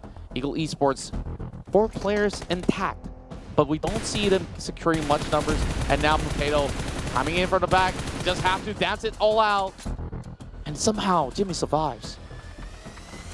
Yeah, he managed to see somebody in his target, but not getting any bullets through Jimmy. Jimmy just probably have like that imaginary wall in front of him. But that aside, Potato trying to get into Mila, also not hitting exactly to get that knock. Alter Ego has to come into the game right now. They have to come in closer. And now looking into Eagles, tapping on towards areas of Bacon Time. Where exactly is so close to where Jimmy is in. Yeah, and Jimmy, at least he's found himself a safe refuge once again. Though it's really tight corners that he's been hiding, he can't even peek to secure these kills. And speaking of which, we see Alter Ego trying again and again, but the shots are not landing upon Bacon Time. Newsy, he's just gonna wait till the moments happen in their favor. Got Tuny. They got this compound for the longest of time. Yeah. But problem is, the circle's not there. The circle is not there, but he managed to farm a lot from that particular angle. You know, they waited for the fight to happen, and then yeah, he's been spotted already.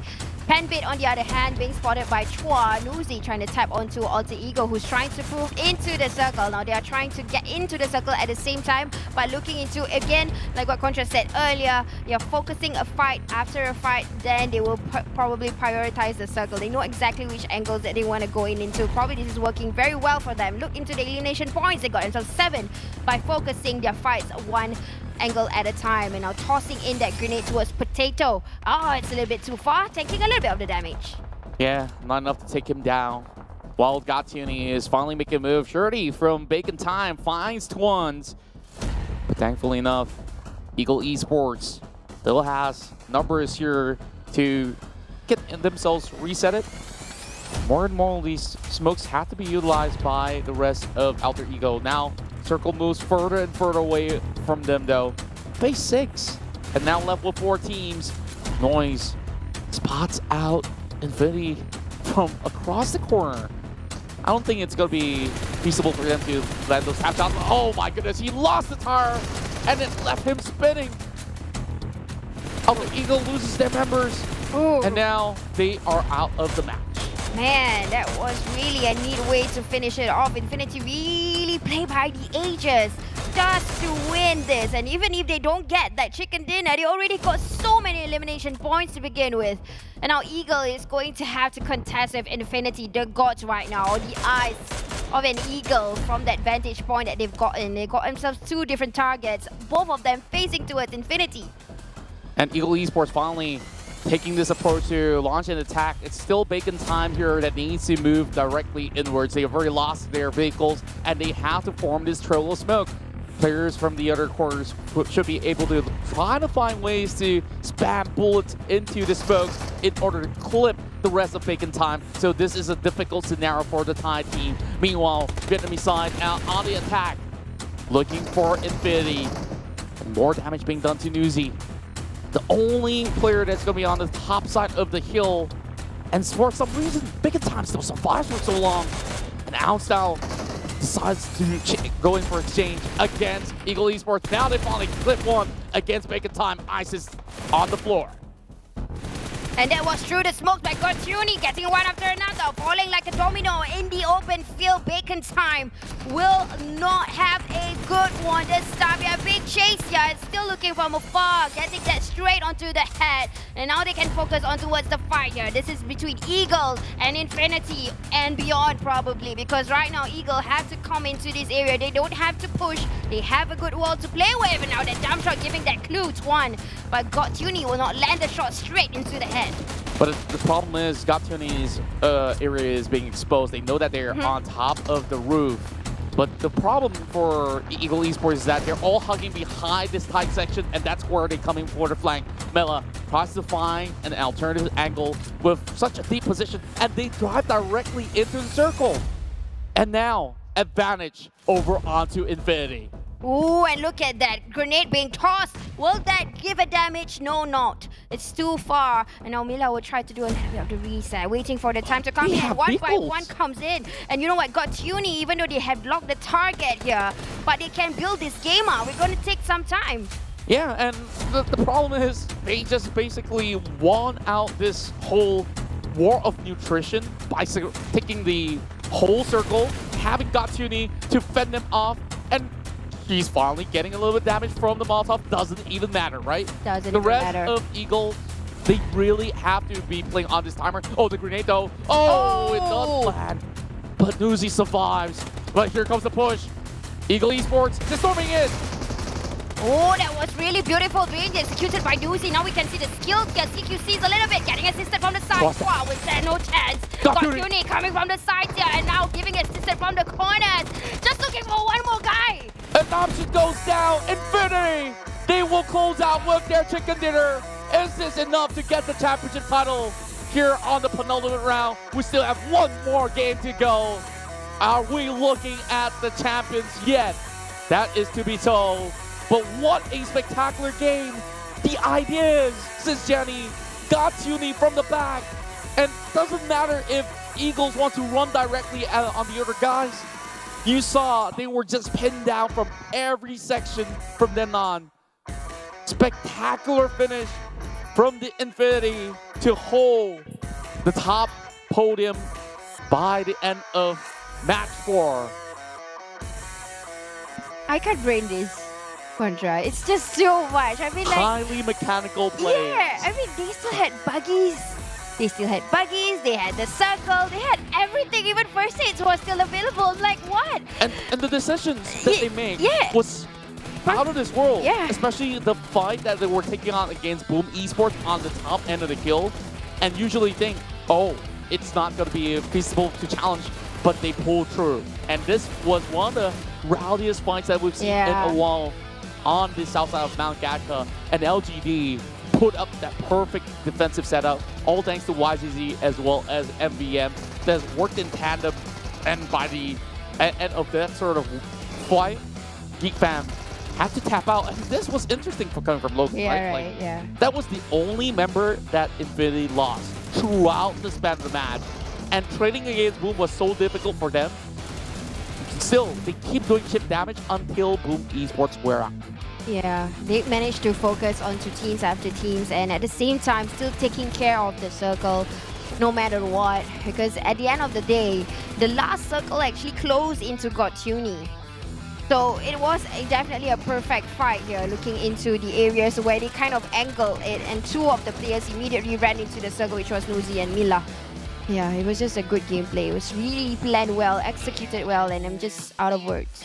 Well, of course, you can leave that to me because the Infinity has been looking at their finest thus far, and we just need one more game from the Infinity of the similar result to confirm their first ever championship title for PUBG Mobile Regional Clash. But don't count out Nova just yet. Envy, if they can match up to this tempo, if they can find that chicken dinner, and what if the Infinity bows out too early? That is the only probability that we'll be looking at for our final game of Erangel. Hey, you got your prediction right again, Contra. Exactly. Nice. They got 2 in a row, guys. 15 elimination points, a winner chicken dinner for them, and definitely 1 chicken dinner for Infinity, and that is definitely already marked as a checklist. Already done, and they're gonna get more points as we speak. And Bacon Time at number 2, Alter Ego number 3, SMG number 4, Eagles at number 5, Boom number 6, LGD number 7, Nova, Envy at number 8, and Sem9 number 9. And Envy, they only walk away with 3 points. So the deficit to this, currently we're looking at approximately 27 to 28 points. But of course, let's take a look at the player of the match. Or should I say, the player of the entire tournament? Yeah. Is this man has not stopped firing all cylinders because he's got 7 eliminations again. Like, this is like his average by now. Like, when he does perform, he hit the high notes like a soprano. All right.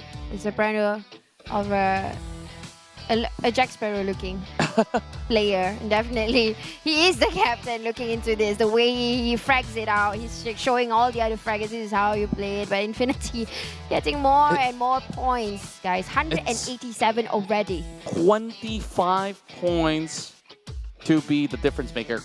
And to break that off, it's 26 points, right? 26 for Nova to overtake Infinity. So all the Infinity needs to do to not be knocked before 12th position. Or should I say 11 or so. Yeah. They need to get a chicken dinner to be safe. It's a must. It's a must. I don't see any other possibility yeah, like this. Of course. So Nova Esports It's now or never. That's the only narrative that we need to know right now. Uh-huh. But if you guys want to find out more, sure. Eagle Esports now, top 4 finish. Great stuff. Boom, maintain at number 5. And Yangon Galacticos, as well as DX, they slide down to 6 and 7. Yeah, but for the Malaysian teams, very close by neck on neck. We are looking into Geek Fam being on top of Rival and Sem9 currently, at least for that region. And I'm sure they want a chicken dinner, another one at least, because you know it's going to be the last match after this. But let's go through the recap first before we jump into that last match. This is what happened here. How did Infinity win that chicken dinner? We know for a fact that it was a good gameplay, all planned out well, and they had to go fights after fights, but just going into the momentum, knowing exactly what to do next, focus onto one team at a time, and it's just a masterpiece at the end of it.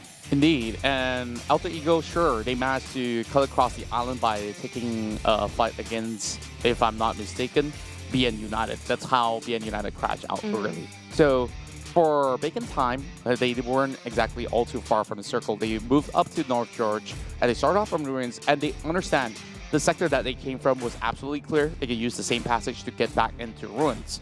Meanwhile, for the rest of the team who have just secured the victory, the Infinity had to cut directly through Milta into the areas of Pachinki, and from the outskirts is where they planted themselves into that top point of the roof, and they've been playing from there onwards. The only challenge that they had that could prove to be lethal was Boom Esports, and once again, this fight, uphill, the setup was basically to also blind Boom Esports with the smokes, and by then, you can try to leverage on peeking slightly every time you send a member up, and still have a way to back your own team at the very same time. So once you get that cleared out, there was that leverage on Infinity to just have the entire western side of the map to be on their own. Yeah, I really like the spread of how Infinity is utilizing their terrains here. Everybody having a level on their own. Nuzi has that level, and similarly to Gertuni, none of them is looking at the same thing. So they have a lot of information here, and plus for a team to focus fire onto one of the Infinity players, it seems impossible. The moment they pick and look, there is Gertuni covering the fire and coming into Mila, and also Nuzi on the other end. So this is really well planned, and plus the synergy of each other as players in Infinity, we know for a fact that they know exactly what to do. Exactly, and it is just so dramatic that the Infinity were fighting so hard for a victory, and they finally got it here on the final day. So the question is, this 25 points or so that is up ahead against Nova, who's still putting up a good performance. We'll see where or not will they be contested, and for that to of course catch a little break, you guys should come back real soon too, or don't even leave, because we'll bring you the final match of the PMRC in moments time.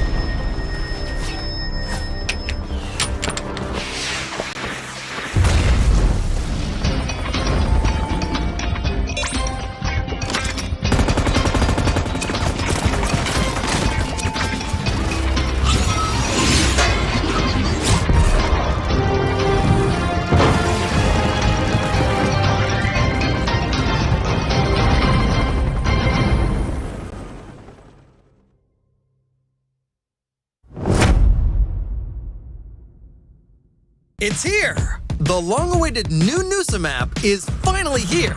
With a size of only 1x1 kilometer, Nusa is currently the smallest map in PUBG Mobile.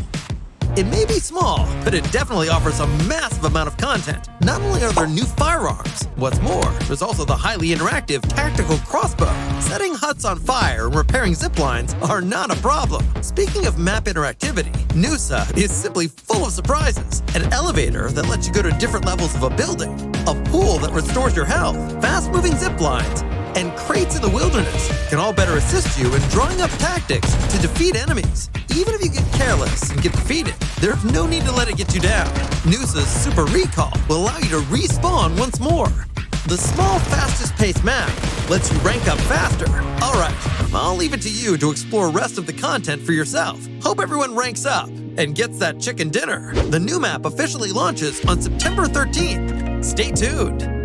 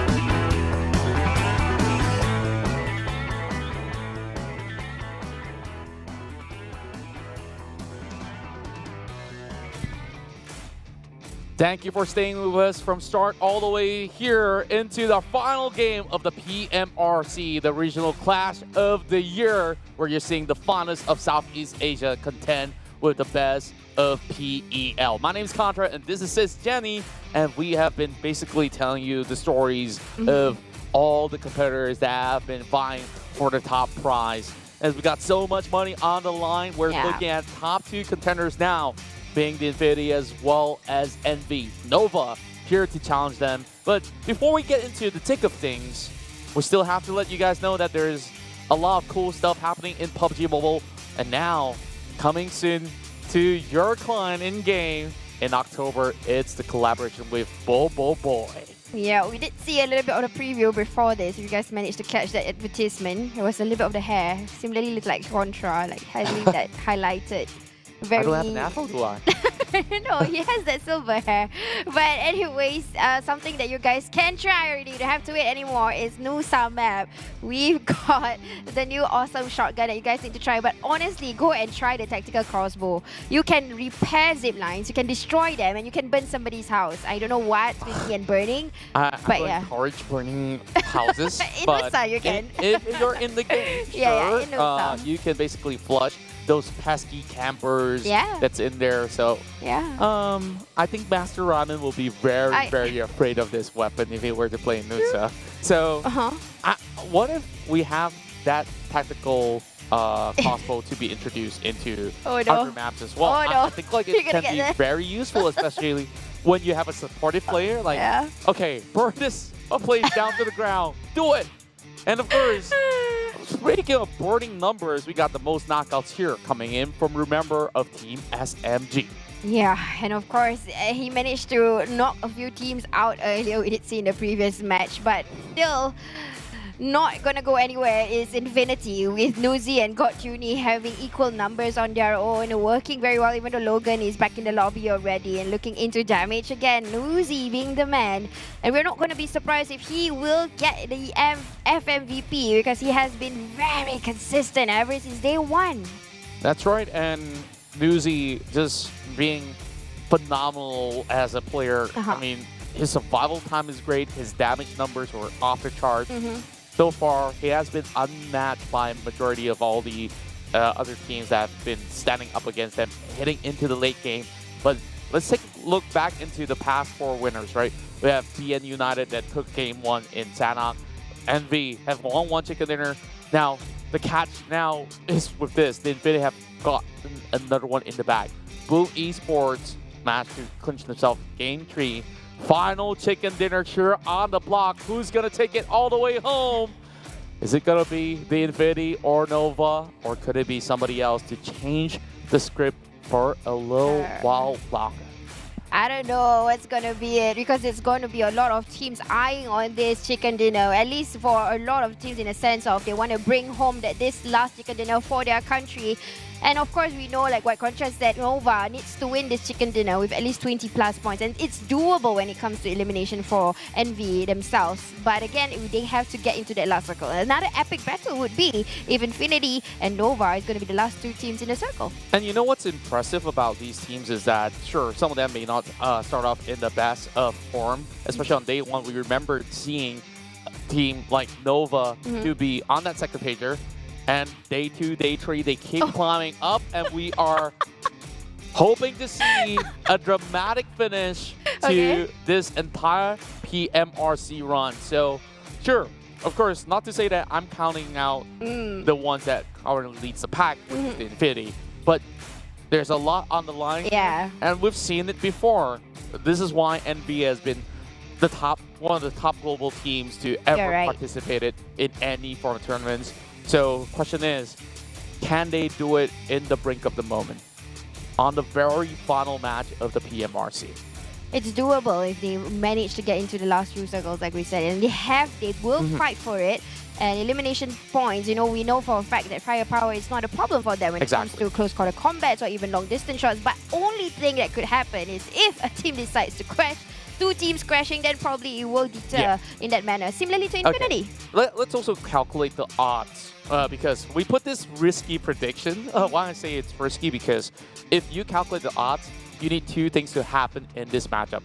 One is for the Infinity to not do well, okay? So that they were denied points from getting into the match. And the second part is we have to look at NV. How many points do they really need? So we calculated that they need about 27 points to be safe to secure that top 1.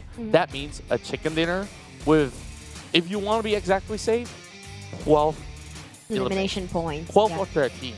If you want to add more, safe. Of course, and it's doable looking into majority of the rounds will close off with more. You're right. The ones that won the chicken dinner, right? I mean, they won with 17, 14, etc., etc. Because, you know, when it's the last circle, we know that they are going to be the ones that win. And especially getting into that circle is really, really important. And plus, if you have a vantage point, especially if the circle decides to close into areas of such. But this is also an Erangel that I do not want to have that wish list. Well, when we get whatever circle that comes by, sure, we'll take it regardless. But I believe that there's just so many things that all these teams really have to prepare for, because usually, you know, when other teams that don't really have high stakes involved, like that, they are probably the ones that can stop you in this track. So throughout this run, our focus is on these two core teams. Of course, not counting out Bacon Time. Yeah. Bacon Time, mathematically close to impossible to reaching top 1. But so long as it's sustained top 3, that's honestly good enough for them. You're right. And it is going to be good enough. Of course, again, these teams have to do their A game, bring out the best, the shiniest weapons. And plus, I'm not surprised also to see some subs coming in. Probably this is the time where they deploy their super subs for all of these teams respectively. And then plus, this is going to be the consistency of how we're going to see they're going to end this day, how they're going to end the match here. And they have to be very careful in picking places, deploying men, not all of them in the same place, or vice versa on how is it going to be built up later on. We definitely probably think it's going to be, you know, out of the back here, where we are thinking that, okay, probably Nova is going to show us the A game, but Infinity would probably show us another game. I mean, in fact, just now, it was out of this world how they ended the match. 5 takedowns is already good enough. And I'm saying 5 takedowns just to secure it, because if you want to consider ranking points itself, this is the Infinity's game to lose. Like, it's almost impossible if they play the same way. Yeah. And as long as they make it into top 5, this game is already over. Yeah. And also depends on whether or not if we see crazy numbers, because Nova, on a really good day, 20 elimination points can be done. So I'm just putting that as something that's a little bit rare in this tournament. So who's to say it won't? Yeah. True. And this is coming to teams that really want a chicken dinner. I'm very sure Bacon Time is like, I want a chicken dinner. We are currently there, but the only team without the chicken dinner. So probably they can be a team also who would give surprises. We did see how yesterday's gameplay, when they attack over in the areas of outside Yasenaya, Poliana, how they control the fights here. But again, not disregarding all the teams that is playing tonight, because they have shown their best throughout the games that they have played. 20 matches so far. This is the 19. They played 19 earlier. I'm going to go for the last of the last. So this is the time where you guys have to stay tuned and watch till the very end and get a glimpse on how these teams will bring up the best of them when it comes to A game, because this is going to be the last one. And there's going to be a lot of things. And of course, we also have to glimpse back into some of these teams that have gotten themselves great achievements. I think every chicken dinner is amazing that we've got today. The one that impressed me probably the most has been Boom Esports. You're right. The one that NV1 has been great as well, but the style of play that Boom Esports has brought forward, and despite all these odds, they have made it into the top 5, and the Indonesian teams have been looking perfect. The squads coming in from Vietnam has been clinical as well on their close quarter combat. The Malaysian teams have been able to also give pressure. So I felt like all these variety of play that we're seeing here in PUBG Mobile Regional Clash has been a unique experience altogether. Definitely. It's a learning curve for them and adaptation towards a few of these teams here. They have tried to adapt. Some of them probably is trying to figure out what is wrong, but honestly, it's all about adaptation, how quick they change and understand in order to react to certain situations. And looking into all these regions coming together, I mean, it's pretty normal for PMPL, the C meeting together. It's a norm already, but now looking and putting in PMRC with PEL's teams coming in. So that's the adaptation that we're talking about. But you know what? Let's bring you into the final match of Regal or PMRC, flying over towards our OG land. And that is first fitting of an ending with two teams racing against each other. The Infinity have a very likely odd to close off the entirety of the tournament, being the top dog. Since day one, they've been able to do a lot, and heading into the final day, they have remained to be unhindered but it wasn't exactly the most smoothest of cruise for the entirety of the team, where we see struggles looming ahead of the Infinity to secure points in the early rounds of Sanhok. I think in Miramar they didn't have a good rotation as well, but this is their playground. This is their turf. They have basically clocked in an average of, at the very least, 10 takedowns per match inside of Erangel. As compared to Nova, their average is on 8, but their likelihood to secure a top 4 is a lot higher, as we're already seeing engagements happening. And it's Infinity versus who? Nova. They want to take this head on. Yeah. Infinity, they want to finish the fight right here, right now. Yeah, I think it's because one of the reasons they are far from Milta power, but her hunt becomes, it's got tuning. We got 2 with the VSS inside, and that was a assistant from the side here, and this is not looking good for Nova. And they put everything in the wrist. Paraboy now has to save the day. Gatuni still looking for those weapons, and there is backup coming on the way. Nova Esports, they want to take the matters on their own hands.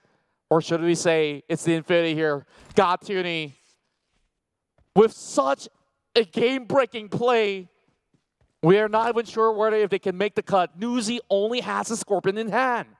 That VSS has dealt enough damage. Yummy coming from afar. On the other side of the map, we don't even need to care about that. Putra goes down regardless. But it's all down to this defining moment. The grenades are coming right in. The order, he gets knocked out again. Oh, and that's the double grenade that is going to come in next. Mila is going to put in a full stop to it, but no, it's not going to click at all. And you know what? Infinity is not going to look back. They're going to try and finish this, similarly to what Envy is trying to do. No, and they don't have enough things we're talking about here. And Infinity, the entire team has come in, but the flashbang coming in and blinding out Barrel Boy. They do get 1-for-1 for a trade, but here comes Dozy. He brings in the M16 on burst fire mode, and he will take down second member of Nova, Jimmy, on the outskirts. He's the only one with a weapon. He's hunting out for Gatuni. Gatuni doesn't really have too much HP. They're going to be rushing outwards. Logan's going to be on the outskirts as well. Let's see what can this shotgun do. He's going to be switching it out instead. They're going to be landing one bang. Jimmy, last hope for the team. He does get the drop. Can he still survive though? No meds whatsoever. And damage has been done. And now it's all down to Gatuni as well as Jimmy. It could be it. They do get the resets. Everyone's pretty low, but Jimmy, he has to run. He can't afford to get clipped. And that's the end of Nova. Infinity. They have done it! Nova Esports! They got taken out, and this is probably the champions with an unthinkable play on the final round. Unbelievable. Absolutely stunning work. What could have been a chance for Nova have all been crushed in the span of 4 minutes of play. Yeah. And it's all because of a flight route.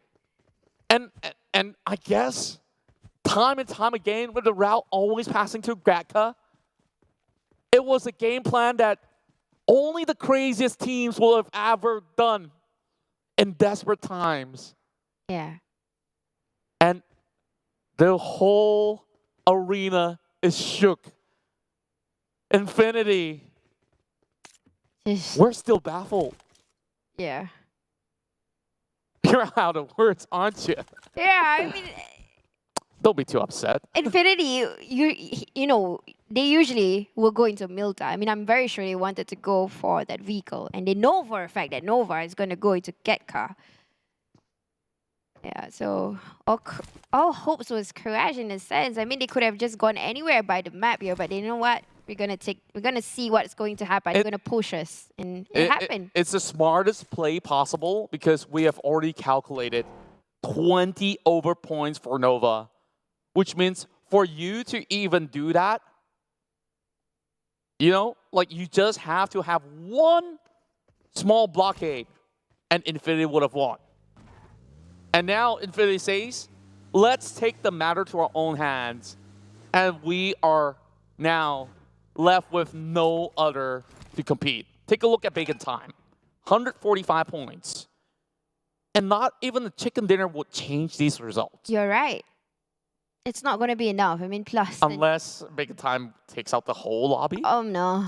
I mean, it is possible, but of course, knowing that Infinity will also still get points as we speak, I'm very sure that they will get at least survival points, and it's not impossible for them to keep getting extra elimination points. And now, the target is no longer for the first prize. It's looking into who's going to take the next throne for their own country. We know for a fact Thailand is currently going to be the champion. No arguments about that. But the next one probably for Vietnam is looking into 2E. And it's no longer looking into DX.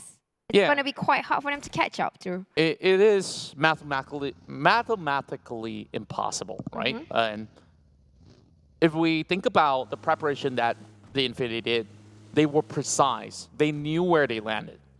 And of all weapons, a VSS, 15 bullets to start with, and you landed on 2 targets. So that itself is such a huge, risky play that has turned out for the Infinity. Now, of course, we enjoyed the rest of the round here with all the players here battling out for the rest of the prize pool. Of course, the Infinity will be secured their championship title. Like, I don't want to reveal it so soon, but the results speak for itself. Yeah, exactly. I mean... Even the spelling's gone wrong. What? We can't spell it. You're right. What was that? Because this is unbelievable. The stats, the crazy numbers out there. Sure, Silence have got some great numbers. Damage per rounds. But Infinity, though, Newsy, oh Newsy. He will definitely be the FMVP looking at this. I mean, he's still alive right now. He's going to get more. I'm not going to be surprised by that. We can probably drive our attention elsewhere into looking. I have no idea where the circle is. Yeah, and of course, I want to divert the attention to something that we can discuss upon, where, of course, there was a lot of talks online of all the esports enthusiasts of PUBG Mobile that has been watching tournaments from all around the world, where a lot of comparison has been made. Which region is the best in PUBG Mobile, right? And different years, we have different winners. On the very first few years of PMCO, of course, we've seen dominations coming in from Bigtron Aliens, or even earlier days where RQ Athena won like one of the first few tournaments like the Star Challenge. And then things have definitely took a lot of different turns. Nova has been winning so many things, and we get something that we've been asking for. A circle not only by the island, but in the middle of the Straits. Where Geek Fam plants himself in a really nice area of play, despite the corners of Fair Pier. Yeah, the wish list of Sir Cloud and Choo Choo wanted from day one, it's finally granted here. On towards the very last match of Regal.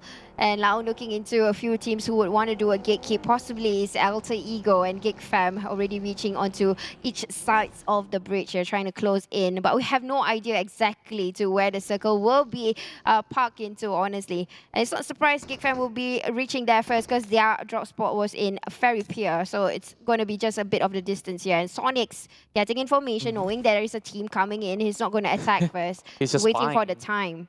Yeah, just spying onto some of the Tigers right down below. And, of course, back to the discussion, right, about Southeast Asia and the teams from the Chinese region overall. Everyone has been looking so strong. And now we look at the standings as we take a glimpse of the top 16. Yeah. In the top 5, we see so many different countries that are just basically racing neck and neck. It was Nova Esports that have been the best performing team out of PL region. Of course, we still have LGD that has been able to show us a lot of great talent throughout the course of the run. On top of SMG being quite the competitor out there. Imagine if we have 8 of the teams from PL next time around versus 8 Southeast Asian teams. That would be really interesting to watch. Yeah, definitely. It would be an upgrade. It's like as though we're going to watch PMPC with our other regions. But the threats here again getting points still. Logan Speed, the first one to go down. The next one is Nuzi. Alan is ready with that grenade. Another person go down. This might be the end of Infinity. Living only got Tuny. Will be hunt by Booms here. He knows exactly the position and just throwing out a smoke. And that's all that seals out the Infinity, but does it matter if they crash out? Because they have gotten what they wanted. It's a great win still for GID, but the results will remain uncontested. So I guess everybody's playing for top 3, 4, 5? Yeah. Count that as your new top 3 ladder. You're right. So let's see. Well, I want to put you on the spot, right? Well, why G move ahead against Boom? Because they are 1-2 points shy of Eagle. Yeah. So I feel like these are the interesting factors that will remain inside of this match. GDGID and Booms. They are the same country. They're going to go to get which one is going to be first. I mean, a whole lot of these threats will be more towards the fight within their own countries. You can see currently Malaysia is pretty much at the bottom. They are still going to probably fight with the points also. And looking into this circle, it's not going to be easy. And now, you know what? A fight has already occurred here. This is Penbit versus Bow Now, and he will bow down first, as Nowheres will catch the last glimpse of health for Penbit. But the rest of Alter Ego, we won't push yet, because you know what? They are also on the run to get better points than GDGID. It's only 2 points, or let's just say 4 points away if they're still alive. That's right. And LGD now arrive into the Very Pure, having an entire section for themselves with so much safety ground. No challenges whatsoever from GD and all the other teams that are around the section. The Savior currently looking for a spot by the lighthouse, but there will be 4 rivals already upon those hills.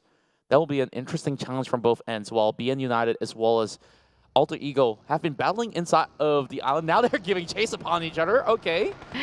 Come on, lead us on. Let's see what we get. Capone getting shots fired by Potato. At this stage, we haven't seen Potato really landing the first half, but he's been able to do significant damage still. Sunoas now primes that grenade, hoping to connect. Doesn't quite land it though. Capone from the far flank. Yeah, trying to give an ideal position right now. They know they're very close to one another. We can see in the mini-map, they are rotating very closely. It could be a road kill. Almost. Yeah, there you go. Road kill by Max to Potato right in front. Well, and on the other side, Geek have spotted the X. Yeah, and Potatoes, they're always on the ground, right? Like, sometimes things like this do happen, unfortunately. So no time for rest for all these other players. They can rest when it's all over, which is in the span of round. SMG, beautiful. Comes in with a really good shot. Pickfeet will be able to secure another one. It's still not going to be a kill to be confirmed just yet, but Eagle Esports, they are in a really tough scenario here with FaZe Clan on top. SMG is about to fight against FaZe Clan for X amount of times that we've already witnessed. The rotations are similar. Yeah. Their strategical play has always to be landing themselves into the direct middle. Remember, does get cooked though, so advantage given over to FaZe Clan.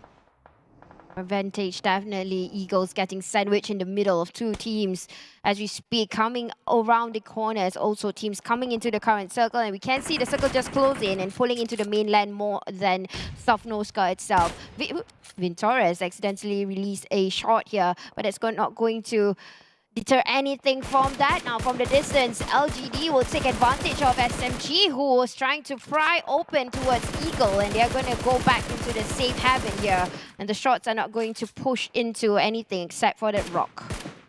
LGD trying to land taps right through the smokes, but little do they know, the rest of Team SMG have already repositioned.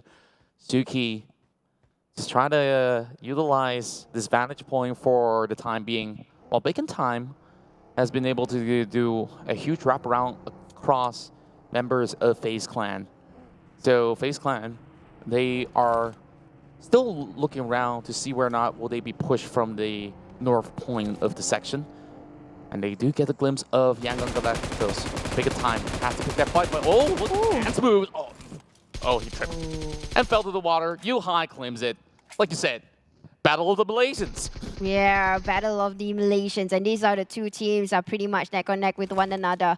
Looking at it, Geek Fam at number 13 for Rebels number 15. But that aside, now SMG trying to pick a fight with another team right in front. Yeah, we are looking into Boom, who's going to put a bullet inside. And sure enough, they will crash in with a target. Now, on an advantage is actually Boom here. Looking for the last person for SMG. Where are you? Come out, wherever you are.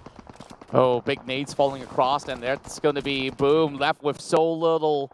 And there's just more pressure coming on. And Alter Ego, they get crushed by B and United inside of the island, but the fight still continues on from here. Boboho just going to be pushing upwards, and Beautiful gets tagged on the foot.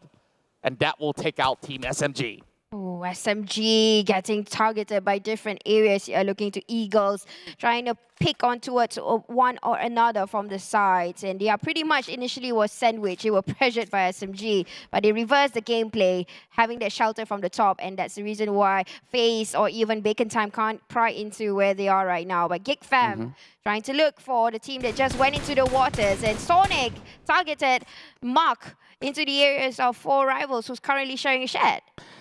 They're kind of stuck. I don't think 4 rivals can do anything about that for the time being. But BN United, look at how they cross it through the river into literally the docks of Ferry Pier. And I don't think there's anyone inside the island that they're looking for. But Bruno will be able to tag him out.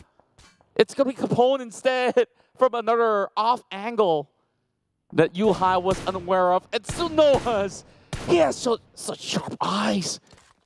Just zooming into the bridges.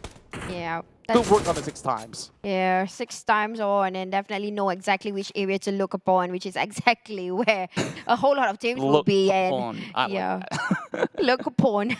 Look upon. And the areas is actually where the bridge is at. You're going to get a whole lot of people coming into, and that's going to be where you can farm limbs if you need them. And right now, this last match, every teams need a single point or so. Snaps will be the one to end the life of Pamburu. And you know what? The circle will not be in the land of Somnoska. And that's the reason why everybody is not there anymore. All of them is going to go in the ages of Ferry Pier, where the house or the home of Geek Fam was. No longer their homes, though. Look at everybody else taking over the pier. And LGD is directly in the center of it. Though there's honestly not much covered by the piers, it's going to be a Bacon Time that will have surely eliminated FaZe Clan still tagging upon them, and they're just finding ways to rush through. And we are seeing Pier 11 dropping big nades, though. He's going to propel himself into an advantage point, and Tony K, he didn't even get a glimpse of Bacon Time, and he immediately gets shot. Now let's see, 9 Noise. Can he fend off against Beer 11? He does take the trade, and Beer 11 wins it.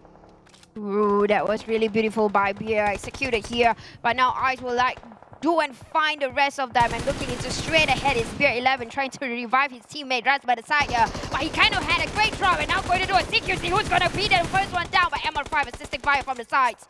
Still not looking into the right position, but Ice have to go and look into where MR5 is in. Now 2 of FaZe Clan members is crawling, working their way to get into some form of mercy, but somehow that reflected, and that is the smoke trying to revive Aum style. This is going to be pretty difficult. 1 versus 1 FaZe Clan, as well as Bacon Time. And MR5, it's been in this scenario before. He's going to lob that grenade. He might just actually connect. He has enough seconds on the clock to go for the trades, and he does not get the revive through. Pushing forward, M4 in hand. Can he find the opening though? He's still dancing around. It's going to be pretty hard for him to clip. Trades right back, holding back over around his side. And ISIS, he gets the damage done. FaZe Clan removed out of the final game. Oh, snap. And that was just a beautiful ending coming in. And now looking into another fight here. Knocks after knocks. Vitor trying to find Jumbo. It might be the end of 4 rival. Jumbo is trying to do a dance here. And who will go down first? Can't find him in the smokes. He's going to still play by this blues, but still going to stop by DX right in front. Look at his health. He won't make it. He won't by that grenade. He does get the trade out. What? It's the play zone at the same time. Oh my goodness. No point. Just calamity upon all these players out there struggling to even make ends meet. And now it's a standstill inside of the shores of Fairy Pier. But look at the circle, it's not even close. All the way back up north. They have to reposition. Well, not exactly too far off. But ISIS, after that commotion that he had, he's just going to be having a little bit more trouble with the rest of LGD. And we see more and more troubles lurking ahead. Bacon Time already out of the game. Still on the top tree. And can Eagle Esports change that?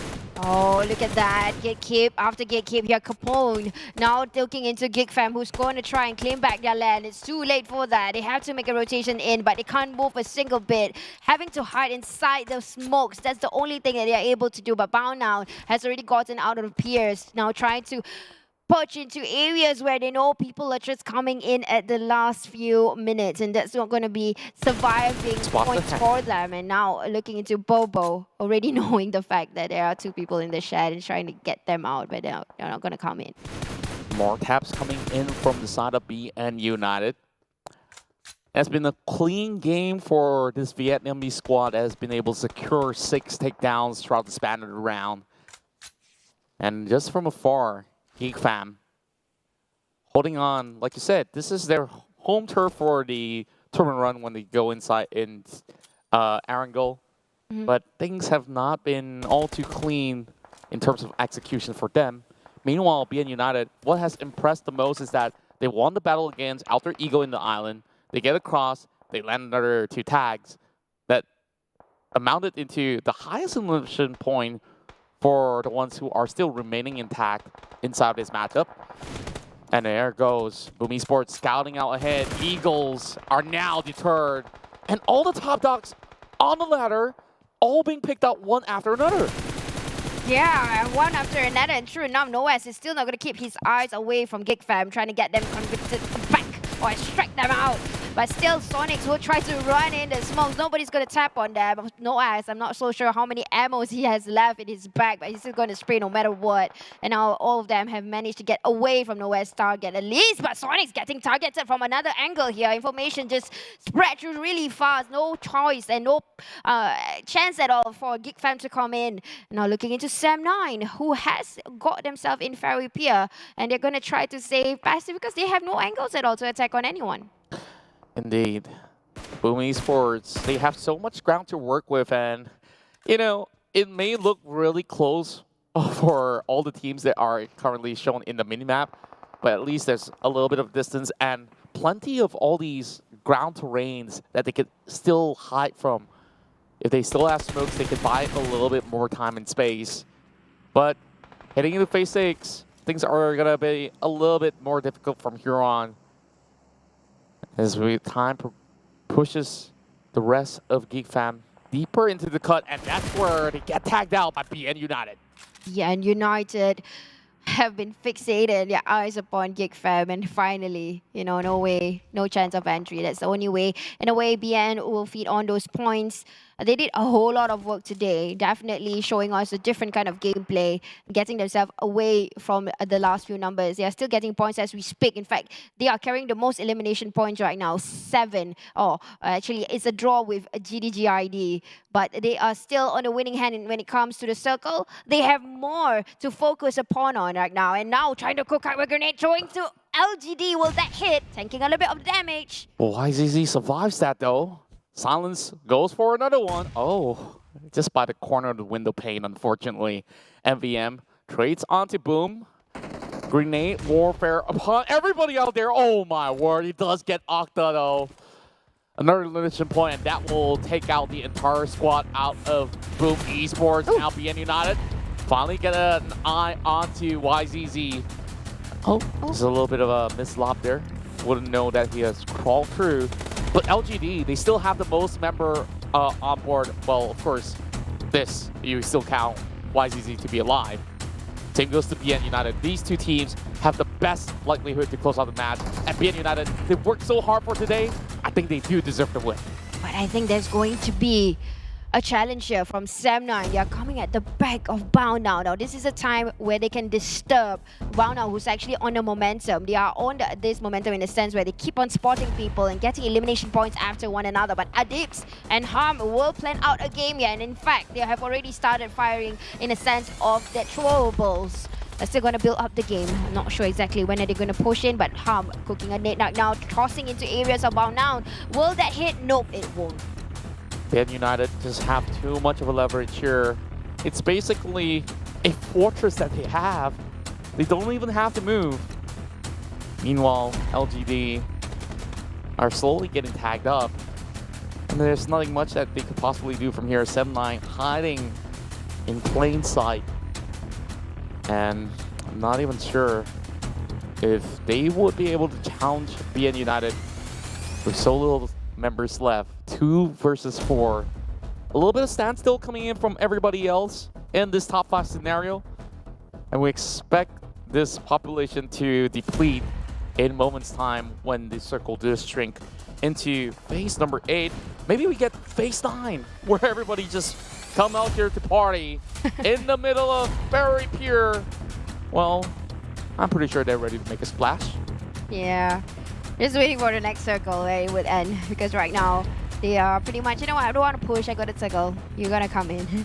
They're gonna wait for the time here, and looking to LGD, they are not gonna come out from these areas also. GIDS, don't know where else to squeeze into, and they have been spotted, knowing that they are moving currently. They have not a single place to be comfortable in, no compounds at all in the open. But yeah, we're gonna build it up, waiting for the last few moments of that circle. LGD, the final PL team alive in this final matchup. Still hoping to close out the game strong. And PN United has given them so much leverage of time for some reason. That member that was knocked out early on, I believe it was like YZZ. He just crawled all the way back. And that's how safe these teams are playing, because every chicken dinner matters a whole lot, especially for the fans that have been supporting them all the way back at home from whichever Southeast Asian country or even from China. It's all about pride and glory as always. GID though, getting themselves into that sniper's nest. Didn't know couldn't wait any longer as he finds Adibs taking a leap of faith. Yeah, pretty much got it here, but similarly to what's happening to Yangon Galacticos, getting in the target of Booms. GID will spot one out, but he's not hitting the target just right here. 1 sec will get away within the second, but Adib's going to be the next one to try and get to the circle, but there will be enough time for him to jump down. Squeeze in the last few circles, and they're going to have a CQC right now. PN United versus Sam9, and they are taking this fight together and one at a time, but the cover fire. Not only Harm left, will he be able to go? He brought 2 down. Now to find the rest of Bow now. And he did not to push through, but the damage has been done. PN United, they do not have the numbers now. And LGD has been prying for this moment, and they will take this glimpse of points whenever they can. Silence the only one left from inside of PN United. They did get themselves 8 takedowns in this matchup. Is it going to be enough, though, to close out the game? LGD, 4 members left. 1 more grenade to send Yangon Galacticos out of match in top 4. And GD hoping to make the final push against LGD as well as PN United. 2 more members of PN survived, crawled into the hut, and there's a salvation here, but it's phase 9. It will close in. It's gonna be painful. They gotta heal up quickly. But LGD knows the fact that Bao now managed to survive from that. Now gonna cook a grenade. Silence might just hit the target, but Nikhil being very sneaky, getting the target straight onto in front of the friends. Yeah, and they know exactly what to feed on. Elimination points really matters now. Nikhil going to go for another nade. Will that hit the target here? CC will still run away from that. Now it's down to Genesis Dogma versus LGD. 3 versus 3 is where we're at. LGD on the side of PEL, they're slowly crawling forward. And Abot, he's hiding by the bush. He doesn't spot him. MBM, does he know? He doesn't even spawn it out. And this is the opening pick coming in from the side of the Indonesian squad. They bought now, getting traded back. Suki now having the SMG in hand. He does bring the Vector into play. The shout damage on Mitchell, and he's going to be on the ground into the smoke since he sprays. And it will be just his top of GD to end the final match here in the PMRC. Bring one back for Indonesia. Indonesia sealing the deal, cleaning up, and there you go, a chicken dinner for Genesis Dogma, and they are pretty much happy right now for their country, bringing home this last chicken dinner in PMRC. Wow. What a fight that was. I know, right? It took so long for all the teams here to get convincing picks. It required the circle to force everyone from the outskirts into the playing territory, and GD, they didn't even expect that they will surf over on the top side, but once it does, look at how much ground game they have that they have been able to cover up. Yeah, they were the ones who weren't comfortable. They didn't have compounds at all. They were in the open. And this is the highlights that ended the hopes of Nova. That force shove coming in from the Infinity was the wild card picked out of the deck that has surprised Nova Esports. And this itself was so shocking, and we have never expected the hot drop to come in. Gatka of all regions.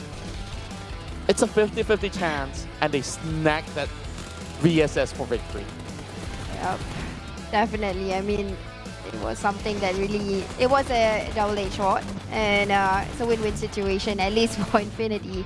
But Nova probably did not expect that. But anyways, this last circle was actually quite difficult. So looking at the terrains, there was a few teams who were stuck by the cliffs. They tried to get back up, but you see, even the CQC can't see because there's another team that was prying towards these areas, trying to pierce through the bullets into the players ahead. And we thought that both DN United as well as LGD has the best chance because of the numbers that they had. Yeah, right. And by the time it all closes out, like, GD, they were so ready to basically fight everybody who just came out of the pier into the woods, and of course, they turned wood into a plate of... Actually, it doesn't make sense. I'm going to take that one back, but they did get themselves, well, use the wood to cook some chicken dinner, you know? Yeah. Okay, that makes sense. Makes more sense. Oh, probably. Just trying to save myself. Or, anyways, yeah. Picking some berries, probably, making the jam.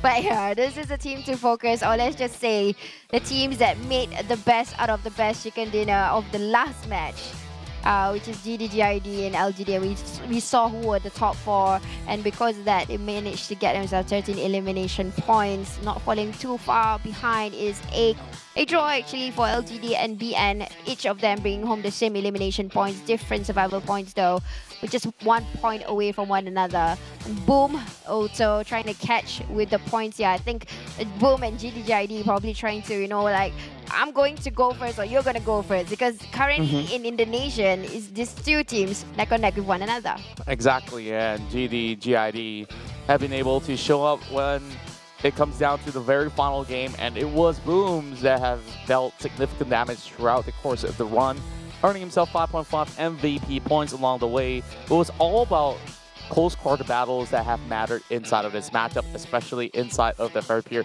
But we see a lot of interesting instances, especially for Rivals versus Geek Fam. Yeah, right. And then you have BN United from afar. It's like, hey guys, we're at the beach. Like, what do we do at the beach? Let's go sightseeing. Oh, somebody's on the bridge? Yeah. Okay, I guess I'll say hello, right? Yeah. And here we go. Top 3 eliminators of the day 4 run. It has to be New Zealand at number 1 spot. And second place is going to be his teammate Mela, that has been able to supply him with enough firepower to book out as well. And on third spot, though LGD may not be making themselves into the top 2 position, look at MVM, who have taken down 35 players in the span of day 4. Yeah, man, that's a whole lot of numbers talking about looking into it. But now we go. Overall rankings, we know who is the champion. And congratulations to the land of smiles. Thailand bringing home with 191 in the bag with 3 amazing chicken dinners. But I'm just only looking at the elimination points. It's just crazy. Congratulations to the champions, the Infinity. And of course, runners-up, Nova Esports, NV, to be taking home the second place finish. Big in time. That despite not getting those chicken dinner, they have been able to still hold on to that third spot. And look at this finishing move coming out from This Is Dogma, securing that chicken dinner and now put themselves into top 4. And followed by that, it's Boom Esports. Yeah, top 5. They finally did it. I mean, like, finally to get closer.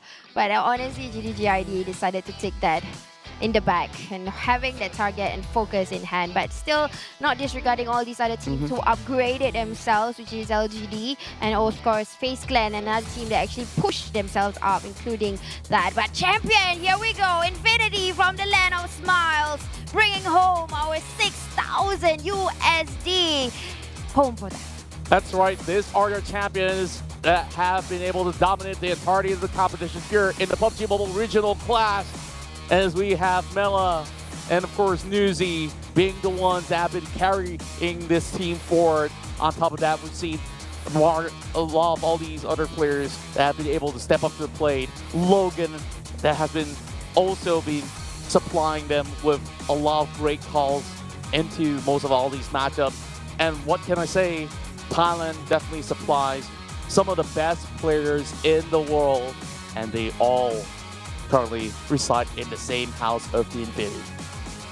Yeah, just chuckling a bit because somebody's very happy in the house right now. We do have a producer here with a jersey flexing out. Yeah. Just flexing of course, out. I'm pretty sure he's going to be absolutely ecstatic about this victory for the team. But here are the top performers of day 4 as we see a whole lot of names from Indonesia basically having the best of time for today.